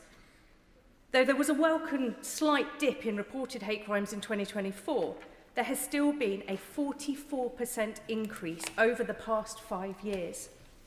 And horrifyingly, there has been an 88% increase in hate crimes against trans people in that year. Now, these horrifying statistics make it clear that some elements of the public are taking their lead from the current political discourse. Reform's candidate in Gorton and Denton wants tax cuts for people who have children, which is not only deeply offensive to people like me who have struggled to have a child, but also to many LGBTQ plus people as well. But we know they ultimately don't want LGBT people to have children. The Reform leader has gone on record with his belief children are better off brought up in heterosexual households, rather than just with parents that love them. They aren't hiding how they feel. They are saying it with their full chest, and they are reaping the benefits of a culture war where everyone is a casualty apart from themselves. A culture war that none of us see an end to without serious leadership. We know when they are done with trans people, they will go after the LGB part of the community, and I wonder how long it will be before Reform and some elements of the Conservative Party call for an end to same-sex couples being allowed to adopt even. What was unthinkable years ago isn't just being muttered quietly under their breath anymore. It's now a full-throated attack under the cynical guise of safety. All a smokescreen for the abuse and real danger that women and children face. Now, I wish I could say it was only in the right-wing parties that this toxicity existed, but sadly not. I can't tell you how disappointed I was when my own party took the decision to exclude trans women members from our women's conference. It has led me to question my own decision, and that it is sadly not to attend women's conference for the first time in a very long time. It used to be one of my favourite parts of the conference season, a place for inclusivity and sensible discussion. I've even chaired some of the debates that are so memorable in my mind. But if all women can't go, then neither will I. Because after attending every party conference and many trade union conferences for nearly 20 years, yes, I am that old, my safety was never put at risk from trans women or trans men or the LGBTQ plus community, but it was by cis men with power, men who are unaccountable to anyone, something that many are slowly cottoning on to in this place and others. And our accountability is incredibly important. It matters. And where is it? Where is it for the people who consistently trade off one person's agenda rights for another, only to serve their ill-gotten agenda? Does the Minister believe the EHRC is up to the challenge of this ever-toxic environment? Is it resourced properly? I hope it is, Madam Deputy Speaker, because we need a defender of all our rights. Otherwise, I fear, as we watch America tear itself apart, we are just one sneeze away from catching the disease of state-sanctioned hatred that sees leaders openly attack gay people, disabled people, and ethnic minority people. And we can do so much better than that. I know that as we move forward, there are many questions to raise to the Minister, but I want to pose one that has already been raised. And that is, when will we see the ban on conversion therapy come forward? And as many young trans people wait for the puberty blockers trials to go ahead, what support is being given to them and to their families in this time of uncertainty? I know our Labour government is so much better than what we are seeing overseas right now. I know the British public is so much better than to want what they're seeing overseas right now. But I also know that we can do better. We are a country that isn't just tolerant, but is at its best when we celebrate difference, when we learn from one another, and when we come together to join in and celebrate who we are as this brilliant country. That's the country I want back. Come on. Thank you, Madam Deputy Speaker. It's a pleasure to follow my friend for Luton North. She gave an incredibly powerful speech. I also want to thank my honourable friend for Nottingham East for her incredibly powerful opening remarks and for moving this debate. She is a proud queer British South Asian who is a role model to so many, and that representation really does matter. I also want to say how proud I am that my honourable friend for Reading West and Mid Berkshire is at the dispatch box. We were friends long before we were elected to this place, and to see her here to give responses to all of us, it is quite a moment. Madam Deputy Speaker, happy LGBT plus History Month. I'm here as a proud friend and ally. Stratford and Bow has a very proud history of queer resistance. It was home to the Tower Hamlets lesbian and gay campaign group when Thatcher's government introduced Section 28. When they tried to silence and erase an entire community, the campaign group fought back with defiance, holding meetings at Bromley Public Hall to spread awareness and solidarity. And while libraries across the country stopped stocking queer literature, Tower Hamlets defied this ban, even producing a gay and lesbian book list for their libraries. They also published Out East Community magazine, spreading word far and wide. And in Stratford, the East London gay community was a thriving social group. They also operated a telephone hotline every Tuesday night, taking at its peak up to 15,000 calls a year, offering help and support for gay people in East London and beyond for decades. Instead of shame, they offered solidarity, acceptance and care. These stories aren't just history. They're a legacy that has profoundly shaped our communities in East London and throughout London. And we're still home to queer celebration and resistance. Whether it's being the home of UK Black Pride at Queen Elizabeth Olympic Park, or Forest Gate Pride, who defied hatred when people defaced our local flags. And even Outswim, who meet at the Aquatic Centre to support and help local LGBT plus people participating in sports. And amazing initiatives like Positive East and Newham LGBT seniors who meet at Stratford Library. Everyone is welcome in Stratford and Bow, and we celebrate our history and heritage. But as we celebrate LGBT History Month, and as we look back on how far we've come, we cannot risk forgetting the lessons of that history. Those lessons are rarely convenient, and the risks of backsliding are ever present, as we've heard today. As I mentioned briefly, we've had our own issues in Forest Gate. We sadly saw hatred come to our own community, where our rainbow crossing, our pride flag, was shamefully defaced multiple times. It's this that reminds us we can't assume or take for granted the progress that we've made. This local crime, a hate crime, an attack on our local queer community, was awful, and it really ran through. And it wasn't just the LGBT plus community in Forest Gate. It was everyone. It was all our neighbours. We were affronted that this was happening. But we now have rainbow wraps that adorn our street lamps. And when we unveiled these, the community stood together to share a defiance message that no hate will win here. LGBT identities will never be erased, and certainly not on my watch as their MP.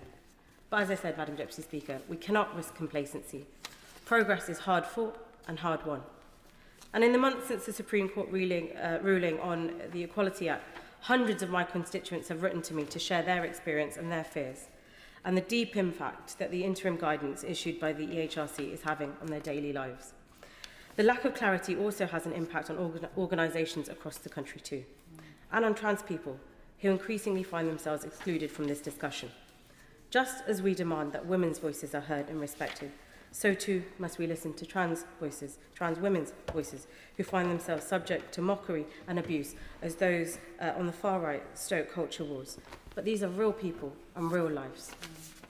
Last year, I wrote to the Minister for Women and Equalities, and I made the views of my constituents very clear, that we must ensure that the Supreme Court ruling does not leave anyone facing yet more barriers to living a full, happy and dignified life free of discrimination and harassment. I shared stories from my constituents. One, who transitioned over 25 years ago, told me the place that they've worked for 13 years now has segregated toilets. They're terrified they'll now have to disclose their trans identity to their colleagues, infringing on their right to privacy and risking their safety and inclusion at work. This isn't an abstract discussion. This is real lives of real people living in every one of our communities. They deserve dignity and freedom to live as they have been, in many cases, for decades without issue. It's why we must see the new EHRC guidance come forward as soon as possible. We cannot risk backsliding by allowing this judgment to license discrimination or undermine the norms of trans inclusion. It cannot signal a move away from LGBT liberation after decades of progress. Madam Deputy Speaker, we often hear that pride is a protest, but pride is also a movement rooted in resistance, in defying silence, in refusing shame, and we've come so far. It bears repeating that the lessons of history are clear, that progress was hard won and it must be defended. But this LGBT History Month, it's not just about struggle, it's about joy and celebration and celebrating queer identity.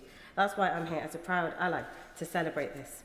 That's why Tower Hamlets Gay and Lesbian Campaign Group stood for. It's what the East London Gay Collective stood for. It's a legacy that we must all carry forward, in particular at this moment for our trans friends and neighbours. So as we celebrate LGBT plus History Month, as we look back on how far we've come, let's remember that progress is never inevitable. It demands resolve, it demands allyship, including from each and every one of us in this place. Thank you, Madam Deputy Speaker, and I thank the member for Nottingham East for her introduction to the debate. According to data compiled by the House of Commons Library, over 10% of the population of my constituency of Glasgow North identify as lesbian, gay or bisexual, one of the highest proportions in the country, and over 1% identify as transgender, again, well above the national average. The data illustrates a wider story of a growing number of people feeling confident, living their lives openly as their true self, and at the same time, those who feel unable to do so, and those who feel that they can only be open about themselves in some circumstances, but not in others. The recent history of LGBT plus rights has seen a growing confidence, shaping and being shaped by legislative change and cultural societal change. Cultural society change influencing legislative change, and in turn, legislative change influencing cultural society change. Progress made in recent decades, and progress that for many now feels less secure than ever. LGBT plus History Month gives the opportunity to reflect on this history, a history of prejudice and of progress, a history of shame and of pride, a history marked by hatred and by love. Too many personal histories never fully told. Too many talents never fully celebrated. Too many denied the opportunities to live their lives fully. But also those who, despite challenges and barriers, hatred and discrimination, have lived their lives as fully as they could, enhancing the lives of many and still remembered today. Constituencies like mine in large cities have for so often been a magnet for LGBT plus people, who see the big city as perhaps more liberal or more anonymous. The small town boy phenomenon put into endemic form by Bronski Beat in the 80s. For many big cities like Glasgow have been a lifeline and have become their space. For too many others, the dazzle of the bright lights hid dark places. The draw of the big city has been around for many decades. In 1933, two working-class Scots, Robert Cahoon and Robert McBride, often referred to as the two Roberts, arrived from Ayrshire and the Glasgow School of Art. They went on to become renowned artists and shared a lifelong romantic relationship at a time when gay relationships were illegal. There are histories of LGBT+ artists, writers and musicians, but there are histories too not recorded and not told of LGBT+ shop assistants, delivery drivers and joiners. These histories need to be written and told. As we recall and retell LGBT history this month, we celebrate progress, but we also recognise the difficult times. I was a teenager and became an adult in the 1980s, when the world was faced with what is now referred to as the AIDS crisis. At that time, I recall the newspaper headlines referring to the gay plague. I still remember clearly reading a news story about how schools were cancelling swimming lessons at a local authority swimming pool because gay men had been swimming there. I also remember a story where a cafe owner reassured his customers by telling them not to worry, as he had smashed and got rid of the crockery and cutlery used by a gay customer and deep cleaned the cafe. There was a clear popular narrative that gay equals illness equals death. Even by 1996, when the film Beautiful Thing was released, it was still possible to shock by having a mainstream film with gay characters who end the film alive, well and happy. LGBT History Month is an opportunity to recall history, to celebrate and to pay respect. It is also an opportunity in this place to reflect on how legislative change hasn't just been the result of cultural societal change, but also how legislative change can be a tool to drive cultural and societal change. It is an opportunity for us in this place to reflect on that, acknowledge the importance of the leadership that can be taken through legislative change, and ultimately is a call on us to act. History moves on. It is our job to make the next legislative change.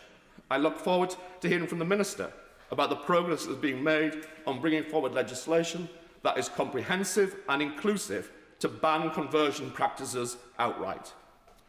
We need to bring forward this legislation, quite rightly in response to calls for it, but also because it is our duty in this place not just to respond, but to lead progressively. It is for us to take action, to legislate to reflect the changes in society, but it is also our duty to use the powers that we have to change society for the better. In this LGBT+ History Month, let us remember the history that has brought us to where we are, but also remember our responsibility to help the history that is still to be written. Blake. Thank you, Madam Deputy Speaker, and thank you to the Honourable Member for Nottingham East and for Jarrow and Gateshead East for securing this debate and for your powerful remarks. And I just have to pay tribute to my honourable friend from Glasgow East for his Glasgow North, for his powerful speech and remarks calling for the change that we need and reminding us of the horrors of the 1980s and the representation of the LGBT community at that time. I remember that really clearly, and the horror that that put into young people. The damage that that has done, I think for decades, is something that we will take a long time to recover from. So thank you very much. I'm here as a proud friend and ally to the LGBT community and to talk about what LGBT History Month means for my constituency and my constituents. The purpose of these months is to celebrate, reflect, learn and to plan for what we need to do to secure rights going into the future. And I'm grateful to honourable members for talking about struggle and also talking about joy. So for my few minutes, I want to talk about the joy that I know takes place in my community, in my constituency every day, but also some of the struggles that we face going ahead. I'm so proud to represent a constituency with such historic ties to the LGBT community, home to London Pride, to GAY, to the City of Quebec, the oldest LGBT venue, we think. I'll invite historians to challenge any historians in the room to challenge me on an intervention. And She Soho, home to historic figures Oscar Wilde, Alan Turing, and Vita Sackville West. Just carrying on with some of the joy that I have had in my community, representing and talking to my constituents in the Westminster LGBT Forum. And I want to give a shout out to the kindness that I have experienced working with Professor Pippa Cattrall, who chairs the LGBT Forum, and also Pride in the Square Mile. I want to celebrate Bishopsgate Institute, their incredible archive of LGBT history. And if anyone has time over recess, I strongly recommend a visit. I know that they would welcome all of us. We're incredibly proud to host 56 Dean Street, an inspiring sexual health service based in Soho that has a really pioneering approach to securing excellent sexual health services. It has been truly inspiring to hear about the progress that we have made this afternoon over the years. We've seen the support for gay marriage go up just in the last few years from 54% in 2010 to 78% in 2023. And we've also heard about incredible stories of sacrifice. But we're less than 30 years from the horrendous attack at the Admiral Duncan pub. Many of us in this room will remember that week and what it felt like to live in a city where people can be attacked for who they are, where people are murdered for who they are. And so I want to pay a tribute to the Hate Crime Awareness Month team, who are friends of people who lost their lives in the Admiral Duncan attack, and to Reverend Simon Buckley, and to the Westminster LGBT champion and Soho champion, Councillor Patrick Lilly, for the work that they do at the annual remembrance event for the Admiral Duncan attack. And I don't think there's ever been singing in the chamber, but I cannot articulate how powerful it is listening to the Pink Singers sing I Want to Dance With Someone at that annual remembrance service. And you're all welcome to join me there to show our respect and to celebrate the joy, but also remember the terrible struggles that people have lived through. And 6 months ago, we experienced a homophobic group march through the very centre of Soho, attacking people for who they are and chanting hate. And that's something that is still very live for us. And we're also now facing the attack on trans rights. My constituents, like many of us in this room, have contacted me in deep pain about what they are experiencing in the current horrific culture war that we're living through, and many of us are fighting to get through. And we just cannot allow the current situation, the current level of attack on trans people to continue, and for the interim guidance to stop people from living their lives as who they are. So I think we seem united in this chamber to make sure that we can rally towards a position where people can live freely for who they are. We all deserve dignity in struggle, we all deserve dignity in love, and we all deserve dignity in joy. Rachel Taylor. Thank you, Madam Deputy Speaker. I'm so proud and pleased to be taking part in this debate, and I do want to pay tribute to my honourable friend, the member for Nottingham East. She may be young, but she is a fearless, knowledgeable and compassionate champion for our movement. And I also want to pay tribute to all the other wonderful colleagues, both from my community and the proud allies who've spoken in this debate.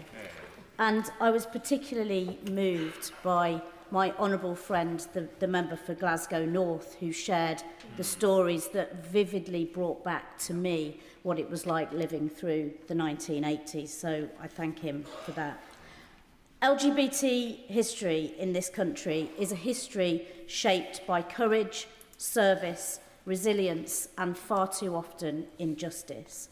The history of discrimination against LGBT people runs through our armed forces, our healthcare system, our laws, the way our courts treated lesbian mums, and our communities.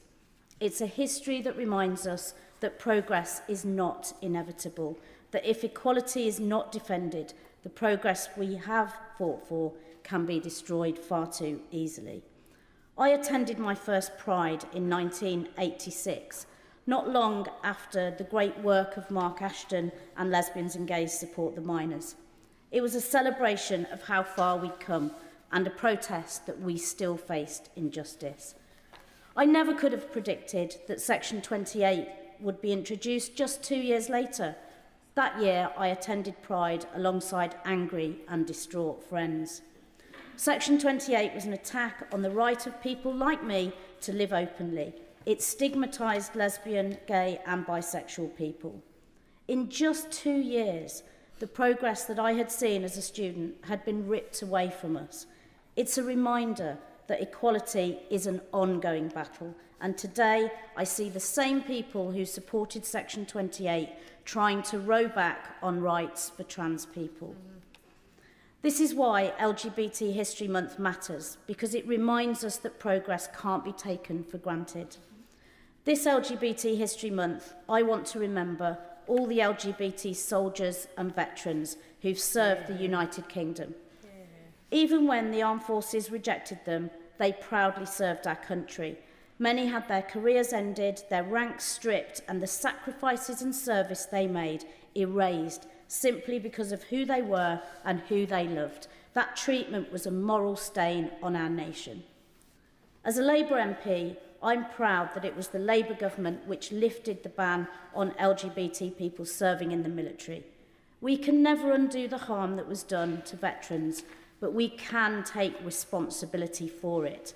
That's why implementing the recommendations of the Etherton Review are so important, so that LGBT veterans have their compensation, restored ranks and corrected records. Only by implementing these recommendations will we restore dignity, pride and historical truth.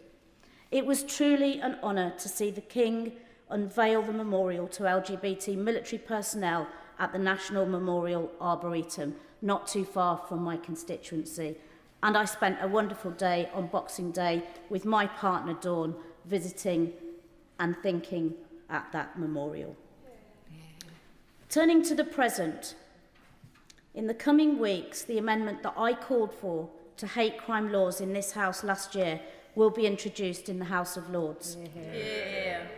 I worked with my colleagues, the members for Penistone and Stocksbridge and Burton and Uttoxeter, and over 100 other MPs to equalise the law on hate crime.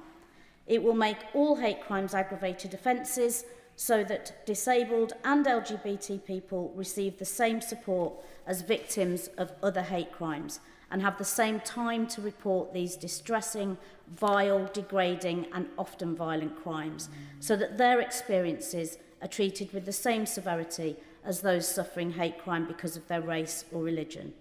This was a manifesto promise from the Labour Party, and I'm proud to be part of a government and these benches that deliver on that promise and turn up when these issues are debated and LGBT history is celebrated.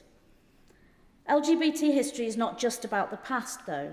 It's about highlighting how discrimination persists today and that homophobia and transphobia still destroy lives. I was pleased this week to welcome the Premier League with Pride launch, using the power of sport to promote inclusion and respect. And hopefully, in our not too distant future, we may see Premier League players coming out as gay and being supported. LGBT people have long faced barriers to healthcare, from the stigma faced by gay men during the AIDS crisis, to lesbians denied help with painful periods and reproductive health problems, to trans people today trying to navigate a system that often meets them with suspicion instead of care. History teaches us that inaction is not neutral. It only allows harm to continue. That's why I welcome the steps this Labour government is taking to improve LGBT people's access to healthcare. The HIV Action Plan is groundbreaking and will support the goal of ending new transmissions by 2030. And I applaud the excellent work done by the Terence Higgins Trust. Thousands of people will benefit from improved HIV testing and treatment. This is the change that a Labour government can make. There's one final point I want to make, and that is that we must be bolder when it comes to standing up for the rights of trans people. Culture wars have polluted online social media platforms with vitriolic hatred towards trans people, who make up less than 1% of the population. When I speak with them, I hear the same story. All they want is access to the healthcare they need and to live their lives without fear of discrimination. And the parents of trans children who come to see me in my surgery want that very same thing. At the same time, we see a minority who claim to represent the views of women, calling for trans people to have their rights eroded. I believe we can stand side by side. I know that most people want to live and let live. Now more than ever, the LGBT community and our wonderful allies must continue to stand against all homophobia and transphobia. We must learn from our history so that we never allow our progress to be taken from us. We're proud of our history, we're proud of who we are, we're proud of who we love, and we are never going underground. Yeah. I call Belle Ribeiro Abbey. Thank you, Madam Deputy Speaker. And I would like to start by congratulating my honourable friends and faves, the formidable members from Nottingham East and Jarrow and Gateshead for securing this vital debate and for their brilliant speeches. Because I know this debate means a lot to members of the LGBT+ community in my constituency and across the UK. I'm really pleased to hear the reflections and recognition of the incredible achievements of LGBT+ people throughout history and the remarkable fight for equality and end to discrimination. But sadly, we all know that that fight is not yet over, and there's still a substantial way to go before LGBT+ people are free to live and love without prejudice. So I also want to congratulate my honourable friend for Jarrow and Gateshead for her victory at the Council of Europe, passing the report on banning conversion therapy, particularly because one of the steps that this government and the previous one has so far failed to take in terms of ending discrimination is the introduction of a complete trans-inclusive ban on LGBT+ conversion therapy, a vile practice that is better described as a form of torture towards LGBT+ people. We said so-called conversion therapy is abuse. There is no other word for it, so Labour will finally deliver a full trans-inclusive ban on conversion practices while protecting the freedom for people to explore their sexual orientation and gender identity. Those were the words in our 2024 manifesto. Words that I was pleased to take to the electorate, and I was proud to hear the promise reiterated in the King's speech. Yet, almost 2 years on, we are still awaiting the draft Conversion Practices Bill. And for every day this legislation is delayed, LGBT+ people are subjected to medical, psychiatric, psychological, religious and cultural and other abusive interventions that seek to change or cure or suppress their sexual orientation and or gender identity. A person's sexual orientation or gender identity is not something that needs to be cured, nor is it something that should be suppressed. There's nothing wrong with being lesbian, gay, bi, trans, queer, or identifying with any other way that comes under the LGBT+ umbrella. And it seems like we're taking steps back in terms of equality to have to state this in 2026. But it is necessary because conversion practices have not been banned in their entirety, and they seek to say otherwise. They seek to tell LGBT+ people that their identity is wrong when this is simply untrue. Now, it's not uncommon for individuals to question or explore their sexual orientation or gender identity and seek guidance and support from their friends, family, or even religious leaders. But it has always irked me when people attempt to use faith in these arguments, especially when I think of what Jesus' final commandment was, which was quite simply to love one another. I've never understood how you can love someone whilst discriminating against them at the same time.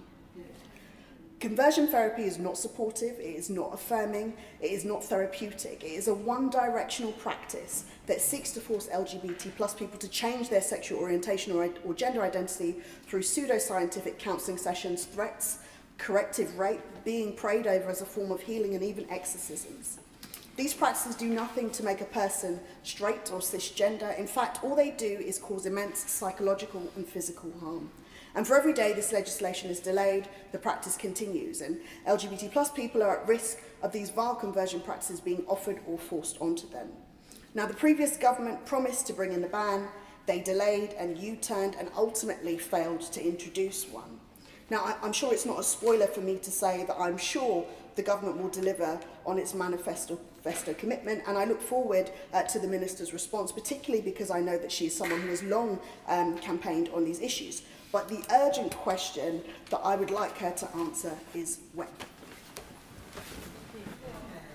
Thank you, Madam Deputy Speaker, and it's a pleasure to speak in a debate which was opened by my honourable friends for Nottingham East and Jarrow and Gateshead East with such excellent speeches. It's also an honour to speak in this debate having listened to my honourable friend for Glasgow North, who, in speaking about beautiful things, got me thinking about how we've seen queer culture depicted in our culture in different ways. And it reminded me of a social media post that I saw by the TV critic Scott Bryan, who said just a few weeks ago that over his lifetime he's gone from seeing LGBT plus and queer storylines being a rarity or too controversial decades ago, to then being in soaps, often depicted as a moral outrage, then to being occasionally mentioned but never really explored, that casts would be presented but their storylines never really developed, aka the gay best friend, that you would then see some exploration but typically they die, there'd be a tragic ending, to then a gay or LGBT character being explored but really only after the watershed and really only for the character to be embraced by an LGBT plus audience, to then creating queer shows in more recent years, which may be targeted at younger people to tell them that everything's going to be okay, or as we saw with Heated Rivalry, something altogether different. And I think I'll leave my description about that. But in thinking about that description, it made me realise that actually what we're talking about here is largely lesbian and gay TV shows, not trans TV shows. And that then was making me realise actually that while Pride is primarily of, by and for the people who dance under the same rainbow, it's also about liberation for everyone from prejudice. And that really we can only open our eyes to a safer, more compassionate society if we listen to trans people and if we protect them. And in my contribution, I want to particularly reflect what some of my constituents who are trans have said to me, because they have told me that they believe that too often their identities, their rights, their care that they receive is just separated completely from what they need. That too often we don't, as politicians, listen to what they have to say. But in so doing, we don't realise that actually, while we can have contributions in the debate which talk about the difficulty trans people face, we can also realise that the predominant narrative isn't one that's universally true. It isn't the case that all trans people are constantly suffering, depressed or impoverished. And here I would reference Susanna, who lives in my constituency, who says, "I'm a very happy person, leading an ordinary, productive and caring life. I'm loved by my family, loved by my friends. Trans people are doctors, accountants, craftspeople, nurses, teachers, pilots, shopkeepers, carers. We are good and decent people spread across the country, leading productive lives."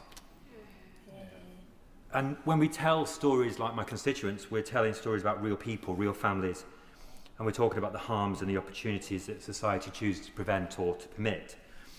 And in telling these stories, I also want to pay tribute to the parents of trans children, because often there's a toll that's taken on them when society at large seems to have it out for their kid. They have fierce, unwavering love, and often that's ignored.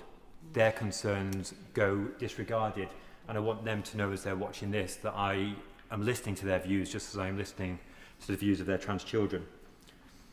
And that's particularly important because while our sexual orientation or our gender identity is not chosen by us, being gay or trans openly very much is a choice. And I could no more be straight than a trans person could make themselves cisgender.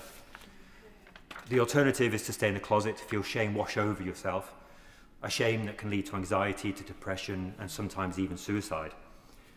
Being gay, being trans is about choosing yourself. That's the choice. So when our opponents try to make the cost of choosing yourself unbearably high, too severe to bear, when they try to make transgender people cisgender by denying them care or surgery, when they say that they seek to spare young people from medical care or surgery, what they're effectively doing, while they don't say it, is implying that people can be cured. They can be cured of being transgender, that all it takes is the denial of gender-affirming medical care or surgery to convert them. And I think that's important to dwell on when we are, as a Parliament, going to be considering, I think very soon, a ban on conversion practices. We can ban the practices, we also have to realise that the rhetoric itself can be used in a way to attempt to convert. And opponents don't care about forcing a transgender person to be cisgender at all. They don't care about the danger involved. They don't care that it won't work. Just they wouldn't see that forcing a gay person to be straight is dangerous and won't work. So they don't realise that we're transgender people. And so I choose to support trans young people in making their own decisions about transition, from early and more reversible options like changing a name or pronouns, or starting puberty blockers, to less reversible options such as surgery, which will usually come later. I choose to support trans youth in deciding their own identity and future, because it's wrong to force them to identify with the sex they were assigned at birth. In fact, all of us here would choose to support anyone and everyone in deciding their identity, to choose themselves, whatever that means, whatever that may be. And when we don't do that, when we have politicians in this place who, on issues affecting trans people, will divide us with rhetoric that inflames, unconcerned about whether the things they say can be backed up by evidence, they're pursuing a politics which is based on scapegoating, not science. And to those who say that this move can be contained to trans people, know this: trans people can never be sidelined or sacrificed, because every human is entitled to dignity and respect. And this comes through in the words of Antonio, my constituent, who says, as a trans woman, all I want is to receive the same healthcare, freedom, and be able to live my life the same as everyone else. We work, we pay bills, we go shopping, we watch TV, and we have friends. We're not a cult or a freak show. And in the words of Mish, the phobia whipped up towards the trans and gender non-confirming is so disproportionate to the small numbers of us and how unthreatening we are. We're just trying to live our lives. So on its own terms, the argument falls apart. When trans people are attacked, this isn't just harmful to trans people. It's about attacking trans people today with potentially a view to attacking other minorities tomorrow. History warns us what happens when the way will be paved. The bar will be lowered for all minorities to be attacked. And because too many of us who are not trans or gay simply are not free in our society, in our country, to choose themselves in their everyday life, that is a problem. So we all must support trans young people. And when we don't, it actually continues a problem that we have in our society, which is one of ignoring young people full stop. Whether it's about sexual orientation or gender or something else entirely, younger people go and listen to. And when that happens, it has a hugely negative impact on them. All of us should choose to support trans and gay young people, but we should especially choose to support children and young people. And for many young trans people, if we were to listen to them and enable them to choose, we would listen to what they have to say about puberty blockers. Because puberty blockers are reversible. Puberty isn't. Puberty blockers can stop the harms of an unwanted, irreversible puberty, as children watch their bodies change in ways that might be difficult or impossible to undo later. And that's why it matters that young people don't miss the window in which blockers can prevent the irreversible physical changes of puberty while simultaneously extending the diagnostic period. In other words, blockers are a way to buy time, to enable young people the choice and the freedoms to explore their identity without the added stress of pubertal changes. And with blockers, children report feeling less anxious and more comfortable with themselves. Liberated from the constant dread of puberty, they can bring their focus back to the things that matter in childhood, to everyday life, to learning, to socialising, to simply being kids. And we know that pubertal suppression can help the mental health of trans children. I said we need to be thinking about the science. Well, there's at least 8 recent studies that link pubertal suppression to improved mental health, including a UK study that found improvements in overall psychological functioning. For those who oppose and query what I say, look at Rosalina Costa's piece in the Journal of Sexual Medicine from 2015. Similarly, there's a study by a Harvard Medical School research group that found that adolescents who received puberty blockers had lower odds of experiencing suicidal ideation later in life compared with those who desired blockers but were unable to access them. There's an article by Jack Turban in Paediatrics in 2020 which is comprehensive on this point.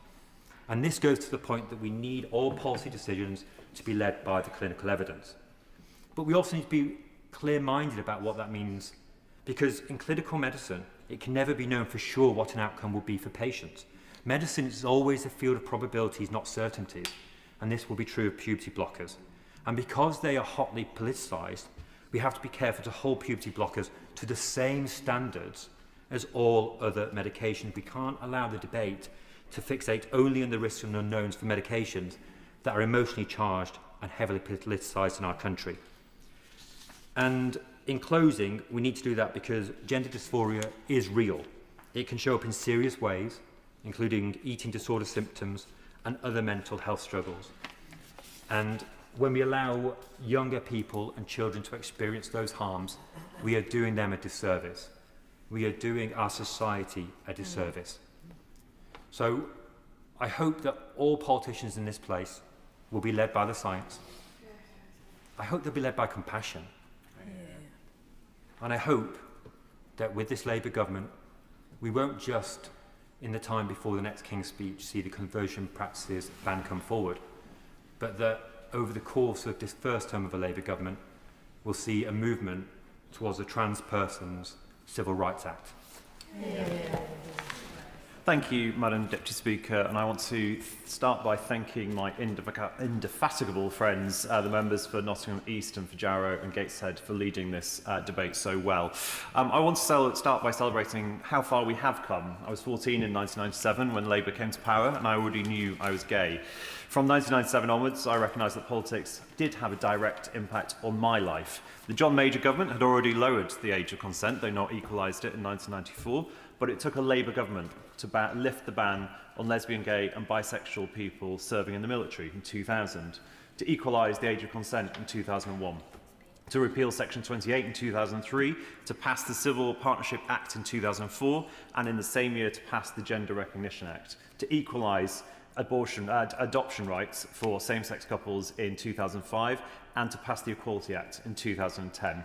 1997 was also the election which saw MPs for the first time elected as out-gay politicians, including my predecessor as MP for Exeter, Sir Ben Bradshaw, who was the second elected by around an hour after the former member for Enfield Southgate. He faced the most appalling homophobic campaign in the Exeter campaign, but the people of Exeter saw through that and soundly elected him to be their MP. Truly, a corner had been turned in British society for our community. While all of the legislative changes, of course, come from this place, we must always remember that it is activists and campaigners and ordinary people, LGBTQ people and their families, friends and allies, who have always had to make the case for equal rights from the outside in. And as with many other communities, it is my job in this place to listen and act to make sure that we continue on the path of equality. In Exeter and across the South West, that community network still thrives. The Intercom Trust is the South West LGBT plus charity that last year served over 4,000 service users from Exeter, Plymouth and Truro offices, providing a free phone helpline, one-to-one support and advocacy, a domestic abuse and sexual violence support service, hate crime support, school groups, counselling and much more. The first Exeter Pride event was held only in 2008 during LGBT plus History Month that year. Founders Alan Quick and Michael Hall hosted the event at Central Library, another very good case of why libraries are so important in our communities, featuring art displays, games for children, panel discussions and stalls. Alan still plays a vital role in the life of our city, not only publishing newspapers but also as a trustee of Inclusive Exeter. Indeed, I saw him just last Sunday at our fantastic Hong Konger community celebration of the Lunar New Year. However, we also know that while progress has been rapid in the UK, it is not all one way. As the member for Luton North referenced, hate crimes based on sexual orientation are up 44% in the last 5 years. And if you are trans, the statistics are worse, an 88% rise in hate crimes. And indeed, the Reform leader, the Honourable Member for Clacton, has stated he did not support equal marriage at the time and declared it a wrong thing to have done and to have been brought in that way. And I assume, seeing that the honourable gentleman has mentioned another member, he has informed him. Madam Deputy Speaker, I absolutely did. I sent an email before this debate. Thank you. In the wake of the Supreme Court judgment and a relentless campaign against trans people being waged in some quarters, with funding from outside this country flooding in to stoke division, it has never been more important for people like me in positions such as the one I have to say that I see trans people and I recognise your contribution in all areas of our society. Trans people have always existed and will continue to exist, and will do everything that I can to stand with you to ensure that you can live your lives as equal citizens in our country. And that's also why I'm proud to be a Labour MP, because while the political consensus fragments in some places and some quarters and in this place too and beyond, in the pursuit of headlines and knee-jerk politics, I know that this government continues to stand on the side of equality and fairness. Soon we will see draft legislation on a trans-inclusive ban on conversion therapy, thanks to the work of the Minister who is here with us today.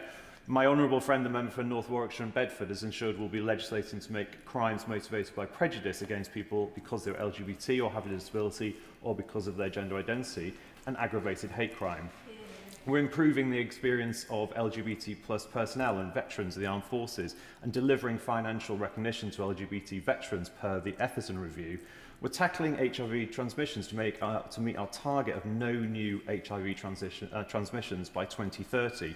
We're improving access to healthcare, and we're providing nearly £500,000 worth of specialist funding for LGBT plus focused domestic violence services. We will continue to reject the politics of division and hate, and we will build on Labour's long history of fighting for equality. But, Madam Deputy Speaker, we must also look at the international situation, and I want to thank the Elton John AIDS Foundation and Kaleidoscope for their work and support in this area. Since 1983, 84 countries have decriminalised consensual same-sex relations, and 65 have recognised marriage equality. Across Asia, Taiwan in 2019, Nepal in 2023 and Thailand in 2025, they have all legalised same-sex marriage. In Africa, Botswana in 2019, Mauritius in 2023 and Namibia in 2024, they decriminalised same-sex relations. New Zealand became the first country to recognise non-binary gender markers on passports. India, Pakistan and Bangladesh recognise hijra or third gender individuals. And globally, we've also seen positive trends in adoption rights and legal gender recognition. In 2016, after sustained campaigning by activists worldwide, the UN voted to create a mandate for the independent expert on sexual orientation and gender identity, which is a landmark moment in international human rights protection. But nearly a third of all nations, 65, still classify LGBTQ plus people as criminals, and homosexuality is punishable by death in 12 countries. In the last 2 years alone, several countries have passed harsh new laws targeting LGBT plus people. In 2024, Georgia banned gender transitions, legal gender recognition, pride events and LGBTQ plus symbols. For the first time, Mali criminalised homosexuality with punishment of up to 7 years in prison in 2024. In the United States, over 500 anti-LGBTQ+ bills were introduced, aiming to restrict trans rights and LGBTQ+ education. Burkina Faso's government passed a law in September 2025 banning homosexuality, with those found guilty facing 2 to 5 years in prison, according to the state broadcaster. The draft law was unanimously passed by 71 unelected members of the country's transitional government, which has been in place since the military seized power. And in late 2025, Ghana parliamentarians reintroduced a bill to criminalise identifying as LGBTQ with penalties of up to 3 years in prison. Funding or forming an LGBTQ-related group would be punished by up to 5 years in prison. I recently met LGBT activists from Hong Kong and Botswana who talked to me about the repression that communities in those places still face and the support that they receive from Kaleidoscope and the funding for programs that comes from FCDO ODA programs, which are vital to some communities around the world. Because LGBT rights are not just a nice to have, they're fundamental to human rights and they're fundamental to healthy societies too.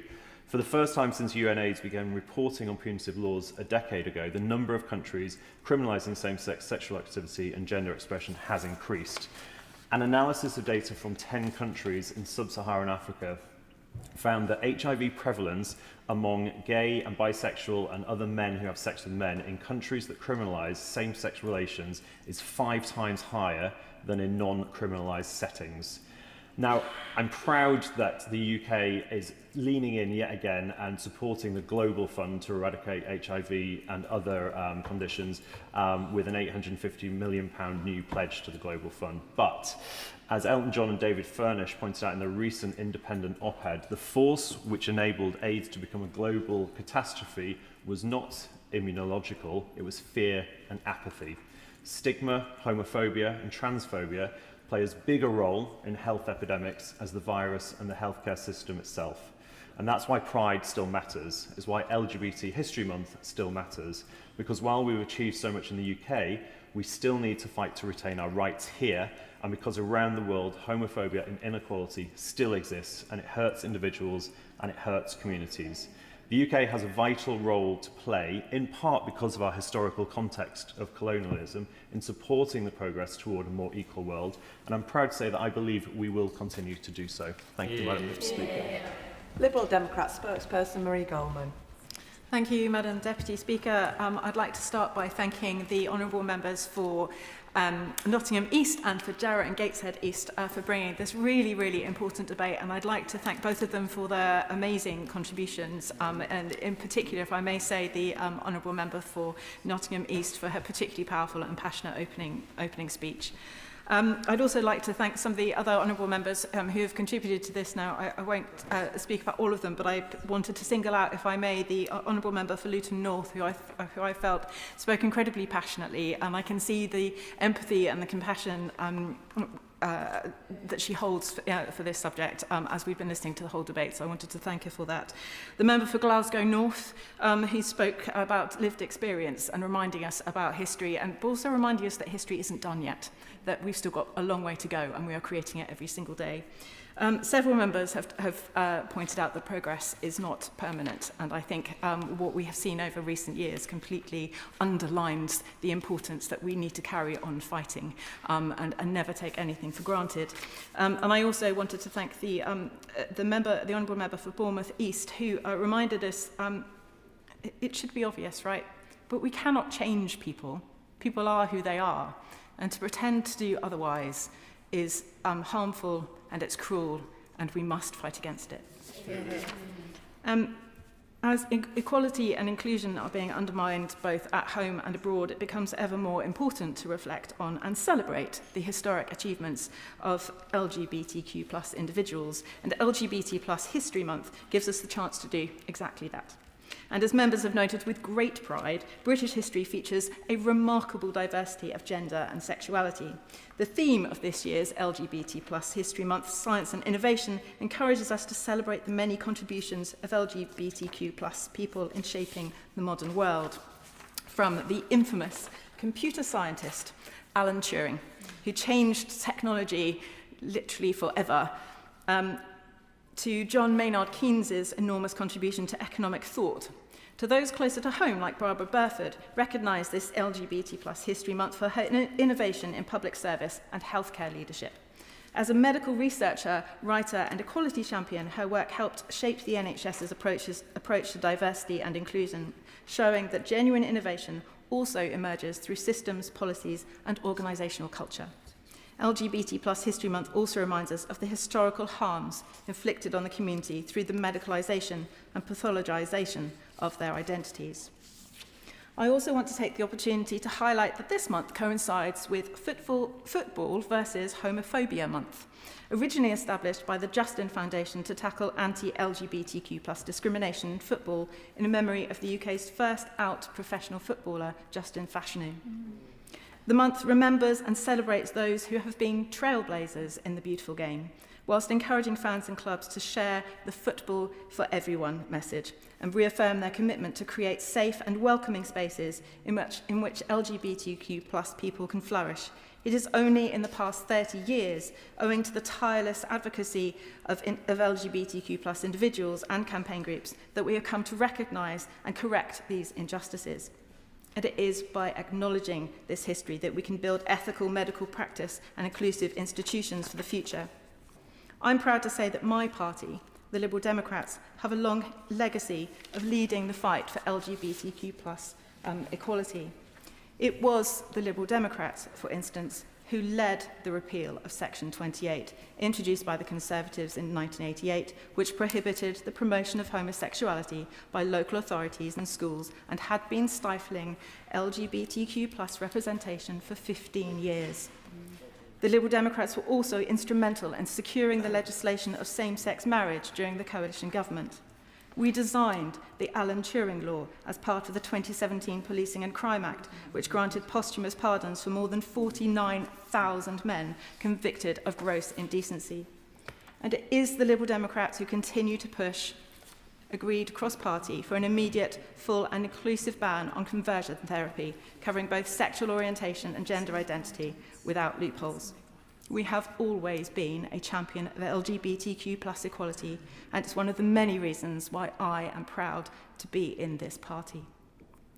This was again brought home to me last year during the Essex Pride Parade through the High Street in my Chelmsford constituency.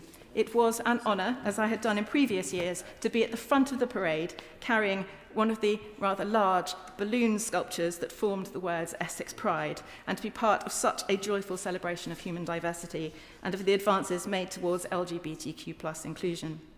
Yet despite past progress towards LGBTQ+ equality in Britain, the community still experiences discrimination and harassment on a daily basis, and there's evidence it's getting worse.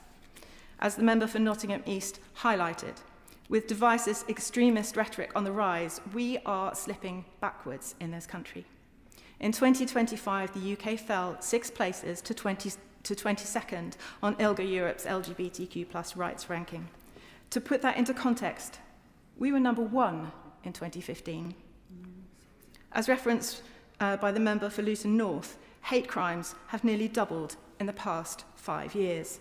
Research from Stonewall, conducted by Opinion, found that in 2025, less than half of LGBTQ+ people felt safe holding their partner's hand in public.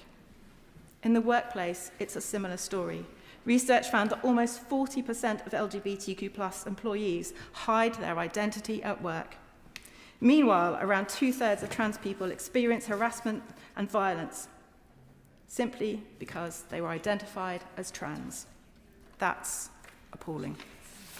Indeed, it goes without saying, this past year has been a difficult time for the LGBTQ+ community, and an especially worrying and upsetting period for our trans and non-binary friends here in the UK, following last April's Supreme Court ruling.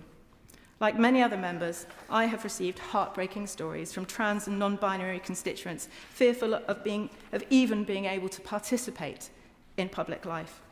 It's simply not acceptable that everyone's rights, trans and non-binary included, appear to be not deserving of the same respect and recognition as everyone else. That's why Liberal Democrats have been clear that the leaked EHRC Code of Practice was deeply flawed, and we have since called for new, inclusive and workable guidance. It should also be subject to full parliamentary scrutiny, including debate and a vote. I will give way. Everyone for giving way and for making that point. And when talking about issues about trans rights, it's so important to consider the very real trans people behind statistics and arguments. Last year I met with my constituent Hannah, a trans woman, to discuss her experience of transitioning. She told me about the very real impact the erosion of trans rights would have on her, including the indignity, shame and difficulty it would bring. Yet too often voices like hers are shut out of our conversation at the expense of those who can shout the loudest. So would my honourable friend agree with me that we need to find mechanisms for voices like Hannah's to be given the prominence they rightfully deserve in this conversation so that all our trans constituents can continue to live dignified lives? I thank the honourable member for his intervention and for reminding us that this is about people. They're not statistics, they are people whose everyday experiences and everyday lives are being harmed by the decisions that are being made right now and the awful, appalling, divisive rhetoric that is coming from some parts of the community and in particular from some parts of the political community. We must fight against it, and I thank him very much for reminding us that this is very much about people and their voices absolutely must be heard. So, as we celebrate LGBT+ History Month and reflect on the historical achievements of LGBTQ+ individuals, we must also look forward, challenge prejudice wherever it appears, and recognise our responsibility as members of Parliament to continue to push for LGBTQ+ equality. Shadow Minister.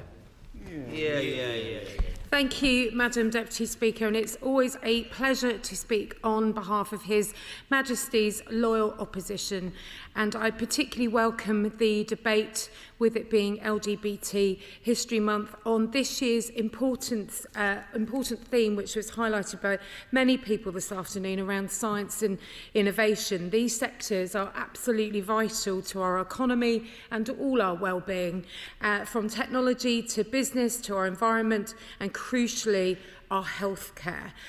Today we celebrate all LGBT people past and present who contribute so much, and I too am a proud ally and friend, particularly to my honourable friend from Hamble Valley, of course. And, well, you can't sit here all afternoon and not get mentioned. And in that spirit, I would, of course, like to welcome the opening of the debate from the Honourable Lady from Nottingham East, and her positivity in opening up and highlighting the international situation, which I think is crucially been done this afternoon. And the member for Jarrow and Gateshead East, easy for me to say, she talked about being an out and queer woman, and it was lovely to hear her words once again. And funnily enough, I saw Uncle Frank last night, just to let you know, the former East Grinstead Mayor and long-serving Conservative councillor. In the spirit of the debate today and focused around science and innovation, I think it was absolutely right that Alan Turing was mentioned in the debate today, a man who diligently served his country, used his great mind along with many others to crack the Enigma code, helping us to win the war. People say his work and those in Bletchley shortened the Second World War by years, saving very many lives, a true war hero. And what was his reward? Well, he was prosecuted for simply being gay. He would be very sadly going on to take his own life, and his death, and that shames our country's history. Today, rightly of course, he is celebrated on our £50 note. If anyone's seen one of those recently, that's good to know.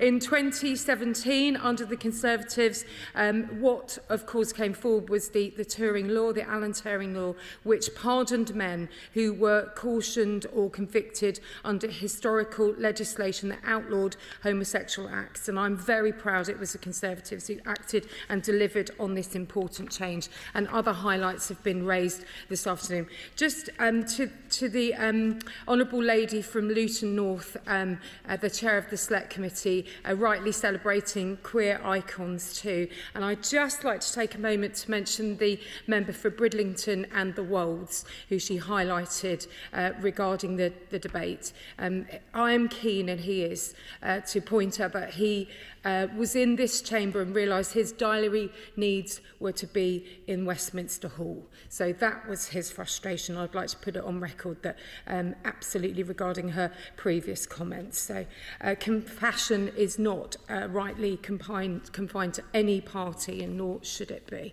Now, the Honourable Lady from Stratford and Bow talked about a full and happy and dignified life for all. And I think that's exactly what we're celebrating this afternoon. And the Honourable Lady for North Warwickshire and Bedworth rightly spoke about equality being an ongoing battle, speaking powerfully, particularly on service people, veterans, our armed forces community. We all have constituents who this matters particularly greatly to, Madam Deputy Speaker, who've served and given so much. So the work of fighting with pride is to be welcomed, and also the highlight from the RBL. Madam Deputy Speaker, football has been mentioned today. Many here, I'm sure, will have been utterly shocked and disgusted to see the German referee, Pascal Kaiser, who was assaulted in his own home just a week after his public proposal to his boyfriend. The day before he was attacked, he received threats and his address was leaked. When we talk about this international situation, it's a terrible reminder of the threats, intimidation and acts of violence that people face in sport and across society today for being who they are and celebrating who they love. This was a joyous celebration, an act of love and real commitment, and was shortly followed by homophobia and hatred by others. I hope, and I'm sure we'll all in this house send our regards to him and his fiancée. Our thoughts are with them, and we wish them well for the future in the happiness in their marriage and their life together. Now, I'm proud it was the Conservative government that brought in the Same-Sex Marriage Act. Nothing more Conservative than bringing together family and people to make a solemn promise of love and commitment to each other. And it is us who also want everyone to be true to themselves, to love who they love without the state getting in the way. And we made significant positive impact to the rights and lives of gay men, lesbian women and bisexual people, so that they can take that public commitment in front of their friends and family to show how they love and are committed to each other. And this is something we on this side of the House and all of us should be very proud of. It would be remiss for me to not be at the box and talk about Jed and Elliot's marriage. It is July the 4th this year, an update. It's definitely happening. And one of the best things, we're all going, aren't we? And one of the best things to happen over Christmas for me was to be able to be at the celebration of Brad and Tom's wedding as well. And Madam Deputy, of course. I thank the Honourable Lady for giving way. She's talking about the introduction of same-sex marriage. I want to really emphasise this as a moment of cross-party history. It was Baroness Featherstone for the Liberal Democrats, who was part of a coalition government working with the Conservatives that introduced that legislation, and it was carried overwhelmingly by Labour MPs. So would she recognise that this is an example of cross-party consensus behind LGBT rights, and we should celebrate that? And I'm delighted it was the Conservative Prime Minister that I came in under that drove it through. And it was cross-party. Absolutely. I very much would agree. And I think we're all today, it's not a one-upmanship, it's a celebrating our party, our place, and all of the work that we do where we can. And Madam Deputy Speaker, it brings me on to the fact that I have the joy of headlining and co-DJing the Conservative Party Conference 2025 LGBT closing party. It was the 50-year celebration. People described it as similar to DJing and a Peloton class. It struck me that that event at conference, and of course we also have the Terence Higgins Trust reception, another staple of our party conference calendar, and hearing, of course, at those events from those members of our party, and I'm sure sure this it's happened across many parties, who had previously had to meet in secret because they had to. So looking to today as we celebrate in conference with one of our most popular events, it really shows deep pride and change that we've all seen. It gives me the opportunity to turn to HIV testing. The first one was funded under a Conservative government, and I'm pleased to say I got tested, like I'm sure many people here in Parliament this week. It was quick, it was easy, and it was important to remind people to show their status, that they can get treatment and peace of mind for themselves and their loved ones. And it rightly tackles the stigma which remains. The member for Glasgow North talked about how previously mention of the gay plague and the previous stigma. So I would encourage people to sign up, to get a test online and have it delivered to your door, whether it's in my constituency, East Grinstead, Uckfield and the villages, Sussex or the whole of the United Kingdom. Being rural or being far away from a sexual health clinic should not hold you back from being able to get tested and stay safe. And I do welcome the updated HIV strategy, which of course is building on previous heavy lifting by ourselves. Of course,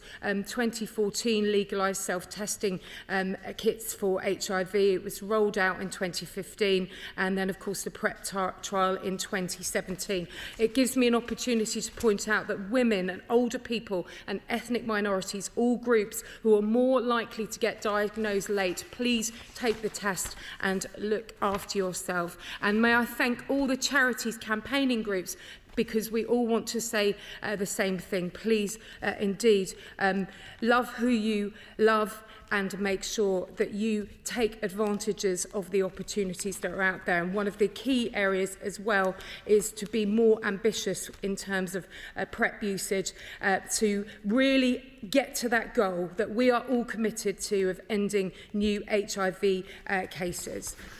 Finally, may I say, and I've said this previously, especially to my constituents and as we head to Valentine's Day, we all need to be clear, no matter what political party you're here for, no matter who you are, where you live, who you love, you should never feel unsafe or worried about who you are. We will always work together to strive for dignity, inclusion and compassion. Of course, just finally, the honourable member for giving way and for talking passionately about the things that her party helped to introduce. So I would just like to ask her whether her party will be supporting moves to make sure that hate crime against all LGBT people is treated as an aggravated offence when that comes forward in the other place. My understanding is people are already charged and hate crime should be acted on no matter who it happens to. I don't think we should see it in any other way. In fact, it brings me to my final comments, which I hope that she will find helpful. This is no time to step back when it comes to supporting equality and no time for division. Thank you. Minister. Thank you, Madam Deputy Speaker. I'm really proud to be able to contribute to what has been a really important annual tradition, and proud to be able to do so as the Minister for LGBT+ Equality. And I would like to thank my friends, the Honourable Member for Jarrow and Gateshead East and Nottingham East, for sponsoring this debate this afternoon, and I applaud them both for their tireless work advocating for the LGBT+ community and for their powerful and important speeches this afternoon. This has been a fantastic debate today, packed with pride and heartwarming stories, or in the words of the motto from the LGBT Foundation, who I visited earlier this week in Manchester and promised I'd get on the record, it has been a debate full of queer hope and joy. My friend, the member for Jarrow and Gateshead East, talked about Out North East and the new One Centre in her constituency. I'm very much looking forward to visiting and indeed to visiting the Osborne Room. My friends, the member for Stratford and Bow, for Glasgow North and the cities of London and Westminster, told wonderful stories about LGBT history in their constituency, and also the wonderful LGBT spaces in their constituencies. Although I will say to my friendly member for Cities and Westminster, I was asked the other day to reflect on my favourite queer space, and sadly realised that as a firmly middle-aged lesbian with 2 children, my favourite queer space is now my living room. My friend, the member for North Warwickshire and Bedworth, told some wonderful stories in her speech, but in particular remembering the King opening the Armed Forces Memorial, which was a really powerful moment. And my friend, the member for Exeter, made a powerful reminder of the difference that progress has made to his life and the life of his constituents. Thank the Minister for celebrating and for acknowledging many of the contributions that other members have made. And one I wanted to make quickly was Graham and Vinnie from Kings Hall Road in Beckham and Penge hold a Pride Street party every summer, and it gets bigger and bigger every year. They had the London Gay Men's Chorus amongst the entertainment this year and several cardboard cutouts of Kylie Minogue. Well over 1,000 people attended, and as well as a day of fun, I believe it also sends a really powerful and important message of tolerance and inclusion. Would the Minister agree?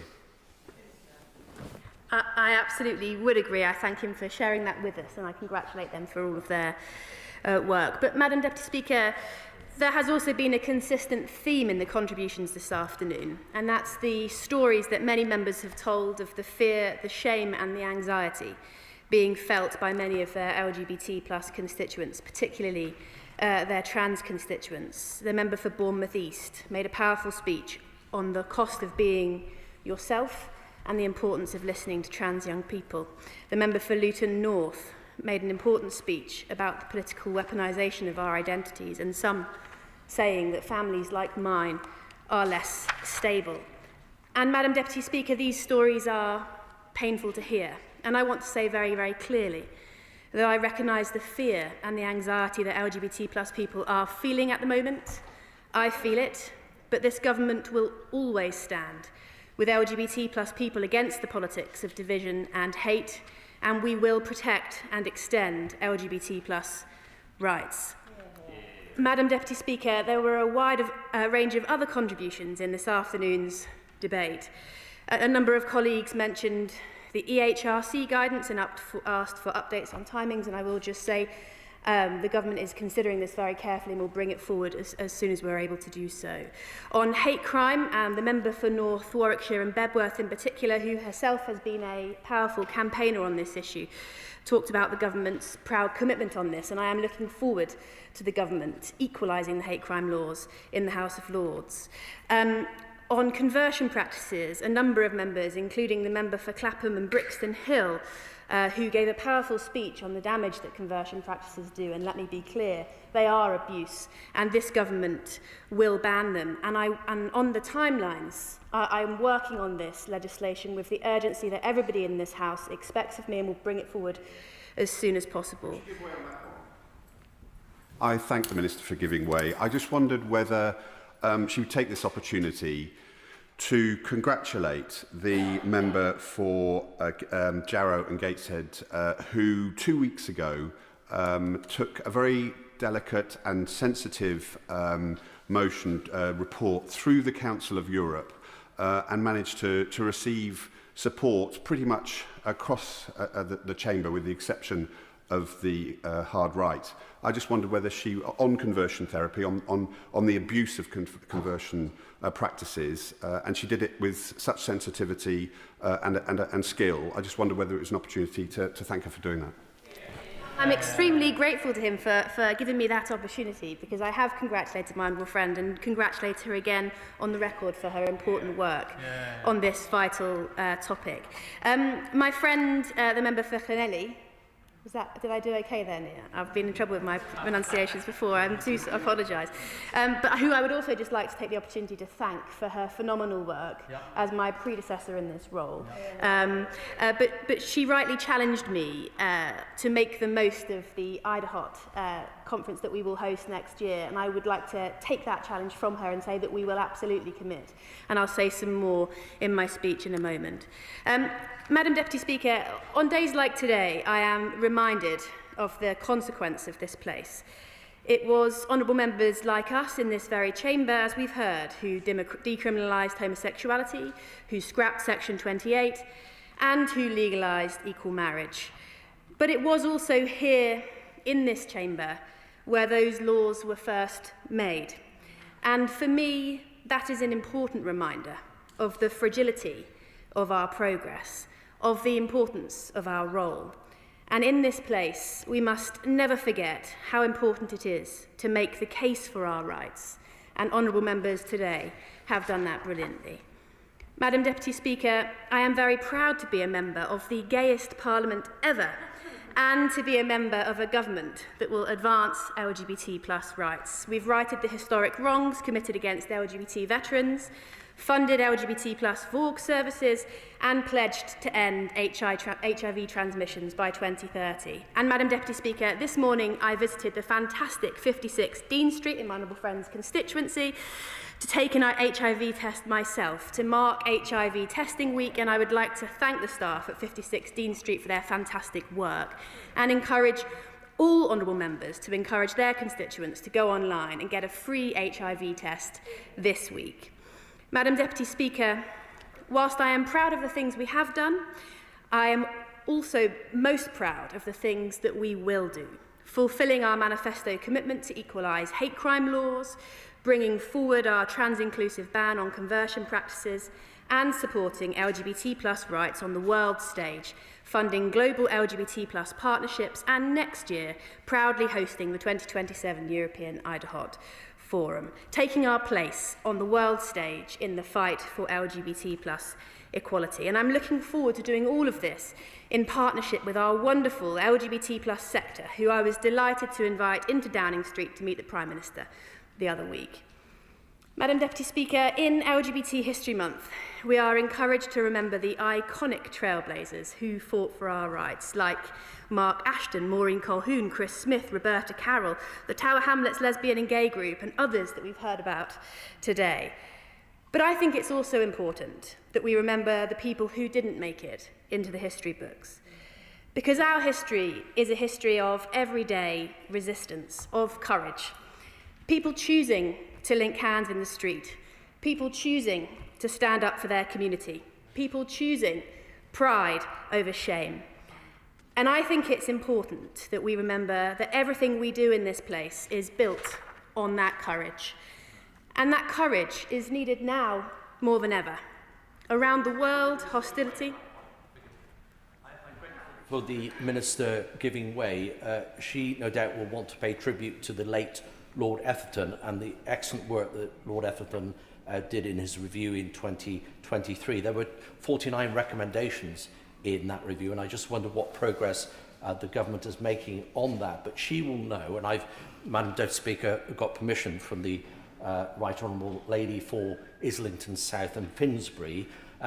We're working cross-party to try and get at least some sort of new review to look at the UK intelligence community, because of course the Etherton review did not look at the intelligence agencies. It may well have touched on the defence intelligence, but not the other members of the UK intelligence community. So could she update us on the 49 recommendations, and would she join me in a cross-party spirit as saying hopefully somewhere in government there'll be space to look at those courageous men and women that served in our intelligence community between 1967 and 2000 and get justice for them? I thank him for that intervention. I do pay tribute to Lord Etherington. I do say that the government is driving forward on all of the recommendations from that review, and I'd be delighted to meet with him on the important points he makes, and of course to work cross-party on this important issue. Madam Deputy Speaker, as I said, that courage is needed now more than ever. Around the world, hostility and violence are rising. Hard-won protections are being rolled back. For the first time in recent years, the number of jurisdictions that criminalise LGBT+ people has risen from 62 to 65 in the past year alone. And in this country, LGBT+ people are facing new and evolving challenges. I've spoken to LGBT+ organisations across the country about the rise of dangerous chemsex, online harassment, mental health concerns, and overwhelmed support services. And in our politics, we are contending with the rise of a populist right which thrives on the politics of division. But, Madam Deputy Speaker, we will stand against the politics of division and hate, because what our history teaches us is that as our stories are our own, claimed and retold by us, not just to remember, but as a rallying call to never lose hope that love and pride will conquer fear and prejudice. We will honour the courage of those who have come before us and leave this place better for those who come after us, and I will be very proud to work with you all to do it.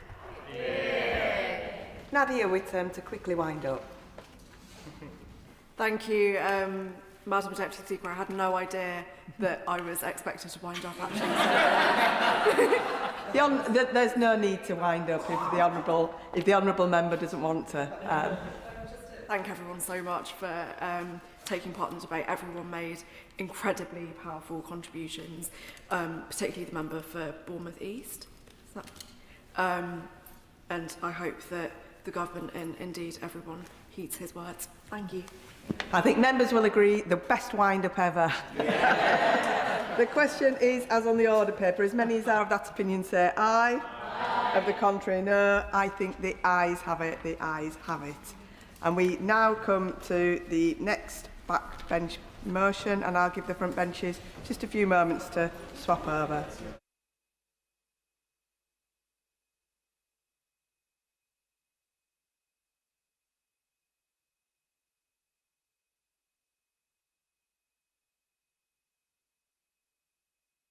Now come to the backbench motion on mobile connectivity in rural areas, and I call Helen Morgan, who will speak for up to 15 minutes.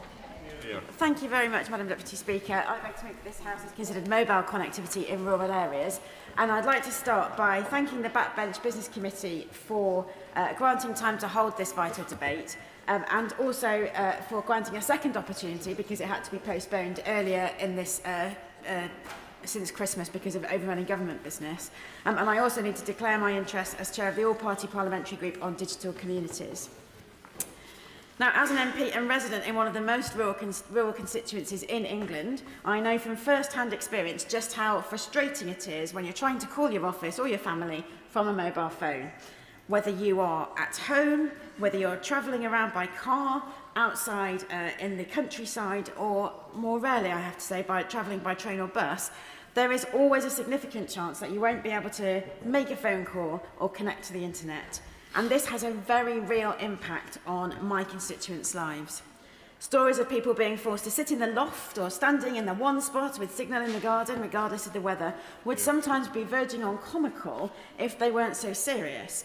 Because when you are waiting for your GP to call you, or for your disabled daughter to tell you that they've made it to work okay, or you're in your 90s and you've been left without power or heating, this situation is not funny at all.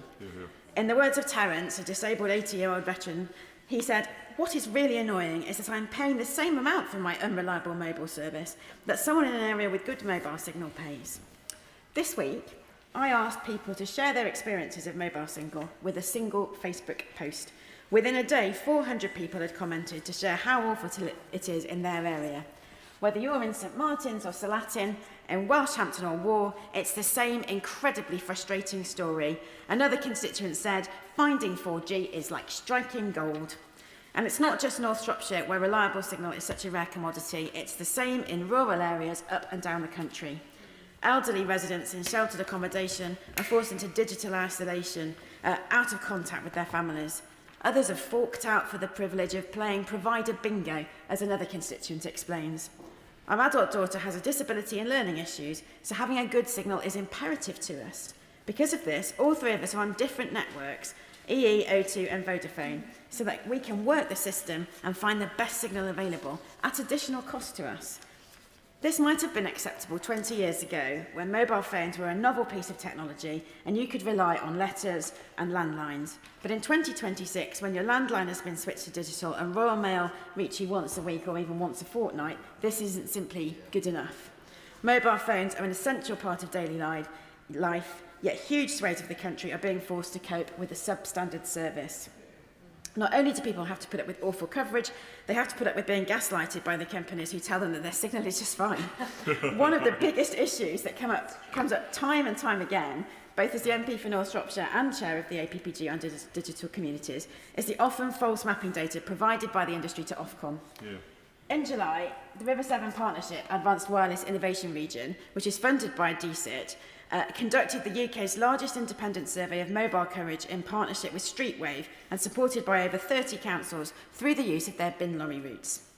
That report confirmed the significant difference between Ofcom's view of the mobile network capability and the real-world experience that those of us in rural areas endure. If we look at areas without good voice capability from at least one of the 4 network operators, Ofcom stated that this applied to 1.45% of geographical areas, while the River Severn Partnership showed it's 15.33% of postcodes, and that's a huge difference. I will give way to the Honourable Gentleman. I'm grateful to the Honourable Lady giving way, my fellow Shropshire MP. Part of my constituency, as she will know, used to be her constituency, and she will also know that there are lots of small rural businesses that really rely on connectivity, not just broadband, but cellular connectivity and being able to take and make telephone calls. So would she support me in my call, which I've previously done with the Minister, to ensure that Ofcom require greater transparency and greater integrity in the data that the mobile companies are providing to all of our constituents, and more importantly, that Ofcom are more robust and will take action when they think that data is not as accurate as it could be. Well, the Honourable Gentleman and indeed my constituency neighbour makes an extremely good point, and the quality of that data is critical, and one of the recommendations of the APPG has made is exactly that point, to ensure that data is reliable and that Ofcom can challenge it where they know it's inadequate. So we had this huge difference of areas without good voice capability. Ofcom says Streetwave's findings are disputed because of the methodology that they used, but the experience of those of us who live in rural areas suggests that it's Ofcom that are wrong. It's no good telling people their service is good when their own phone is telling them it isn't. Unless Ofcom establishes clear requirements to define the quality of services that networks must deliver, how can we ensure real regulatory accountability? Put simply, Ofcom and the government must do more, and I welcome the government's recognition of the need to improve coverage reporting in the stated strategic priorities it published yesterday, but at the moment we don't have the information we need. Now, I don't know about you, Madam Deputy Speaker, but I think people in rural areas are generally sick to death of being told to believe they've never had it so good, discounting their own daily experience. Last year, Ofcom increased the accuracy of its mapping data by zoning in on smaller areas. However, if network operators don't have accurate data about the areas that need improvement, and we think that they don't, then investment is unlikely to be made in the areas of greatest need. The Shared Rural Network Initiative, which has delivered, I will have to say, no noticeable improvement in my area, involved the then 4 mobile network operators spending £500 million of their money to end partial not spots, based on the Ofcom data that has now been superseded and that we all suspect is a bit on the dodgy side. Now, EE, which is obviously the same company as BT and Openreach, already had an extensive network of mobile masts, and it met its obligations in advance of the June 2024 deadline for the Shared Rural Network, while other operators experienced delays. Now, some of the causes are difficult to overcome. It's difficult to get planning permission for a new mast. There's a lack of planning resource in local authorities. There are logistical challenges of building masts in remote and rural areas, and there are issues over access to land. But another part of the problem was that EE didn't share access to its masts because it failed to reach agreement with the other mobile network operators. Now, that was a commercial negotiation into which I don't have insight, but the reality is that better coverage could have been achieved simply through effective equipment sharing. My Access to Telecommunications Bill looked to fix this by requiring telecommunications companies to share their equipment and penalising them if they do not, and in areas where they didn't, to require people to be able to roam between networks, as we're all familiar with if we travel abroad to Europe. Now, this was... I will. I'm grateful to her for giving way, because it's on this point about EU and access to masts. It would be wrong, I think, to let this moment pass without reflecting on the fact that EE have the network of masts that they have because of significant public money being invested, because they got the contract for the emergency services network. Doesn't that impose on them a duty to do something more than merely a commercial negotiation in relation to other companies? Well, the honourable gentleman makes a good point, actually, my honourable friend, I should say, and right honourable friend, and I'll get it right in a moment, my right honourable friend, makes a very good point about the use of public money and how we develop infrastructure that's fit for the modern age as part of a public and private operation. So rural roaming is where I was getting to, and this was opposed by the industry, but these measures were recommended by the EFRA Select Committee in its report in 2019, and I'm still convinced that if government is serious about enabling economic growth in rural areas, it should explore this option.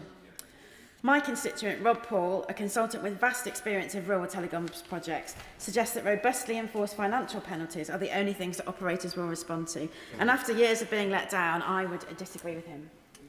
Now, turning to the digital switchover, mobile phones have been cited as the default backup option in a power cut once the copper landline network is switched off, which it has been over most of the UK now. This is hugely concerning if your area is prone to extensive power cuts in winter storms. Because we're rural, our power is not put back online as a priority, and while backup batteries for routers will last for a couple of hours, maybe up to 12, people in remote parts of North Shropshire are sometimes left without power for several days.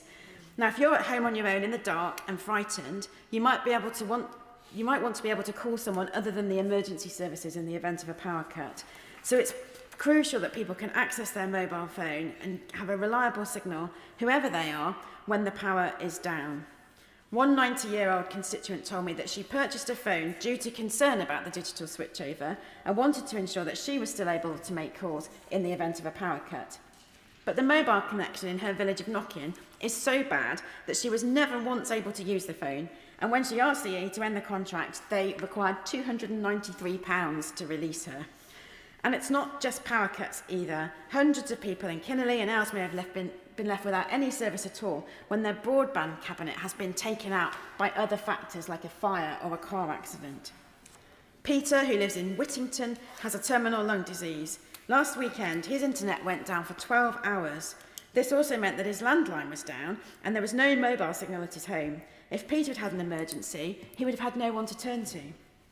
Improving rural phone signal wouldn't just help vulnerable individuals, it would help local businesses, grow the economy, and help our health and social care system. Smartphones are an essential part of daily modern life, whether you're a GP patient needing to book an appointment or request a repeat prescription, or a small business owner needing to take a customer payment.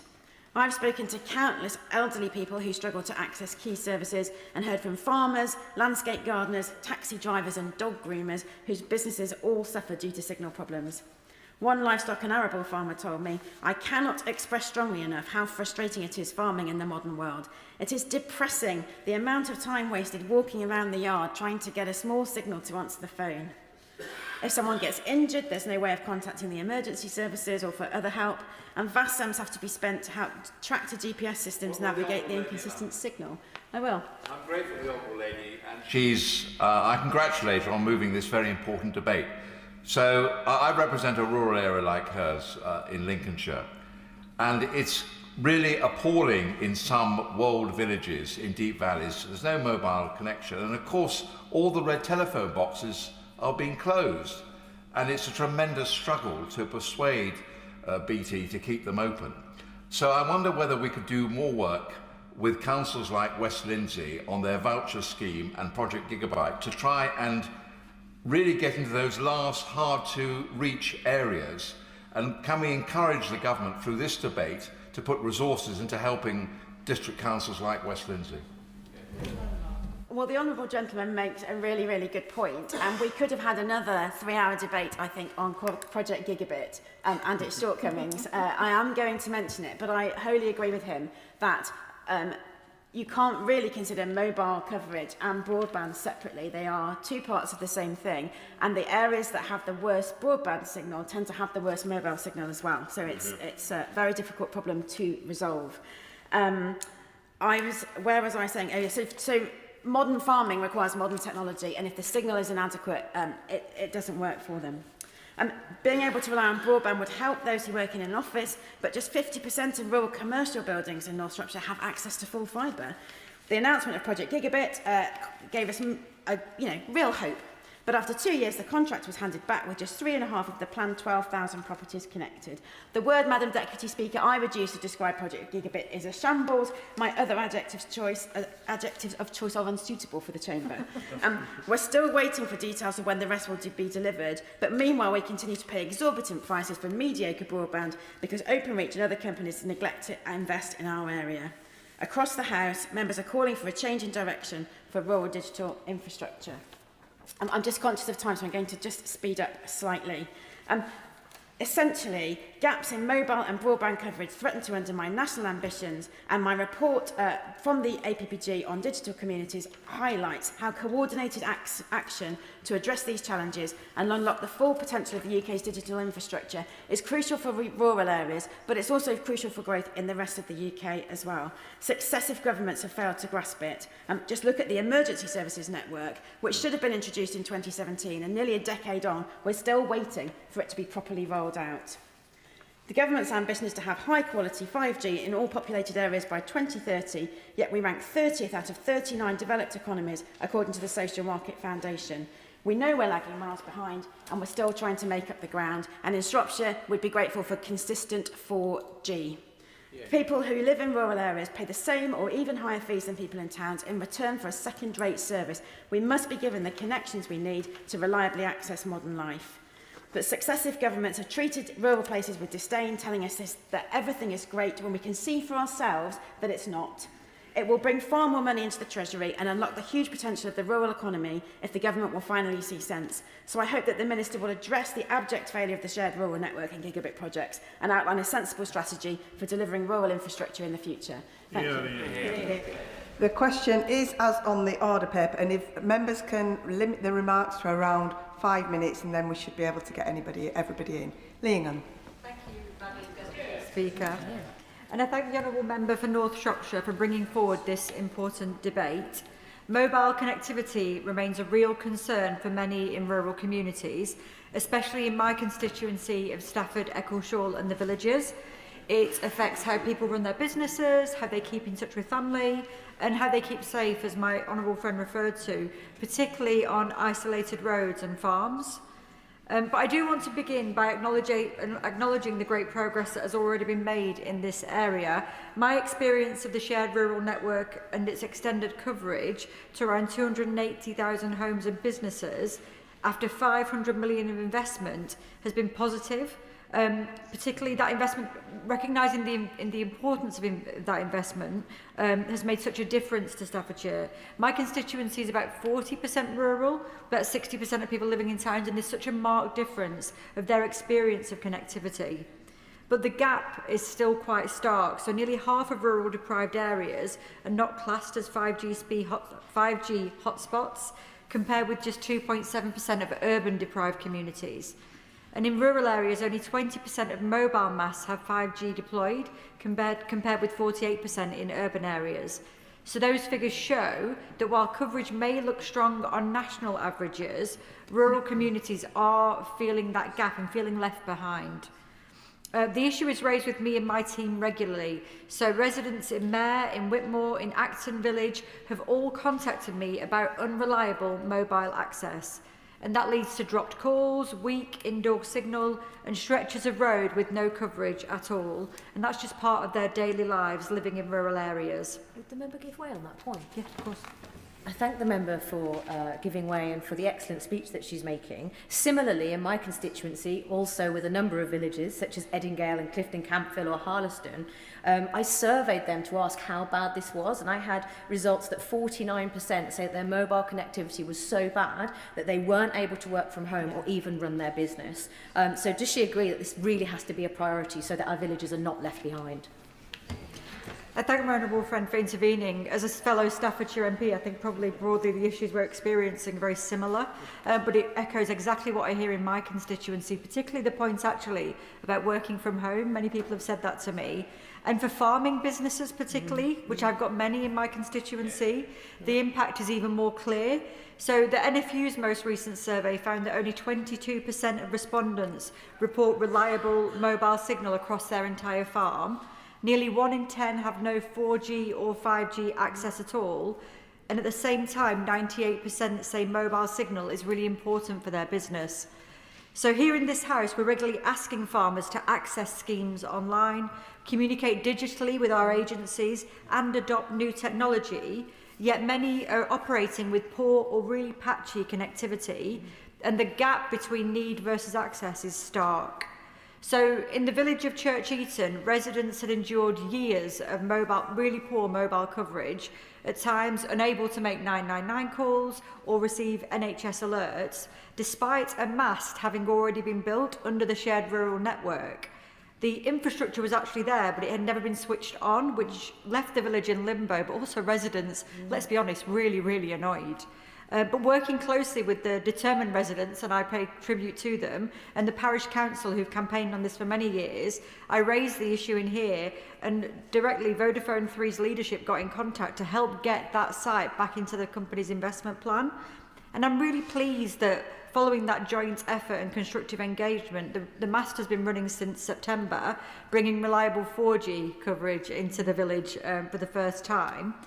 But it shouldn't really take an MP standing up here for that to happen. The infrastructure was already there, it wasn't waited for. But what it has meant is stronger coverage for not only the Vodafone 3 customers in the village, but also a wide variety of other signal providers. But what I want to do is place on record my thanks again to the parish councils across my constituency who've worked on this issue for years. They regularly gather evidence, they engage with providers, and they keep the issue alive. And I do believe that their persistence is invaluable in making progress in this space. Because as more and more public services move online, access to stable mobile and broadband connectivity becomes even more important. Rural communities should not be left waiting while national averages improve on paper. So we need faster delivery of the shared rural network to eliminate the total not spots, alongside support for a mix of technologies to reach hard to access areas. But most importantly, rural communities must have confidence that they're not an afterthought in any rollout plans. People living in villages, on farms and down country lanes deserve the same reliable connectivity as anyone else. And I think closing that gap is essential for fairness, productivity, but also increasing opportunity in rural Britain. We have some wonderful businesses, some wonderful local farms that really want to develop, and this can really hold them back. So I'd love to hear what steps the Minister is taking to advance this and involve rural communities in this moving forward. Point of order. Thank you, Madam Deputy Speaker. For the last 18 months, the government has been sitting on the guidance relating to gender questioning children in schools, a very controversial subject, which the government has been saying is coming and coming and coming. It's become apparent in the last half an hour that they now plan to publish this guidance at 4 o'clock today, just moments before the House goes into recess for a week. Madam Deputy Speaker, it is hard to see this as anything other than a deliberate attempt to avoid the scrutiny of this House on an important issue. What can we do to put this right? I thank the honourable gentleman for his point of order. As he will be aware, it is up to the government as to whether they want to make a statement, but I will make sure that Mr Speaker is aware. Thank you. I now call John Lamont. Can I start by congratulating the Honourable Member for North Shropshire for securing this important debate. And my speech is going to echo many of the remarks that the Honourable Member for Stafford has just made. I suspect we're going to get a lot of consistency across the House, because I'm going to be talking about mobile connectivity in my own constituency in the Scottish Borders. In an age when digital access is a necessity, too many rural communities remain cut off, not only by geography but by inadequate infrastructure and poor decisions by mobile phone providers. Now, we often speak in this place of levelling up and ensuring no part of our country is left behind. Yet for many of my constituents in the Scottish Borders, making a reliable phone call, sending a text or accessing mobile data is still a daily challenge. In some areas, residents must stand in a particular spot or drive up to the top of a hill just to get signal. This is simply not acceptable in 2026. Connectivity is about far more than convenience. It's about safety, economic resilience, and tackling rural isolation. Farmers operating machinery, elderly residents living alone, small businesses processing payments, and families keeping in touch all depend on reliable phone networks. When that signal fails, the consequences can be serious. Rural communities already face longer journeys to hospitals and fewer local services. Unreliable mobile coverage only deepens the divide between rural and urban Britain. Now, one point, Madam Deputy Speaker, which has not yet been touched on is smart meter connectivity, because that's a particular concern in many of my communities. Households have been encouraged to adopt smart meters to improve efficiency and accuracy, yet in many rural areas, poor mobile coverage means that these meters cannot function properly.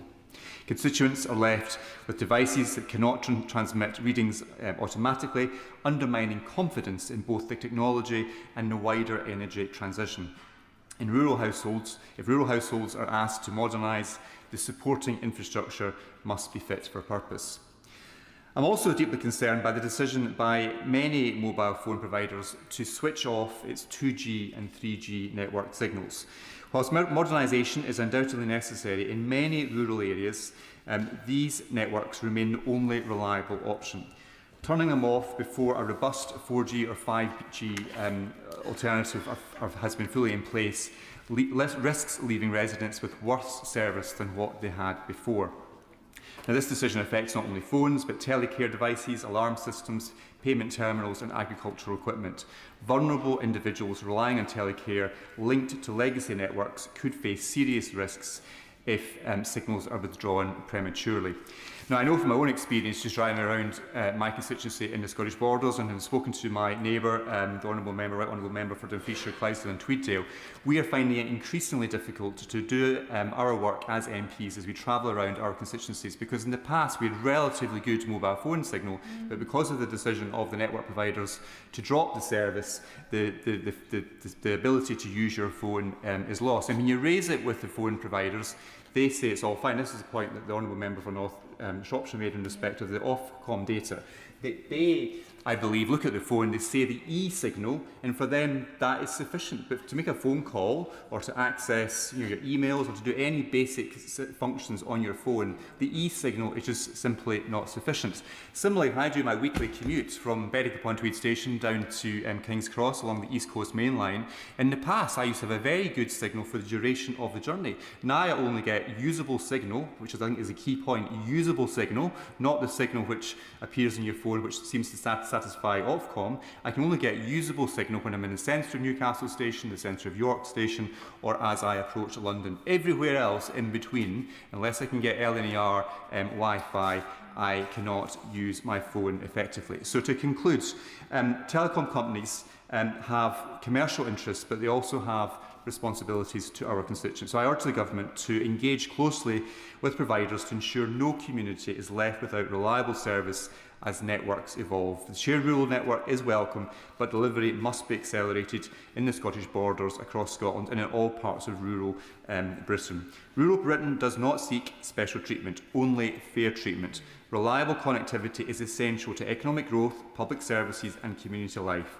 If we are to build a truly connected United Kingdom, rural connectivity must be a priority, not an afterthought. Thank you. Jane Kirkham. Thank you, Madam Deputy Speaker. Mobile coverage in my constituency is not good at the best of times. Although we are frequently told by the big four network providers that they have 99% 4G coverage in the UK, including in my own constituency, this doesn't ring true to anyone who, like me, is from Cornwall and therefore knows what it's like to struggle to get signal regularly. Hear, hear. Where there's 5G coverage, it's often from a single provider, and not one premises has 5G coverage from all four providers. Last year, Which and OpenSignal produced a mobile network quality map for the year using real-world data from people's actual phones, and then assigned each postcode a score. In TR4, which covers places like Chasewater, Trispan, St Erm in my constituency, it ranked the second worst for network quality, with a consistent 4 or 5G signal just 57% of the time. That is sadly not at all surprising.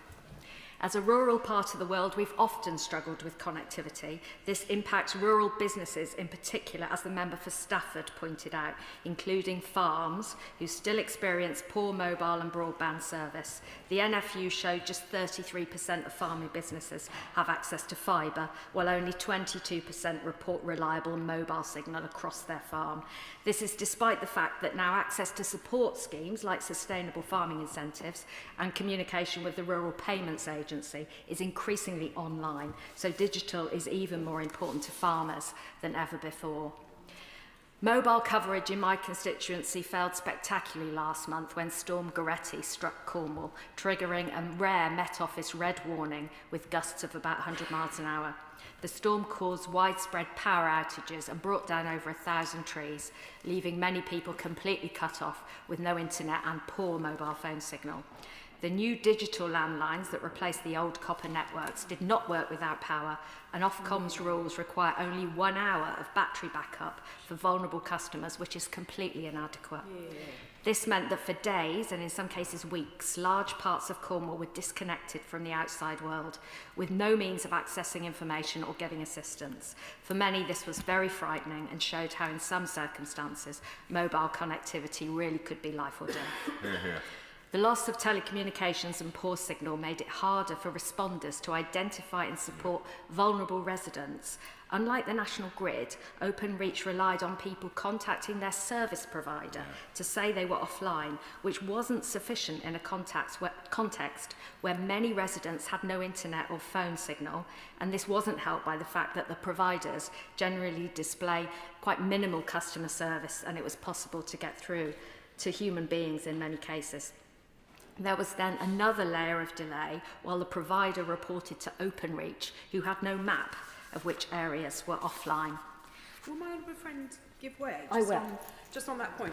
My honourable friend is making a very powerful point about the role of Openreach in this scenario. And one of the things that I've held for some time is that the role of Openreach is equivalent to the electricity distribution network operator. Now, whilst we all pay our bills to an electricity company, it is the distribution network who is responsible for getting our power back on. But in Openreach's case, they delegate that to the individual service providers. And I do think Openreach need to do more in this regard to look after the customers who are affected in these instances. Yeah. I do agree with the honourable member, and it is the case that the civil contingencies framework, although mobile providers are a Category 2 respondent, they don't have the duties, responsibilities and powers that, say, National Grid or Water do. So there is an argument there for changing that, a really strong argument. Furthermore, the storm exposed the fact that most mobile masts don't have backup generators or meaningful battery reserves, making them highly vulnerable to power loss. This contrasts with those expectations placed on water and electricity companies, which operate under established resilience duties. Telecoms providers are arguably just as essential, and the civil contingencies framework should start to reflect that reality in practice, not just in statute. We need stronger requirements and powers for comms providers in emergency situations, and Ofcom need the teeth to enforce them. Storm Goretti demonstrated how dependent communities and responders now are on digital and mobile networks, and it showed the weakness and lack of resilience of those networks in rural places like Cornwall. Private Eye pointed out, an Ofcom technical report from last year noted that 2/3 of the population, roughly, would be able to make emergency calls in the case of a power outage of under an hour. By the 6-hour mark, that number was redacted and described as being far fewer. As extreme weather becomes more frequent, it's absolutely crucial that rural areas are better connected. The deadline for nationwide 5G coverage has been pushed back to 2032, but communities like mine cannot wait as these severe weather experiences become more and more. The Minister has indicated that places like Cornwall could be pilot areas for emergency resilience measures, and I very much look forward to that work beginning as soon as possible. Yeah. Charlotte Kane. Thank you, Madam Speaker. I'd like to congratulate my honourable friend, the member for North Shropshire, for securing this important debate. And I echo much of what she said in her speech, indeed much of what everybody said in their speech. Our two constituencies share many similarities of being of comparable size and population, containing much farmland, but also a scattering of medium-sized settlements. In my case, this includes the city of Ely, home to over 20,000 residents. According to Ofcom's coverage maps, the entire city is covered by all mobile network operators with at least good outdoor coverage. Given such confidence, I would like to invite Ofcom to Ely, where I will challenge them to catch even a single bar of mobile signal from the city centre. They will be sorely disappointed. Of course, the government could listen to independent data from a number of different sources, which reports remarkably poor mobile service in areas of my constituency that Ofcom claims are covered. Alternatively, they could simply listen to local people. In Ely, they'd hear from local business owners who can't get the signal for their card machines in the market square, or residents such as my constituent Alan, who's gone through 4 unsuccessful attempts to install a smart energy meter in his home because of inefficient mobile signal. And of course, not only is that irritating, but it means he can't get the cheapest options on his fuel because they're all for people who have working smart meters. Or the new city centre restaurant business who can't take orders because they can't get internet or mobile signal in the middle of the city centre. Rather fittingly, in a debate about mobile connectivity, the major failure in the government's approach thus far appears to be one of a total lack of communication and connection with the lived experiences of citizens on the ground. The government claims that it has reached 96% mobile coverage across the country. I'm sorry, but thousands of my constituents in Ely and East Cambridgeshire, and I'm willing to bet in almost every other rural constituency, would beg to differ. Given the way the government is assessing coverage, serious doubts are raised over the sincerity of its connectivity goals overall, including the rollout of the shared rural network. Although this is due to be completed by this time next year, the government seems to have minimal capacity to actually direct investment and new infrastructure to reach its goals, relying instead, as we've heard, on the mobile network operators who put commercial interests above the interests of our constituents. Will the Honourable Member give way? I will. I'm really grateful, and one of those commercial operators is, of course, O2. I have a constituent, Martin Ferdinando, who contacted O2 over 40 times. He was offered a handset, a new 5G SIM, an escalation to the Ombudsman, and in the end a £125 goodwill payment. Would she agree with me that our constituents don't want all of these goodwill payments? What they actually want is a functioning mobile system that would be developed if we had a proper shared rural network. I thank the Honourable Member for his intervention, and I entirely agree. They don't want compensation, they don't want apologies, they want a mobile signal that they can rely on. And how can they have confidence that their digital connectivity will improve if Ofcom doesn't engage with a reliable reporting system to direct investment in response to on-the-ground needs? I have to say, on the other side, there's a bit of my constituency that allegedly has no connectivity, and every time I've gone there, I've had no problem getting a mobile signal. So ironically, there are some places where it's better than they think. In an era where public services are moving increasingly online, rural and digitally excluded populations risk becoming increasingly isolated. Good mobile connectivity must be considered a basic necessity and not an object for compromise. It's especially essential for accessing emergency service, defibrillators and on-call healthcare. A major concern for the many farmers in my constituency who experience lower than average health outcomes and work in more accident-prone environments and yet have very limited connectivity.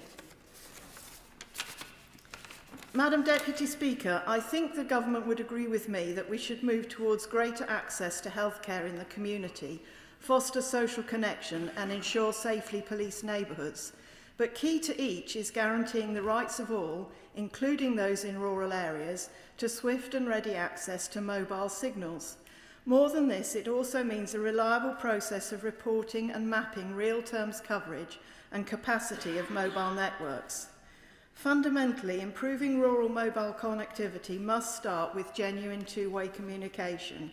Will the Minister now agree to overhaul Ofcom's coverage maps so that it is tied to real-time data and revise the coverage goals of the shared rural network accordingly so that my constituents and the many others we've heard about can finally get the assurance that reliable connection is on its way and on its way soon? Julie Minns. Thank you, Madam Deputy Speaker, and can I thank the Honourable Member for North Shropshire for bringing this delayed but very important debate. My constituency of Carlisle includes the very rural area of North Cumbria, bordering Scotland and Northumberland. It is beautiful, remote and in parts devoid of mobile coverage. The lack of mobile connectivity is a particular issue in winter months, as we've already heard, when snow and wind not only blocks roads but brings down power lines.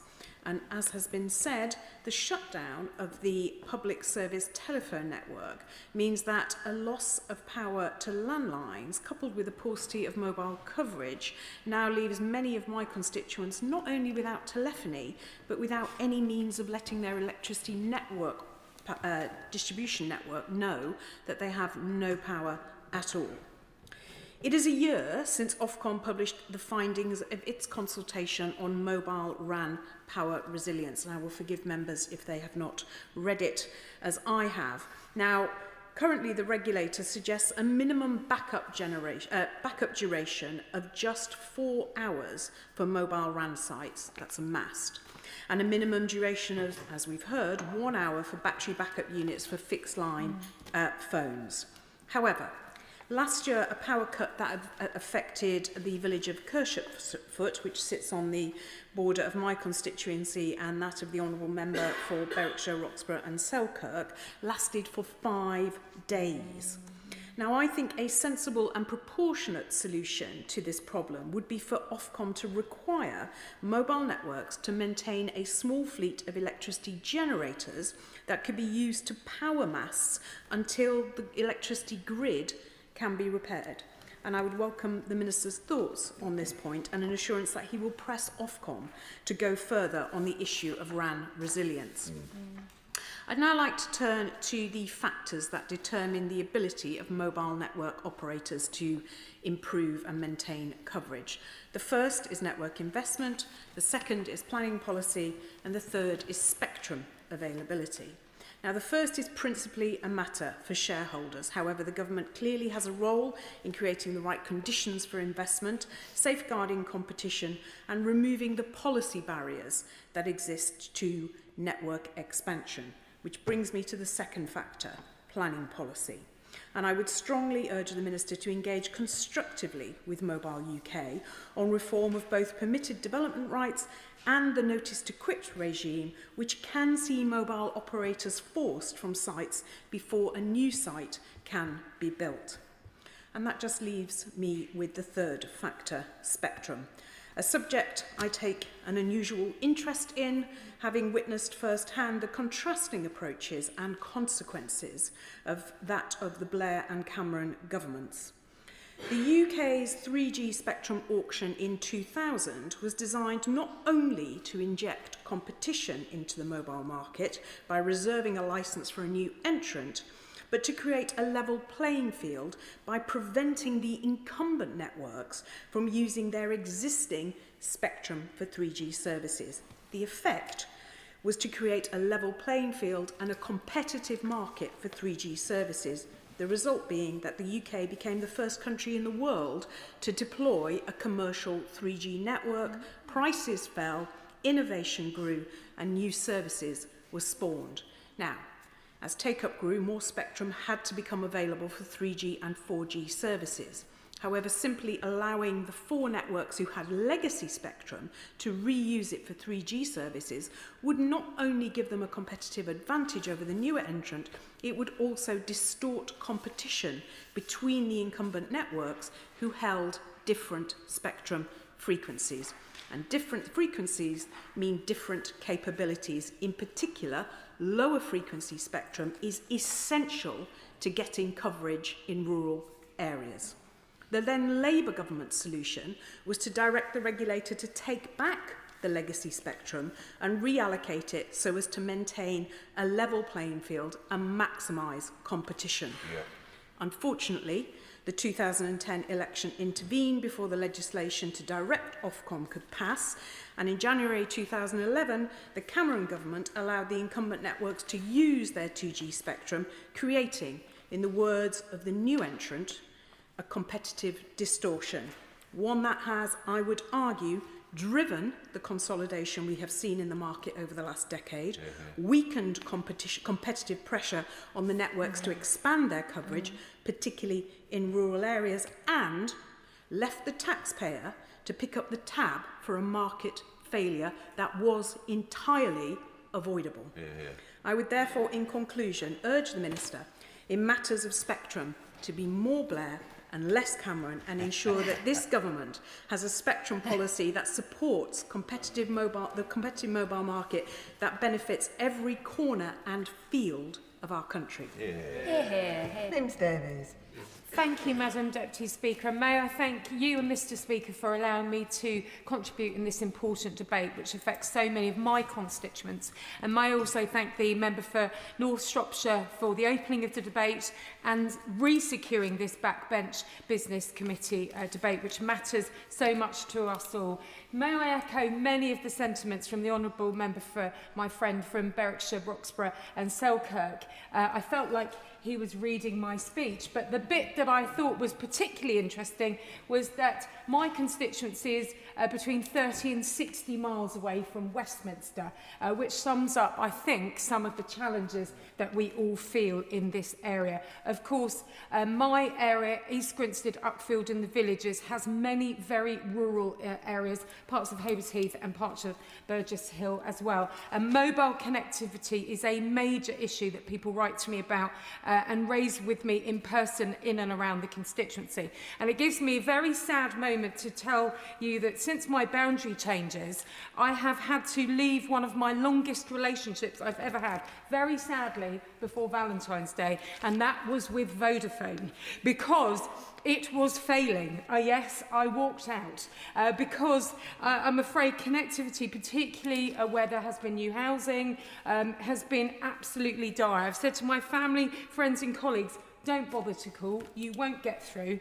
And so I'm a bit embarrassed to say, he knows who he is, I recently semi-kidnapped one of Vodafone 3's parliamentary affairs gentlemen to drive them around my constituency to showcase where the usage, the signal usage versus what they've got on the maps and what they sell people in the shops simply does not match.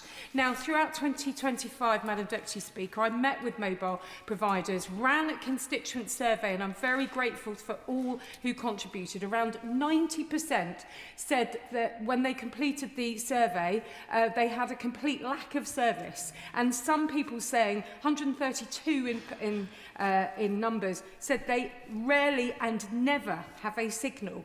Most affected in my constituency, chronic knock spots of Horsted, Keynes, Fairwalk, Maresfield and the wider Ashdown Forest and Wivelsfield and Isfield. People in this area said, I never have a signal. My visitors are surprised there is no decent signal in 2025. We never get one. It's a constant complaint both to them and then they pass it on to their providers. Now, I do represent a rural Sussex constituency, but there are more urban areas. They report problems too. In East Grinstead, my constituents say, in the town centre, it is almost unusable. And the outskirts, miles away, down in the village of Ashurst Wood, almost dead zones. And the Honourable Lady for Stafford, not in her place right now, said going online is near impossible. And it has been my parish councils who've been doing much of the heavy lifting in terms of representing across the constituency. Dropped out calls, people cut off, power cuts, people unable to do online banking, purchases failing because verification codes sometimes take days or don't come at all. People who are self-employed, remote workers, or indeed people who are trying to run small or micro businesses. These are vital challenges for a large number of my businesses. 77 local businesses said they have severe disruption. This is regularly, Madam Deputy Speaker. If we want growth and to support jobs and get the economy going, this is clear infrastructure. It's an economic issue and it is also a public safety issue. In that event of a power cut, people can't rely on Wi-Fi calling. It's serious, it endangers life, and I absolutely agree on the smart meter failings. And just before I conclude, one most recent grievous issue I had is a recent office move with BT Openreach. It took me 1 month to finally get connection from those guys.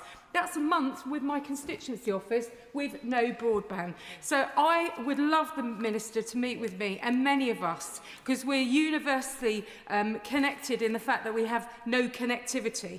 And I think this needs to be seen as an essential service, just like water. But don't get me started on that. Thank you.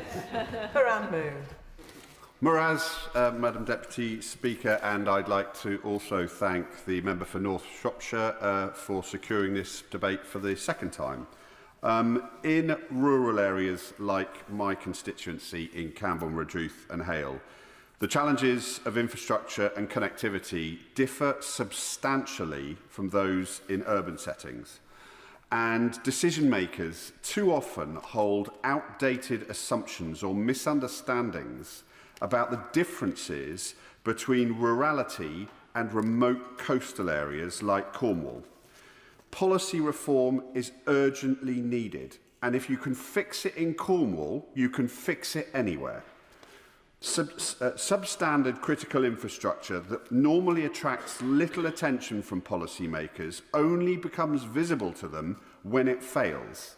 And as the honourable member, my honourable friend from Truro and Falmouth has already said, that's precisely what happened on the evening of the 8th of January. Residents across Cornwall received red weather warnings as winds up to 111 miles an hour blasted roofs from buildings, bringing down telephone lines and ripping huge trees from the ground. Around 200 telegraph poles were brought down, hundreds of metres of cabling were destroyed by fallen trees, and entire areas became completely inaccessible. At the peak of the storm, more than 120,000 homes lost power. The engineers and the workers on the ground have been exceptional, and I want to commend their commitment and professionalism. But the reality is that too many of my constituents still lack basic mobile connectivity. As again, members from Carlisle and Truro and Falmouth have commented, there is the requirement for backup power for masts, the failings of both Ofcom and Openreach. But I was pleased to meet Minister Lloyd yesterday, along with Cornish colleagues, to raise these issues directly. Alongside the immediate disruption, we also face the ongoing problem of the system reverting to business as usual after the crisis. According to Cellnex, based on data from Ofcom, all 6 Cornish constituencies appear at the bottom of the UK mobile connectivity list. The Mobile Market Review, running until the 21st of April, is a crucial opportunity to change that. We fundamentally need a higher standard of service quality and robust and transparent measurement so that improvements in mobile connectivity actually translate into the benefits for customers. I will give one. I'm grateful to him, and he's talking about the frustrations in Cornwall that my constituents really can relate to. It's peninsula-wide across Devon and Cornwall. Only 52% of Mid and East Devon is covered by 5G, and that's compared with 62% nationally. Would he recognise that this is about our remote southwest peninsula? Yes, I would, but I'd also say to him that there are other parts of the United Kingdom, not just in southwest England and Cornwall, but also in areas further north, as we've heard about. And it really is, for me, an opportunity to focus on those areas so they're not left behind in the digital transition. And this is why it's so important, Madam Deputy Speaker. The government is investing tens of millions of pounds in critical minerals and renewables in order to unleash the Cornish Celtic tiger. But that investment is designed to unlock private investment into those growth sectors. But investment will be directly hamstrung by the paucity of mobile communications. And it's fair to say that in Cornwall, as well as other places, we are frankly fed up with being left behind in the digital transition. So when he gets to his feet, would the Minister please commit to taking this moment to work across government to transform Cornwall's mobile communications weaknesses into a strength so that businesses can grow and no one is left in the dark with no way of communicating with the outside world ever again? Madam Llefarydd, and can I thank and congratulate the member from North Shropshire for securing this debate. Over the past 20 months or so, since coming into this House, I think that rural connectivity has been the most constant issue in my inbox. And not surprising, really, when you consider my constituency is 69% rural and still suffers from a large number of not spots. A report issued by Vodafone in November 23 found that nearly half of rural deprived areas are classed as 5G not spots, whereas the same can only be said of 2.7% of urban deprived areas. And Ofcom's Connected Nationals report, published in November 25, provided further evidence of rural areas lagging behind urban areas in both 5G and 4G access. Both these reports show how rural connectivity falls short of what urban areas receive. And over the past few years, the shared rural network, which is funded through private investment and public money, has worked reasonably well in Caerfyrddin, with an additional number of masts being built in hard-to-reach areas. However, like my honourable friend from Stafford mentioned, we have a situation where in my constituency 2 mobile masts have been built, both on shared rural network scheme. Neither has been switched on. The mast in Myddfai has no power, but is ready to go. But Vodafone has yet to turn on the network. In Llanwynio, the mast has been built, again over a year ago, but there is still no power connected to it. This was due to be connected in January, i.e. electric in, but on the timescale that Myddfai has been built on, we could be waiting another year before connectivity is switched on. And this really is not good enough. Public purse funding has been poured into both mast projects and nothing to show for it, at a time when digital connectivity is seriously needed. Broadband access in the rural parts of my constituency is also not good enough. Rural businesses, including farms, now rely on connectivity for all transaction, for banking, tax and VAT returns, for BCMS, for CTS reports, etc. And of course payments in our rural village shops. But the results from the National Farmers Union Rural Digital Survey is worrying. And as has been mentioned, 21% of respondents have broadband speeds less than 10 megabits compared to the national average of less than 1%, and 22 report reliable mobile signal across their entire farms. You know, this is just not good enough. So rural homes and businesses need to be able to have contact to emergency services as and when needed. And we found that during Storm Dara, which was far worse for us than any of the recent storms that have come, the digitalisation of our telecommunication systems meant that the networks failed. And although batteries do help, businesses, according to one of my constituents just last week, are not eligible for these, and only domestic dwellings can have battery backups. So people were left with no means of communication, unable to reach emergency services, and this is unacceptable. We must ensure that when public money is spent on upgrading networks, they must be switched on. They must work for the communities in which they are built. And my final point, Madam Llefarydd, is that Caerfyrddin includes some of the hardest to reach homes, as we have properties tucked deep into valleys or are set in extremely remote locations. In these areas, it is much harder for traditional masts to provide reliable coverage, no matter how many are built. And that's why it's essential that a satellite solution is available and affordable for all the households that will otherwise be left behind. Starlink currently charges around £75 per month for network coverage, and this isn't affordable for many of my constituents. I hope that in the next year or so, competition will mean that this becomes cheaper and other companies can provide that service. But whatever systems communities use and constituents use, it must work. It must be reliable. It must be affordable, especially when public money has been used in good faith. Yeah. Bradley Thomas. Thank you, Madam Deputy Speaker. And I congratulate the member for North Shropshire on being persistent and finally securing this very important debate. There are few phrases in modern Britain that I think ring as hollow as the phrase world-class connectivity. And speaking plainly, rural mobile phone connectivity in this country, it's not merely patchy, Madam Deputy Speaker, it's not merely inconsistent.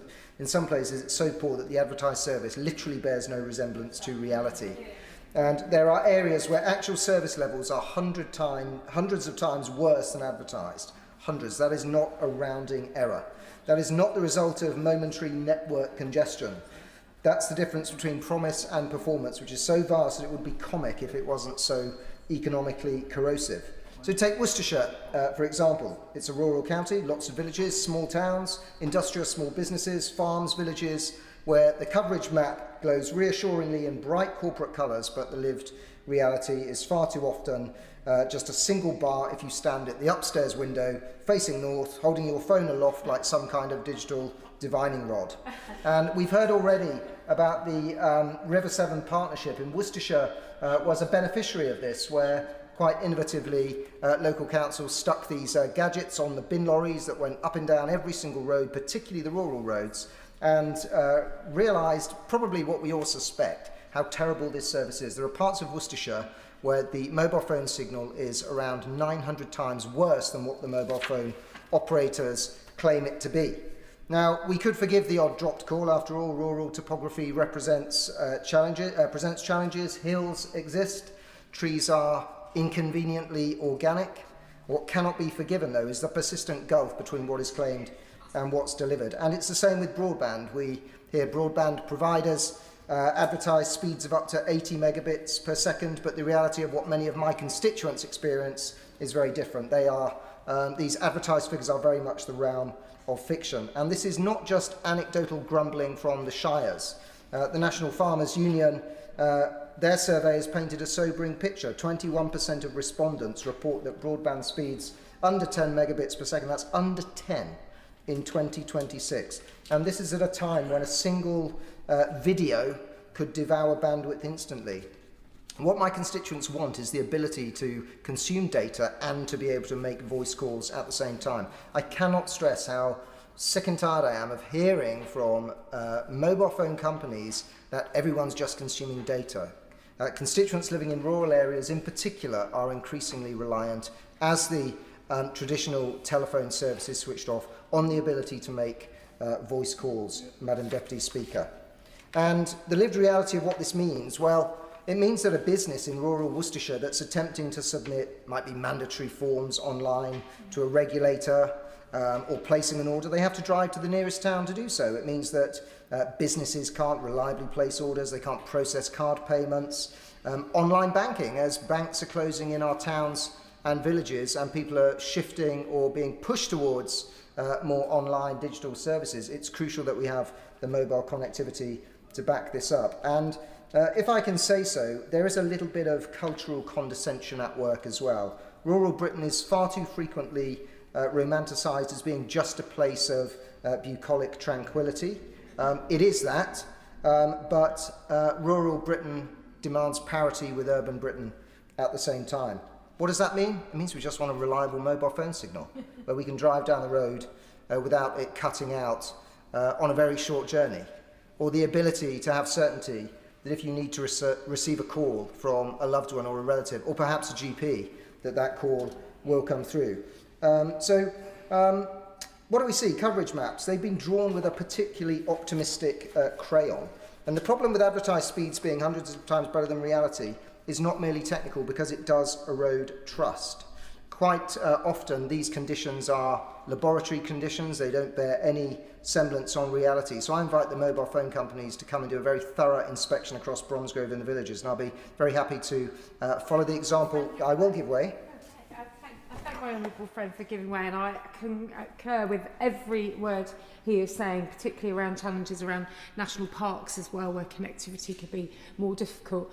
If I may just take him back to callbacks from GPs, where GPs are working remotely or differently and flexibly. This is a real problem for anyone, but particularly if you miss that set call in a rural area, and this is very serious. And I thank my right honourable friend for her intervention. She's spot on. I have constituents who have contacted me because they've missed out on crucial calls that have come from GPs and other supporting services that they require, particularly older residents. So this is about the safety and well-being of our constituents as much as it is about connectivity and the economy. So in the limited time that I've got, Madam Deputy Speaker, just a few points I would implore the government to focus on. So firstly, transparency must improve. That means bolstering regulatory requirements for the mobile phone companies to advertise speeds that are realistic and not just theoretical based on laboratory conditions. Then the point around geographic coverage. This is not just population coverage, but geographic coverage. That must carry greater regulatory weight. Britain is not composed solely of cities. Land matters, and the people who steward it and rely on these mobile phone connections matter. And that means that the government should give serious consideration to rural roaming. And then finally, infrastructure sharing should be pursued with seriousness to ensure that mobile phone coverage across the country, but particularly across Bromsgrove and the villages, is as robust as it possibly can be. Thank you, Madam Deputy Speaker. And can I thank the Honourable Member for North Shropshire, who is also my constituency neighbour, for securing this important debate. From Tilston to Tattenhall and from Acton to Audlam, poor mobile connectivity is all too common across Chester South and Edinburgh. But the House need not take my word for it. Earlier this year, I launched a mobile connectivity survey, and I want to take this opportunity to thank the 544 residents who took the time to complete it. Madam Deputy Speaker, it is vital to get the real experiences of people living and working in Chester South and Edinburgh, because as we've heard from other members today, all too often the level of coverage that Ofcom and the mobile network operators claim exists does not reflect the reality. Ofcom gives statistics based on modelling, not on the ground evidence. It doesn't differentiate between 4G and 5G coverage, and crucially, they don't test network capacity. In my mobile survey, I asked constituents on a scale of 1 to 10, where 1 is very poor and 10 is excellent, to rate different aspects of their mobile service. The average score for both the signal to make and receive calls and the average reliability for calls was just 3 out of 10. The ability to stream or download larger files scored even lower, and many shared their experiences of poor levels of signal and data, making it impossible to even download messages or emails. I also asked whether constituents could get a usable phone signal in the main areas of their home. Of the 544 respondents, almost 300 said they could not. Madam Deputy Speaker, it's worth pausing to reflect on that. Over half of my constituents surveyed cannot get a usable mobile phone signal in their own home. That is simply unacceptable in 21st century Britain. The consequences of this are very real. We know that since the pandemic, more people are working from home, making reliable connectivity vital. According to the Office for National Statistics, nearly 10 million people in the UK are hybrid workers, with a further 5 million working exclusively from home. This is now a fundamental part of our modern economy. If the government is serious about economic growth, then addressing poor mobile connectivity, particularly in rural areas, must be part of that plan. But the impact is not only economic, it is social. Digital isolation compounds physical isolation. Not being able to rely on a mobile connection to contact friends, family or support services can have serious negative impacts on mental health. There is also a safety dimension to this issue, Madam Deputy Speaker. As more services become digital by default, rural residents are increasingly disadvantaged, unable to reliably take calls from doctors, carers or other essential providers. Constituents have raised concerns about being unable to make calls in emergencies, particularly in more remote rural areas. That is not simply inconvenient, it is dangerous. Madam Deputy Speaker, what my constituents need is meaningful action. So can I urge the Minister to consider the views of people across Chester South and Edinburgh who completed my mobile survey, and in the Government's response, share what steps are currently being taken to work with providers, particularly in the rural context, to address the unacceptable gaps in coverage. For work, for school, to make doctor's appointments or to connect with friends, we need reliable mobile connectivity. And I will continue to push the Government so that every village, whether it be in Audlam, in Wimbury, in Wrenbury, in Malpas, in Tattenhall, Tilston, Farndon, Christleton and so many more, get the connection they rightly expect and deserve. James McCleary. Thank you, Madam Deputy Speaker. May I congratulate my honourable friend, the member for North Shropshire, on securing this really important debate. One of the things that is most often in my constituency mailbag is digital connectivity, as it affects thousands of my constituents. Something that has become as essential to modern life as electricity or roads. The issue is absolutely fundamental to the future viability of rural communities, not just in my constituency of Lewis, but across the whole country. I want to start by sharing some examples from constituents who have been in touch with me recently, real people facing real problems in their daily lives. There is a woman, for instance, living in Deanland Wood Park, a park home site in my constituency, who can only use her mobile phone when she's out and about. Let me be clear what that means. In her own home, the place where she should feel most comfortable, secure and connected, her phone is essentially useless to her. Then there is a couple living in the village of Berwick. One is on Tesco Mobile and the other is with Vodafone. Neither of them can receive calls when they're at home. This is not merely an inconvenience, Madam Deputy Speaker, it is hugely impactful on their work. He has had to completely change how he communicates with clients, relying entirely on email and WhatsApp because he simply cannot depend on phone calls. And here is what truly concerns me. Her father is in a care home, and he does not always get through when he calls. Honourable members can imagine the stress this causes when an elderly man trying to reach his daughter and the technology simply failing him, failing both of them. Their phones work perfectly well when they leave Berwick. It is purely a problem of coverage in the village itself. I recently heard from a couple who have moved to my constituency from rural Staffordshire. They were shocked, genuinely shocked, to discover they have no signal whatsoever in their new home in East Dean.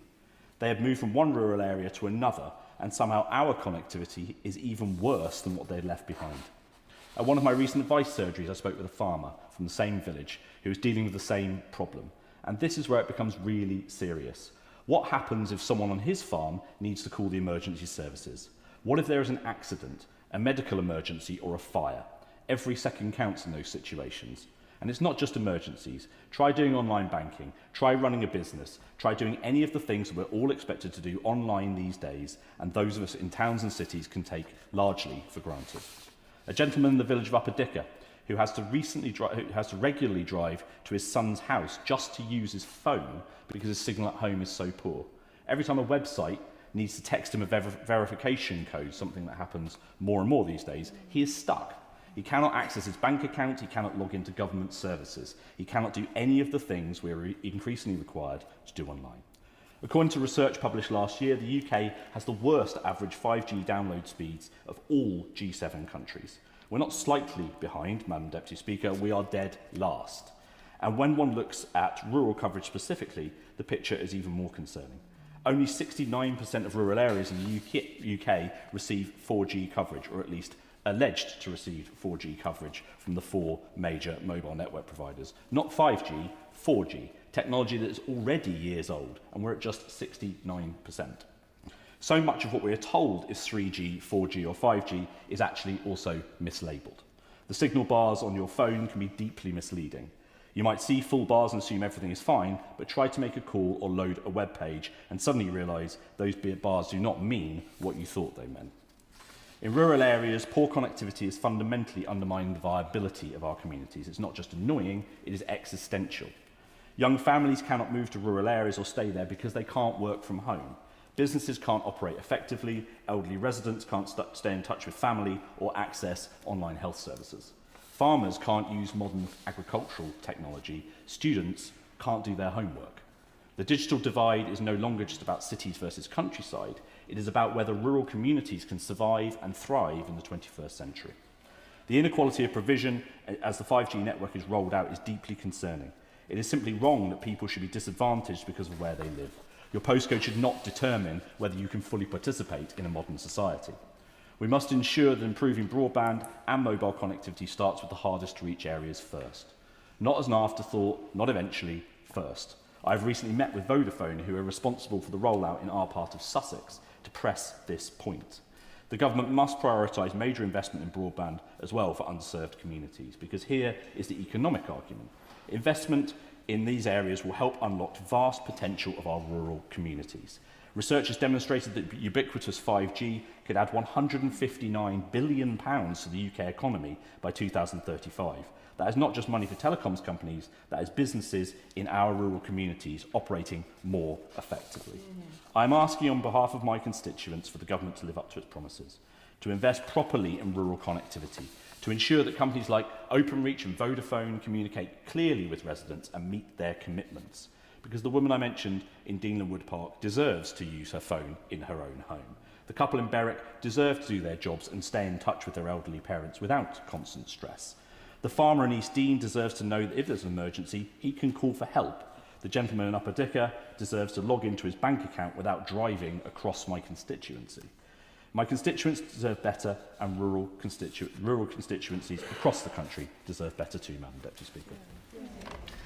I come to the front bench. She's the Liberal Democrat spokesperson, Anna Sabine. Thank you very much, Madam Deputy Speaker, and I really thank my colleague, the member for North Shropshire, for bringing forward this debate about a subject that she knows so much about and is such a passionate campaigner on.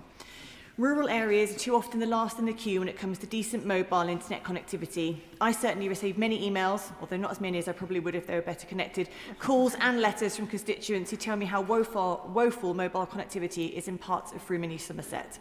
One elderly constituent told me how anxious she is that she or her husband will suffer a fall and have no way to contact emergency services as their home has no mobile signal. The Liberal Democrats believe that mobile coverage is a basic utility and is as essential these days as running water. People need mobile connectivity when they're travelling, working, running businesses or responding to emergencies. Yet for too long, government targets have not been ambitious enough and have been based on connecting households directly rather than on geographic coverage. The government claims to have reached 95% of geographic broadband coverage, but residents in rural areas tell a very different story, and the problem lies in how coverage is measured. In the village of Road, a constituent wrote to me about persistent signal black spots throughout the village. He told me he no longer expects to receive any mobile signal by his home. Ofcom's mobile coverage checker suggests he should have strong outdoor signal from every provider, but his experience proves otherwise. This is why we support a nationwide programme to install hyper-fast fibre optic broadband across the UK with a particular focus on connecting rural areas. Ofcom's capability to understand coverage relies on measurement based on 100 by 100 metre by 100 metre grids, which means that vast swathes of rural areas are underserved in areas like Road. More accurate techniques based on smaller grids would offer better coverage pictures to allow for targeted support.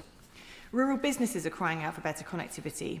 A survey by the Countryside Allowance found that 85% of rural businesses cited their connectivity as poor but manageable, with 80% saying better quality connectivity would be the single largest improvement to their business. In the town of Midsummer Norton, a fairly sizable market town in my constituency, Zen Rebel Studios has long struggled with poor mobile signal and inadequate broadband. Mobile reception inside their premises is extremely limited, and despite being only a few metres off the high street, they've been unable to secure an extension of the fibre network. As a result, only a handful of people using their cafe can currently use their Wi-Fi at any one time before the system crashes. That's simply not sustainable for a modern business. And this really matters for productivity. Rural areas are 18% less productive than the national average. Closing this gap would be up to £43 billion in England alone, creating hundreds of thousands of jobs in areas too often blighted by underemployment. Some rural stakeholders have complained about a lack of transparency about where coverage improvements will be delivered. It's ultimately up to the mobile network operators to decide where to deploy coverage. The government and Ofcom don't have legal powers to force them to build masts in specific locations. But when the Honourable Member for Rhondda and Ogmore served as Minister for Data Protection and Telecoms, he convened a working group with MPs and mobile providers to explore how to accelerate mast installation and improve rural mobile coverage. Unfortunately, this hasn't yet been restarted under the current Minister, and I hope he will consider reinstating it. But, Madam Deputy Speaker, I want to conclude by raising something that hasn't come up yet today, but which I think is a consequence of rural connectivity failure that goes beyond economics or inconvenience. I have a constituent who, after leaving a long-term coercively controlling relationship, experienced sustained cyber intrusion by his former partner over several days. He reported it to the police and obtained a crime number, but his abuser retained sole control of the broadband account for the home in which he was living.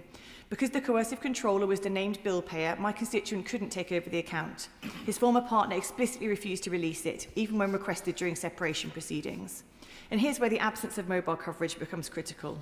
At my constituent's property, there is zero mobile signal, in fact in the whole village. Broadband was his only means of communication. His abuser controlled whether he could make a telephone call, access support services, or even work. Through locked devices connected to the network, he remained vulnerable to surveillance.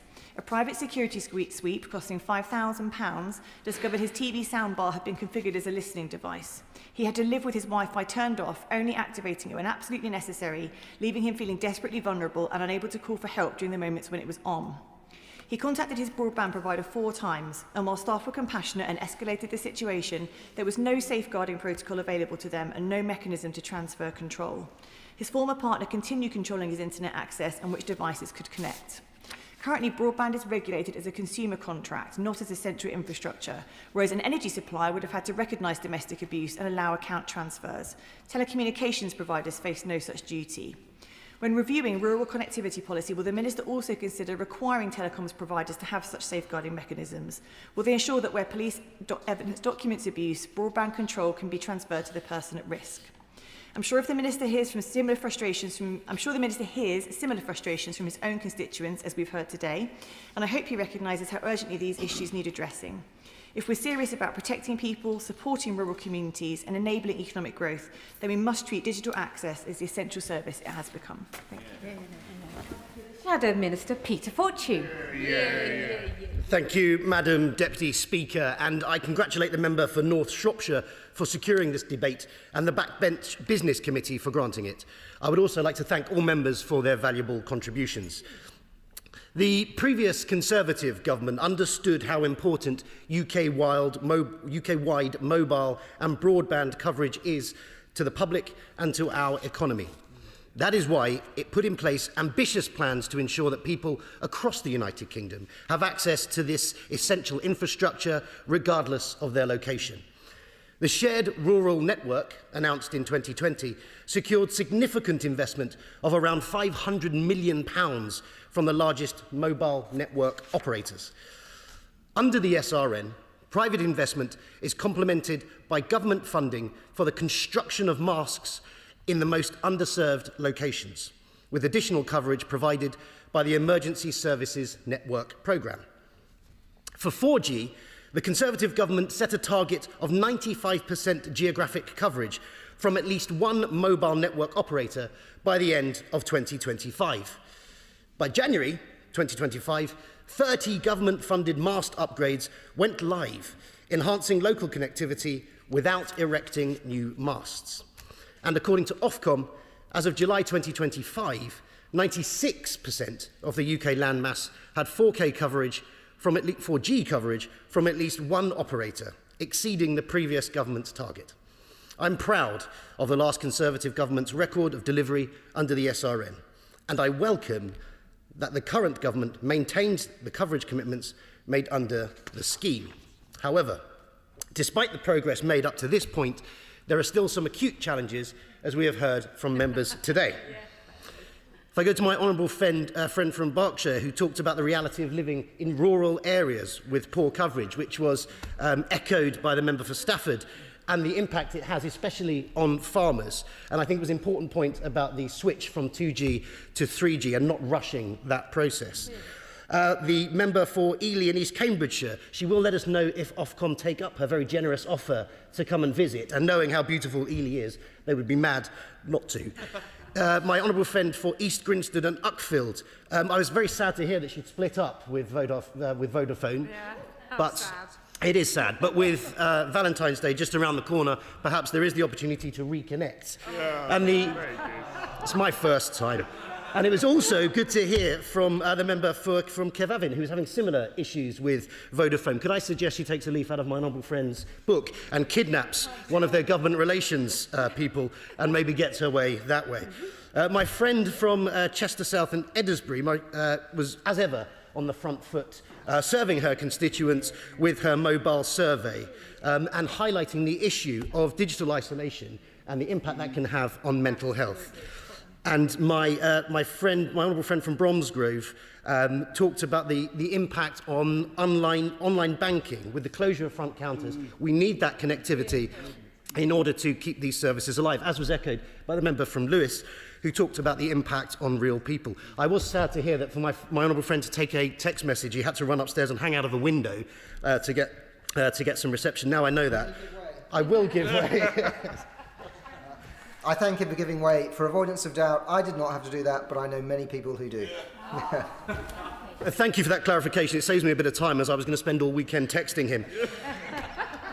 So we've heard real issues about how mobile phone connectivity is impacting people. Based on commercial mapping of 113 local council areas across the UK, EE offers acceptable coverage in only 69% of the UK, Vodafone 61%, O2 50%, and 3 38%. Now, I know the previous minister engaged with Ofcom on improving data collection standards to get a more accurate picture of 4G coverage. This resulted in Ofcom launching its online coverage checker in June 2025, incorporating some improvements. The urgency of ensuring that everyone has reliable mobile phone coverage is becoming ever more pressing as public services are increasingly digitised. The last government recognised the need to tackle non-commercial barriers to the rollout of digital infrastructure by amending planning legislation. However, as planning is a devolved matter, standards are not consistent across the 4 nations. So I would ask, what discussions has the Minister had with his counterparts in the devolved administrations on this matter? On 5G rollout, the Conservative government set a target of nationwide coverage of standalone 5G to all populated areas of the UK by 2030. The development of this infrastructure has been market-led, with commercial investment having achieved 5G coverage from at least one operator over approximately 65% of the UK landmass. In December, the government launched its call for evidence on reforming planning rules to accelerate deployment of digital infrastructure. The call for evidence is due to end on the 26th of February. Given the urgency of this matter, when does the Minister expect to be able to update the House on the outcome of the call for evidence and the government's proposals for planning reform? Touching briefly on broadband, I welcome the publication of the draft statement of strategic priorities yesterday and know that businesses will appreciate the clarity that this has provided. The continuation of the Conservatives' commitment to competition is welcome, and it is important that as the telecoms market consolidates and the CMA watches over this process, that competition is actively upheld to reduce consumer costs and continue improving services. There is clearly cross-party agreement that we need to do more to ensure rural areas have improved connectivity. And I hope that the Minister will engage constructively with all members who have contributed to achieve this. I call the Minister, Kanishka Narayan. Minister. Thank you, Madam Deputy Speaker. And can I foremost start by thanking the Honourable Member for North Shropshire for securing this debate on mobile connectivity in rural areas and all honourable members for their insightful contributions. Whilst I'm representing my honourable friend in the other place, the Minister for Digital Economy, I feel the pain described by many honourable members personally too, representing a rural constituency. And can I, in that context, particularly thank my honourable friends for Stafford, the members for Stafford and Truro and Falmouth, as well as the honourable members for Berwickshire and Carmarthen for their representations on behalf of farmers and agricultural communities who I know face a particular challenge, as well as the honourable members for Bromsgrove, Chester South and Edinburgh, as well as Lewis, for talking about not just the maintenance of bucolic beauty, but parity and economic opportunity too, as well as the honourable member, the Liberal Democrat spokesperson, who raised a very concerning case in particular about coercive control through the use of connectivity as well. I would encourage her to write to the department, and I'd be keen on following up on that particular point. And finally, also my honourable friend for Camborne and Redruth, who shares the feature of both rurality and remoteness in coastal communities that I feel the cause of very personally too. I would also congratulate the honourable member for North Shropshire, because I know, along with the other members of the Digital Communities All-Party Parliamentary Group, I have valued their detailed report published in January, providing valuable insights and recommendations on this topic. Madam Deputy Speaker, it is well understood across the House that the access to high-quality, reliable and secure digital connectivity is essential to day-to-day life, with many services now requiring online presence. It is not only important for consumers, for businesses in every sector of the UK economy, which increasingly depend on fixed and mobile networks in some way. From taking card payments to managing businesses online, digital connectivity is central. The focus of this debate is on mobile connectivity. The government has an ambition for all populated areas, including rural communities, to have access to higher quality standalone 5G by 2030. Whilst standalone 5G is already available outside 83% of premises across the UK, I acknowledge that we need to go much further. Operators are starting to line investment and delivery plans with the ambition that we have set out as a government. As a result of their merger, Vodafone 3 have committed to investing $11 billion in their 5G network over the 10-year period following completion of the merger. Progress against this will be monitored at regular intervals by Ofcom. BT and Virgin Media O2 have set out similarly significant investment plans in their networks, both aligning with the government's standalone 5G coverage ambition. To ensure, I'm happy to give way.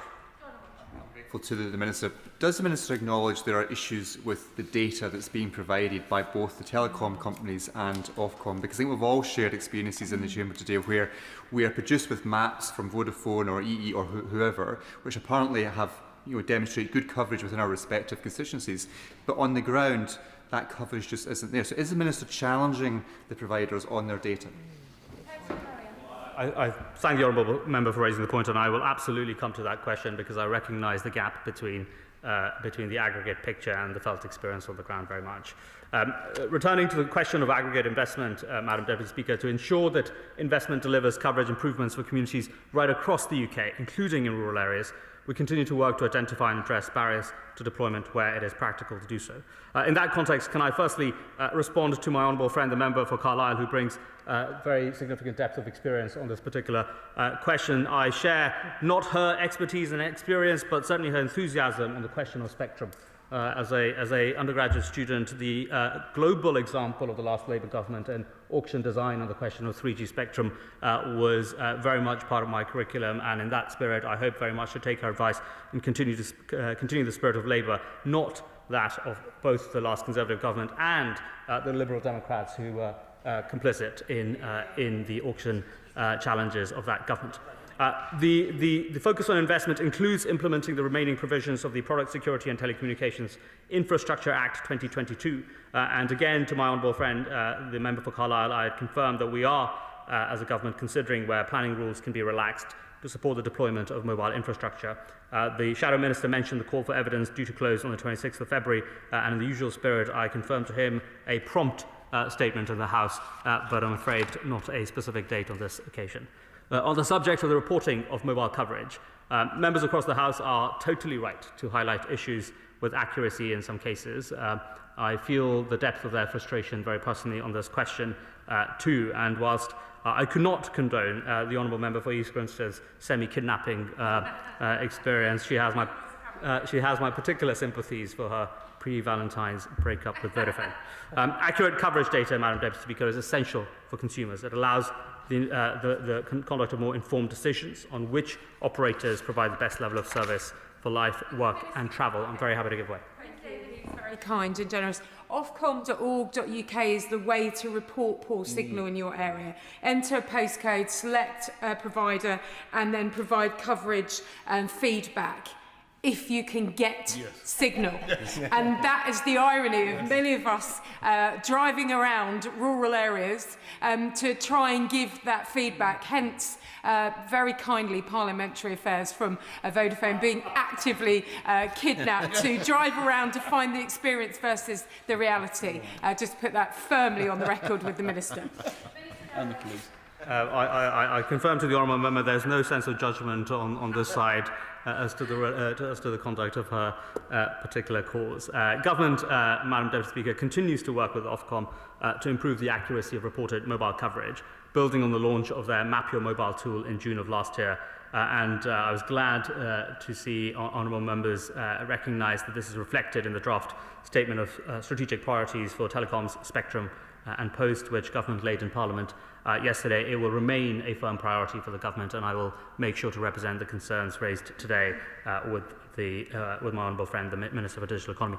More accurate coverage data also allows us to understand coverage gaps, and addressing these gaps requires investment by the mobile network operators. The government recognises that the investment climate has been difficult for the mobile sector in previous years. We are committed to working with industry to support their investment in our networks. That is why we are undertaking a mobile market review to understand the factors impacting the sector's ability to invest. And the recent Digital Communities APPG report calls, I know, for an independent review of the digital connectivity landscape. The mobile market review and the accompanying call for evidence launched on Tuesday will enable the government to consider what more we can do to support the sector too. Through the call for evidence, we're looking to gather views on the quality of mobile service and level of coverage required to harness the full benefits of standalone 5G, as well as where our ambitions on standalone 5G should go further still. As members will be aware, as part of our work with industry yesterday, the Chancellor and the Secretary of State chaired a roundtable with CEOs of major UK telecoms firms to discuss investment challenges, as well as agreeing to the Telecoms Consumer Charter, which looks to strengthen transparency, to empower consumers, as well as improve support for those struggling to pay. Moving to the provision of reliable 4G connectivity, I know it is essential to many.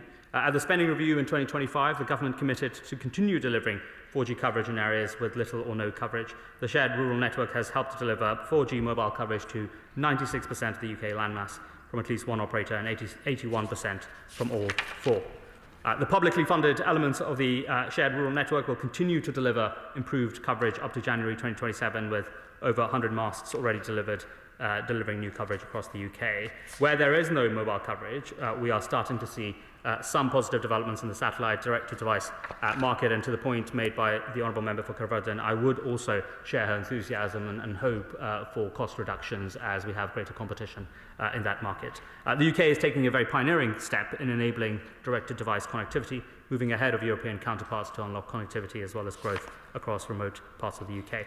These developments have the potential to increase the resilience of our services, provide a backup for crucial ones, as well as should territorial networks face disruption. Madam Deputy Speaker, having coverage alone is clearly not important enough by itself. As members have raised very clearly, there needs to be confidence that mobile networks will be available in the most difficult of times and that they're secure against threats. Whilst the Telecom Security Act introduced a world-leading regime for the protection and security of these contexts, I know there's more work to do, and in particular I appreciate the points made right across the House on the resilience of mobile services to power cuts. We welcome that Ofcom are completing a detailed regulatory review on this question. I will be sure to make sure the points raised today in the House are represented as part of Ofcom's considerations, in particular my honourable friend for Carlisle's concerns around possible ways of ensuring duration of support as backstops. I will be sure to convey in that context. Madam Deputy Speaker, we will ensure that the guidance for public telecommunications providers reflect evolving technologies, emerging threats, reflect input for industry, as well as expert advice from the National Cybersecurity Centre.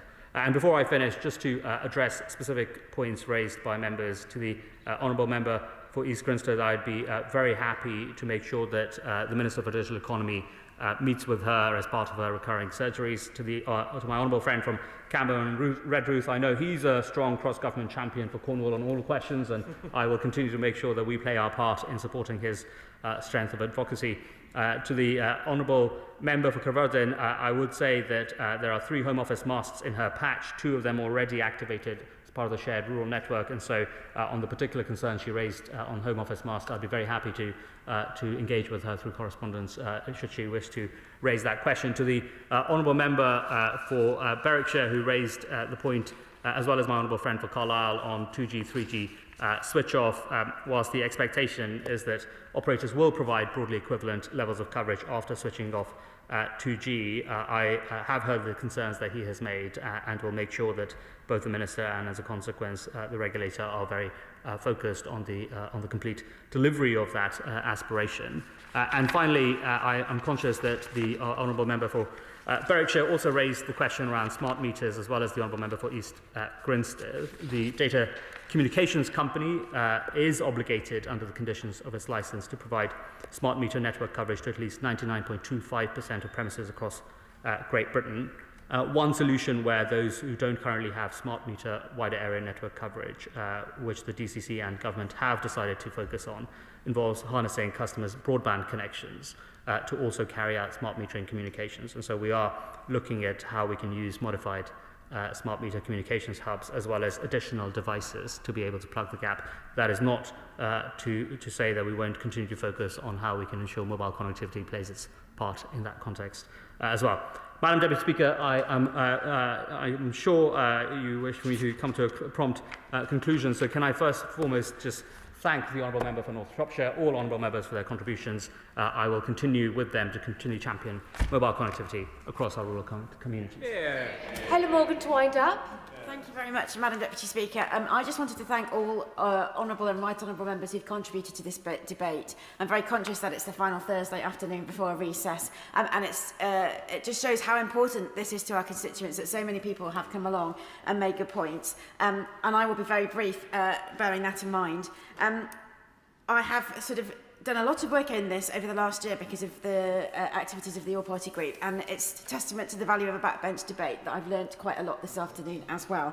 So I just particularly wanted to pick up on the point from the member, from the honourable gentleman for Berwickshire, Roxburgh and Selkirk, on the point about deteriorating signal. In many areas, this is a problem that's getting worse, not better, and we need to really focus in on that. And I think probably the issue there is because of the quality and the capacity of the signal rather than the coverage. We're using coverage as a shorthand, and we need to have a high quality, high capacity signal in all of those places too. The Honourable Lady for Carlisle made some very good points about spectrum and licensing, and I fear that have the 5G licensing licenses already having been issued without those quality parameters in them mean that there has been a missed opportunity. And the Honourable Lady for Caerphilly mentioned the importance of satellite solutions in filling in some of those gaps which might overcome some of the issues around planning, actually. So I hope that the Minister is looking at that in the future as well. And I would just like to thank everybody once more. Thank you. The question is, as on the order paper, as many that opinion say aye? Of the contrary, no. The ayes have it. The ayes have it. I'll give the front benches a few moments to shuffle over.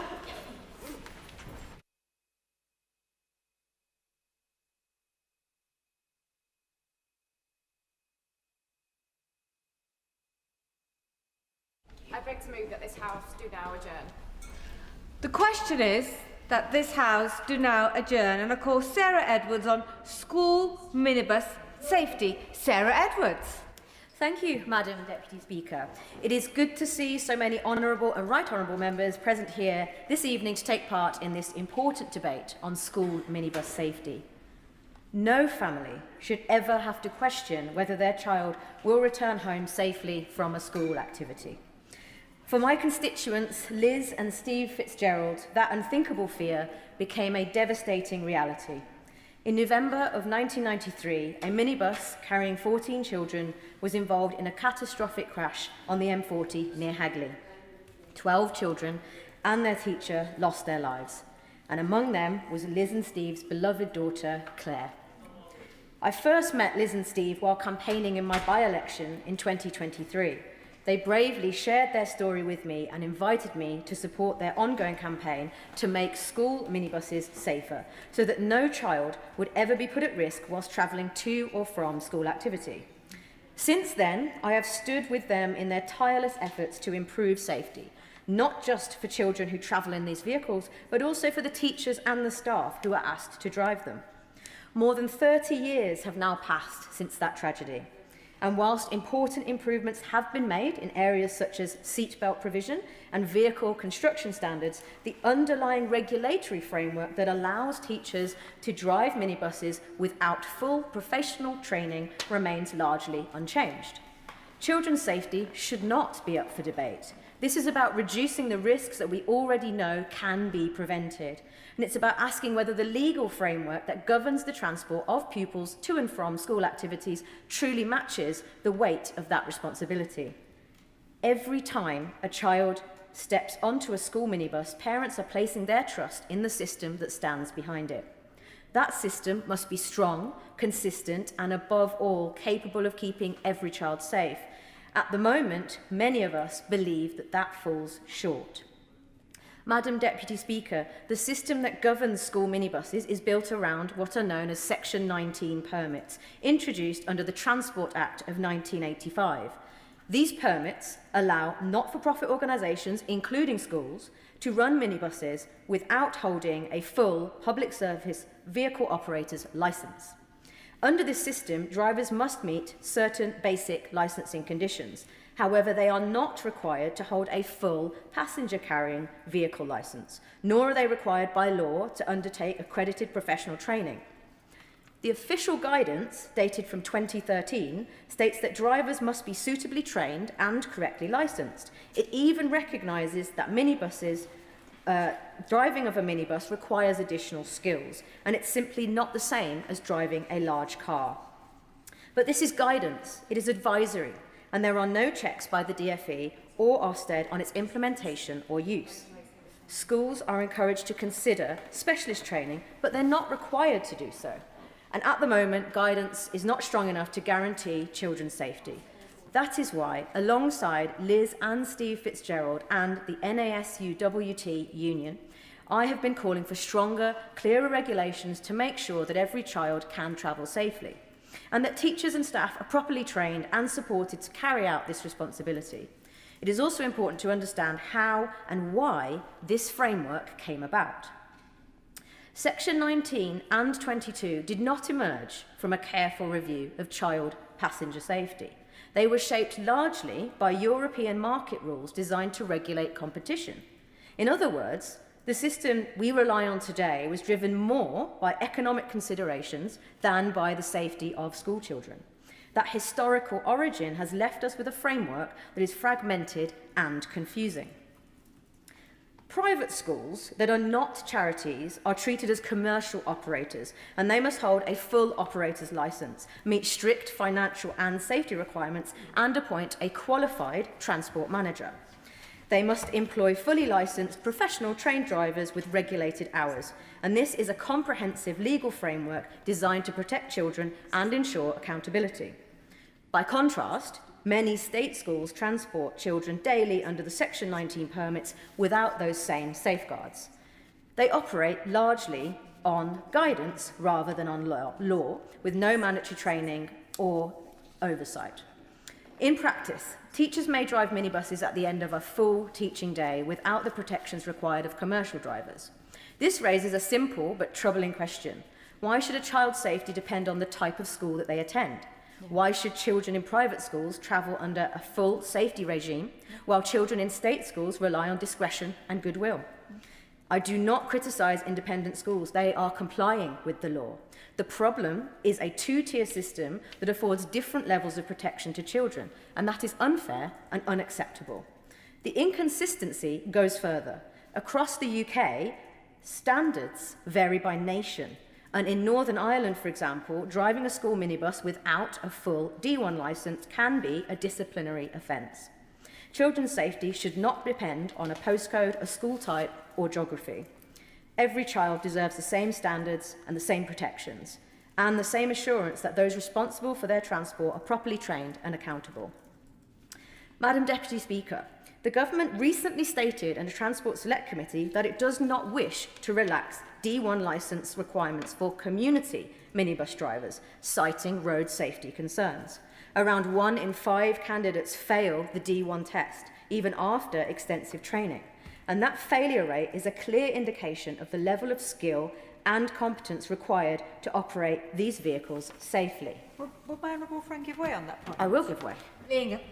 I'm really concerned that you could fail a test to drive a minibus in a professional setting, but it doesn't stop you from driving one in a school setting because you don't need the D1 licence under the current system in schools. So why is it not required when driving children to and from school activities? It fundamentally doesn't make sense to me. Does the honourable member agree?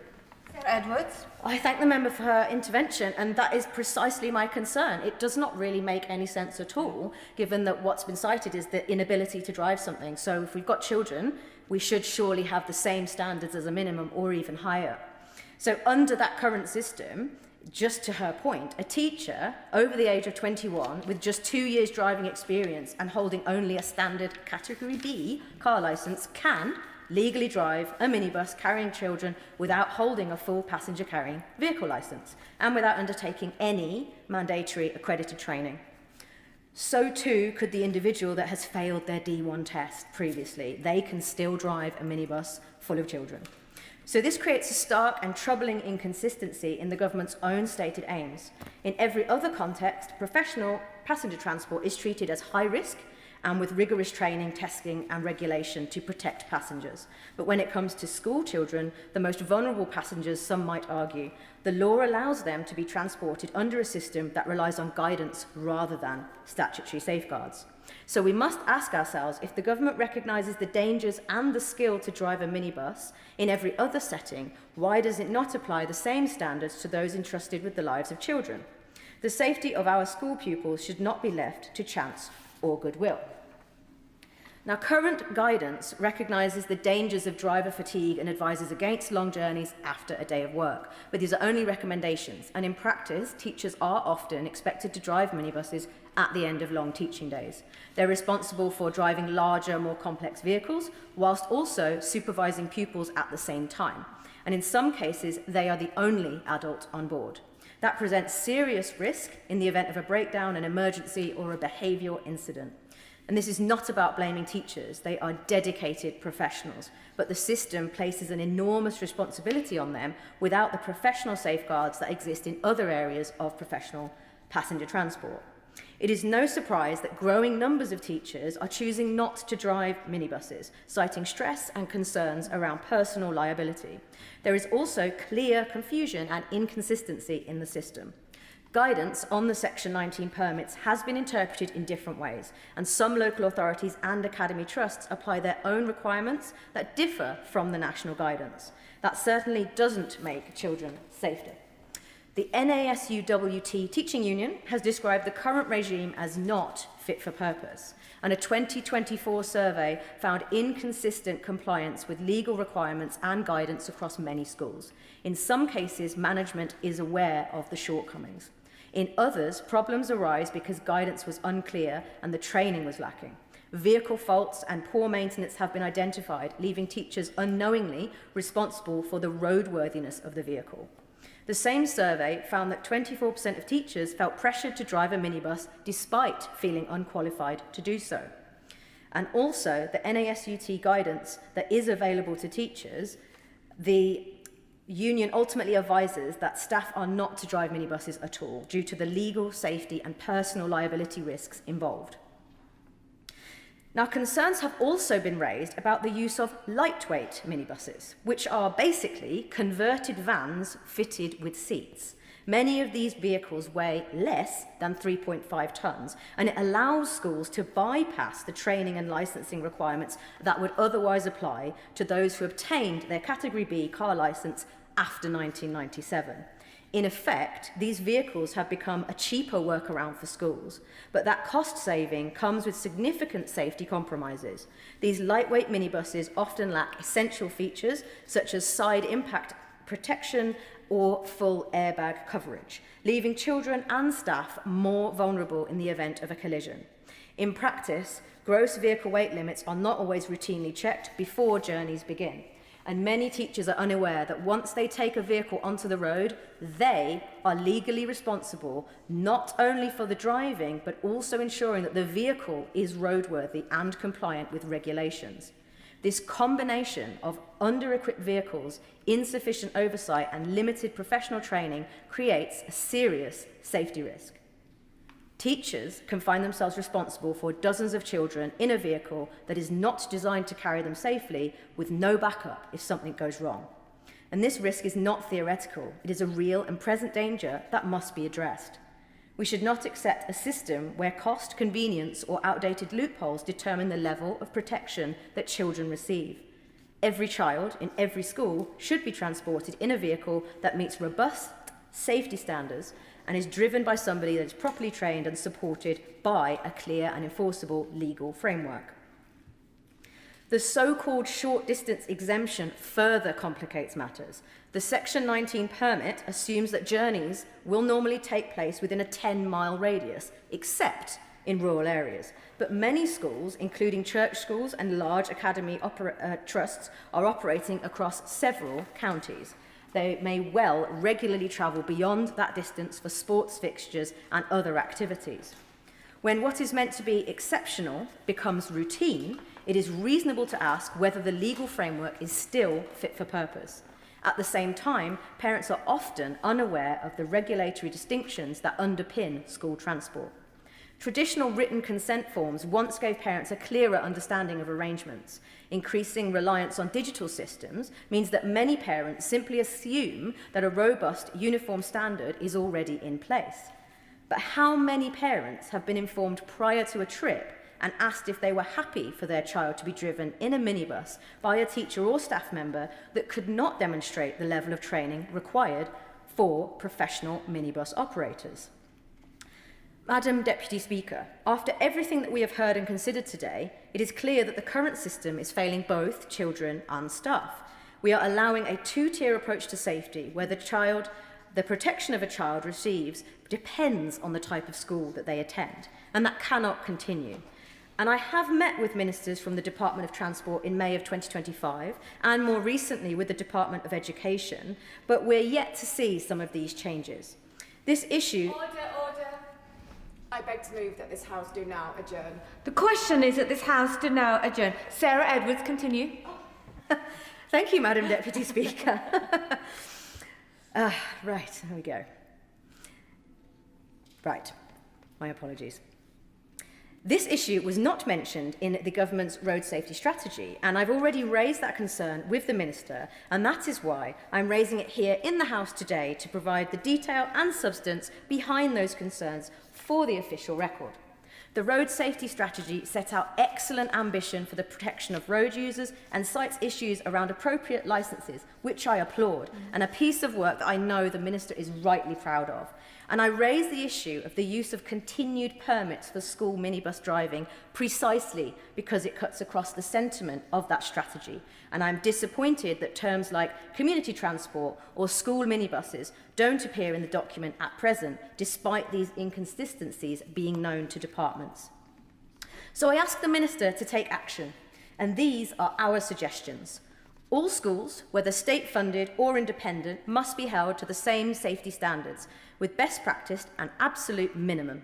Section 19 permits for schools should be replaced with statutory regulations, moving from guidance-based to enforceable legal standards, and aligning all school minibus operations with the road safety priorities rather than simply community exemptions. The Department for Education should also have a list of all associated minibuses that schools use and operate regardless of whether they are a local authority or academy trust school. This information should be jointly shared with the Department for Transport because at present no such information exists, and nor does the ability to extract minibus accident data from generic passenger vehicle data, meaning that minibuses are treated as the same as buses and coaches in government data. And this makes further analysis of the issue difficult. The professionalisation of school minibuses must be mandated, And all drivers should hold a passenger carrying vehicle licence or a D1 qualification in order to operate a school minibus. Every school fleet should be overseen by a transport manager, and drivers must undergo checks on eyesight, health and driving records. The use of lightweight minibuses must be phased out or banned. Children should travel in vehicles built to proper safety standards and not leave it down to cost-saving measures. A national inspection and enforcement regime must be introduced. The DVSA inspections should cover all school transport and not just commercial operators with vehicles and drivers tracked in a centralised and transparent system. The legal grey areas must be clarified. The government guidance should remove the ambiguity around terms such as volunteer, hire or reward, and non-commercial, and it must be court-tested and enforceable. Teacher well-being and safety must be protective, and driving duties should not fall to teachers after a full working day. Minibus driving should be recognised as a specialised responsibility in schools and not an informal task. And we also believe that the transport safety should be included in Ofsted inspections, and the long-term impact of accidents on both pupils and staff, including mental health and trauma, must be taken seriously. In closing, Madam Deputy Speaker, these are not abstract or minor reforms. They are essential steps to ensure that every child can travel safely to and from school activities, and that adults entrusted with that responsibility are fully supported, trained and accountable. I think of Liz and Steve Fitzgerald and the courage that it has taken them to turn their personal tragedy into a tireless campaign for safer school transport. Their determination reminds us all why reform cannot wait. Because sadly, during the time that we've been campaigning together and meeting ministers, other such tragedies have occurred. I urge the government to take steps to close the ambiguity and further their aims for road safety for all who use them. And our children deserve nothing less than a system that guarantees their safety, values teachers who transport them, and removes the inequalities and risks that underpin the current framework. It is time for decisive action, and I thank the Minister for coming here today, and I commend this debate to the House. Thank you. Minister Lillie-Greenwood. Thank you, Madam Deputy Speaker. First of all, I'd like to congratulate my honourable friend, the member for Tamworth, for securing a debate on this important subject today. And I pay tribute to her campaigning. I know that she's shown real determination in working with her constituents, with education unions and others on this issue throughout her time in this House. The minibus collision on the M40 in 1993 was a truly dreadful incident, and my heart goes out to all those parents and families, including Mr. and Mrs. Fitzgerald, who suffered such an awful loss. We all want to do everything we can to ensure such an incident never happens again. Since the tragic crash, many improvements have been made to enhance the safe operation of minibuses. This has included mandatory seatbelts in minibuses and coaches, a ban on the crew bus where minibuses had 2 benches facing each other, and improvements to the driver licensing regime. Road safety statistics show that there's been an overall decrease in the number of incidents and serious collisions involving minibuses over the last 10 years. However, I recognise that there is always more to do, and strongly believe that road safety and the safety of students, school staff and teachers travelling in minibuses is extremely important. I will start, if I may, by setting out what the government currently does to support the safe use of permits. The permit system that's set out in the Transport Act 1985 recognises the value of not-for-profit organisations that provide services for community, social and charitable benefit. There are Section 22 permits used for community bus services and the more common Section 19 permits. The permits allow the holder to operate transport services that would otherwise require a full public service vehicle operator licence. Users of Section 19 permits will include schools, but also a wide range of charities and community transport operators, supporting trips every day across the country like dial-a-ride, social club trips or camping trips by youth groups. The permit system was designed because we recognise the value of these activities, and small non-profit making organisations do not always have the capacity of larger commercial ones. Driving a minibus usually requires D1 entitlement on a licence, as my honourable friend said. But a vehicle with a Section 19 permit can also be driven by someone with two different types of entitlement. Firstly, prior to 1997, car driving licences came with an automatic form of D1 entitlement. And secondly, there are also more limited circumstances in which a minibus can still be driven on a car Category B driving licence, and those circumstances include being 21 or older, having held the licence for at least 2 years, driving on a voluntary basis where a minibus is being used for social purposes by a non-commercial body, and meeting vehicle weight restrictions. But even though permits are not a full operator licence, holding them comes with important responsibilities and obligations. Operating and driving minibuses is never to be taken lightly. To support permit holders with their responsibilities, we publish guidance to promote and support the correct and safe use of vehicles operating under permits. That guidance sets out the permit rules and the responsibility of permit holders, including schools, for ensuring the safe operation of vehicles. It includes vehicle maintenance, and the guidance sets out recommended arrangements for that. The guidance also covers the need to ensure that drivers are correctly trained, have the correct driving licence and take adequate breaks. It notes, for example, that drivers should plan more rest breaks than are set out in the regulations if they do not drive for a living, and also that drivers should be given clear written instructions about their responsibilities covering all aspects of vehicle operation. The guidance further sets out that all drivers should be aware of the risk to passenger safety from driving when tired, and that it is not sensible to start a long trip after a full day's work, whether that work involves driving or not. I might add that no driver, teacher or otherwise should ever be put under pressure to drive a minibus. In addition to the overarching Section 19 and 22 permit guidance, we also have specific guidance for schools and local authorities on driving school minibuses. This was published jointly with the Department for Education, and it outlines driving licence entitlements, training, insurance and other legal requirements. It is of course important that all our guidance is as clear, direct and helpful as it can be to end users, and I'm always open to hearing about ways in which anyone thinks it could be improved. I also acknowledge the work here of the MIDAS Minibus Driver Awareness Training Scheme, administered by the Community Transport Association and used, I understand, by many schools in helping contribute to the improved safety of minibus drivers. Notwithstanding everything currently done to support permit users, my honourable friend has raised important and well-expressed challenges, and they warrant further thought. I acknowledge, for example, the argument she has made about different rules applying to different sorts of schools and the importance of children being safe regardless of such distinctions. The Section 19 permit framework has wide-ranging benefits, but it's right to keep challenging ourselves that the system is striking the correct balance between flexibility and safety.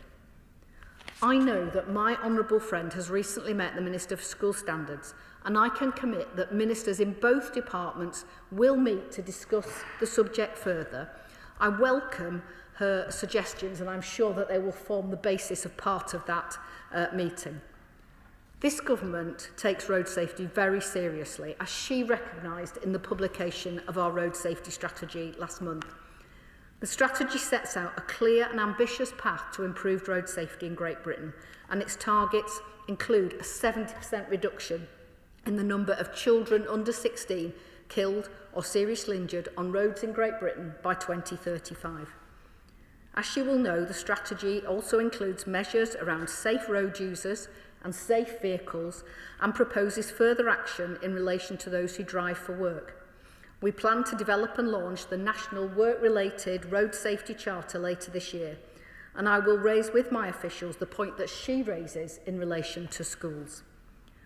I end by thanking my honourable friend again for her continued interest and advocacy on this very important subject. Thank you. The question is that this House do now adjourn. The members of that opinion say aye. The ayes have it. The ayes have it. I wish all of our colleagues a peaceful and productive time and recess in their constituencies, and hopefully some time with their families as well. I look forward to spending time with my nephews, Arlie and Arthur, who are super fans of Bad Bunny, make me listen to the music non-stop. And Arlie and Arthur, I'm looking forward to teaching me the dance moves next. Not sure if that's good or bad. Order, order.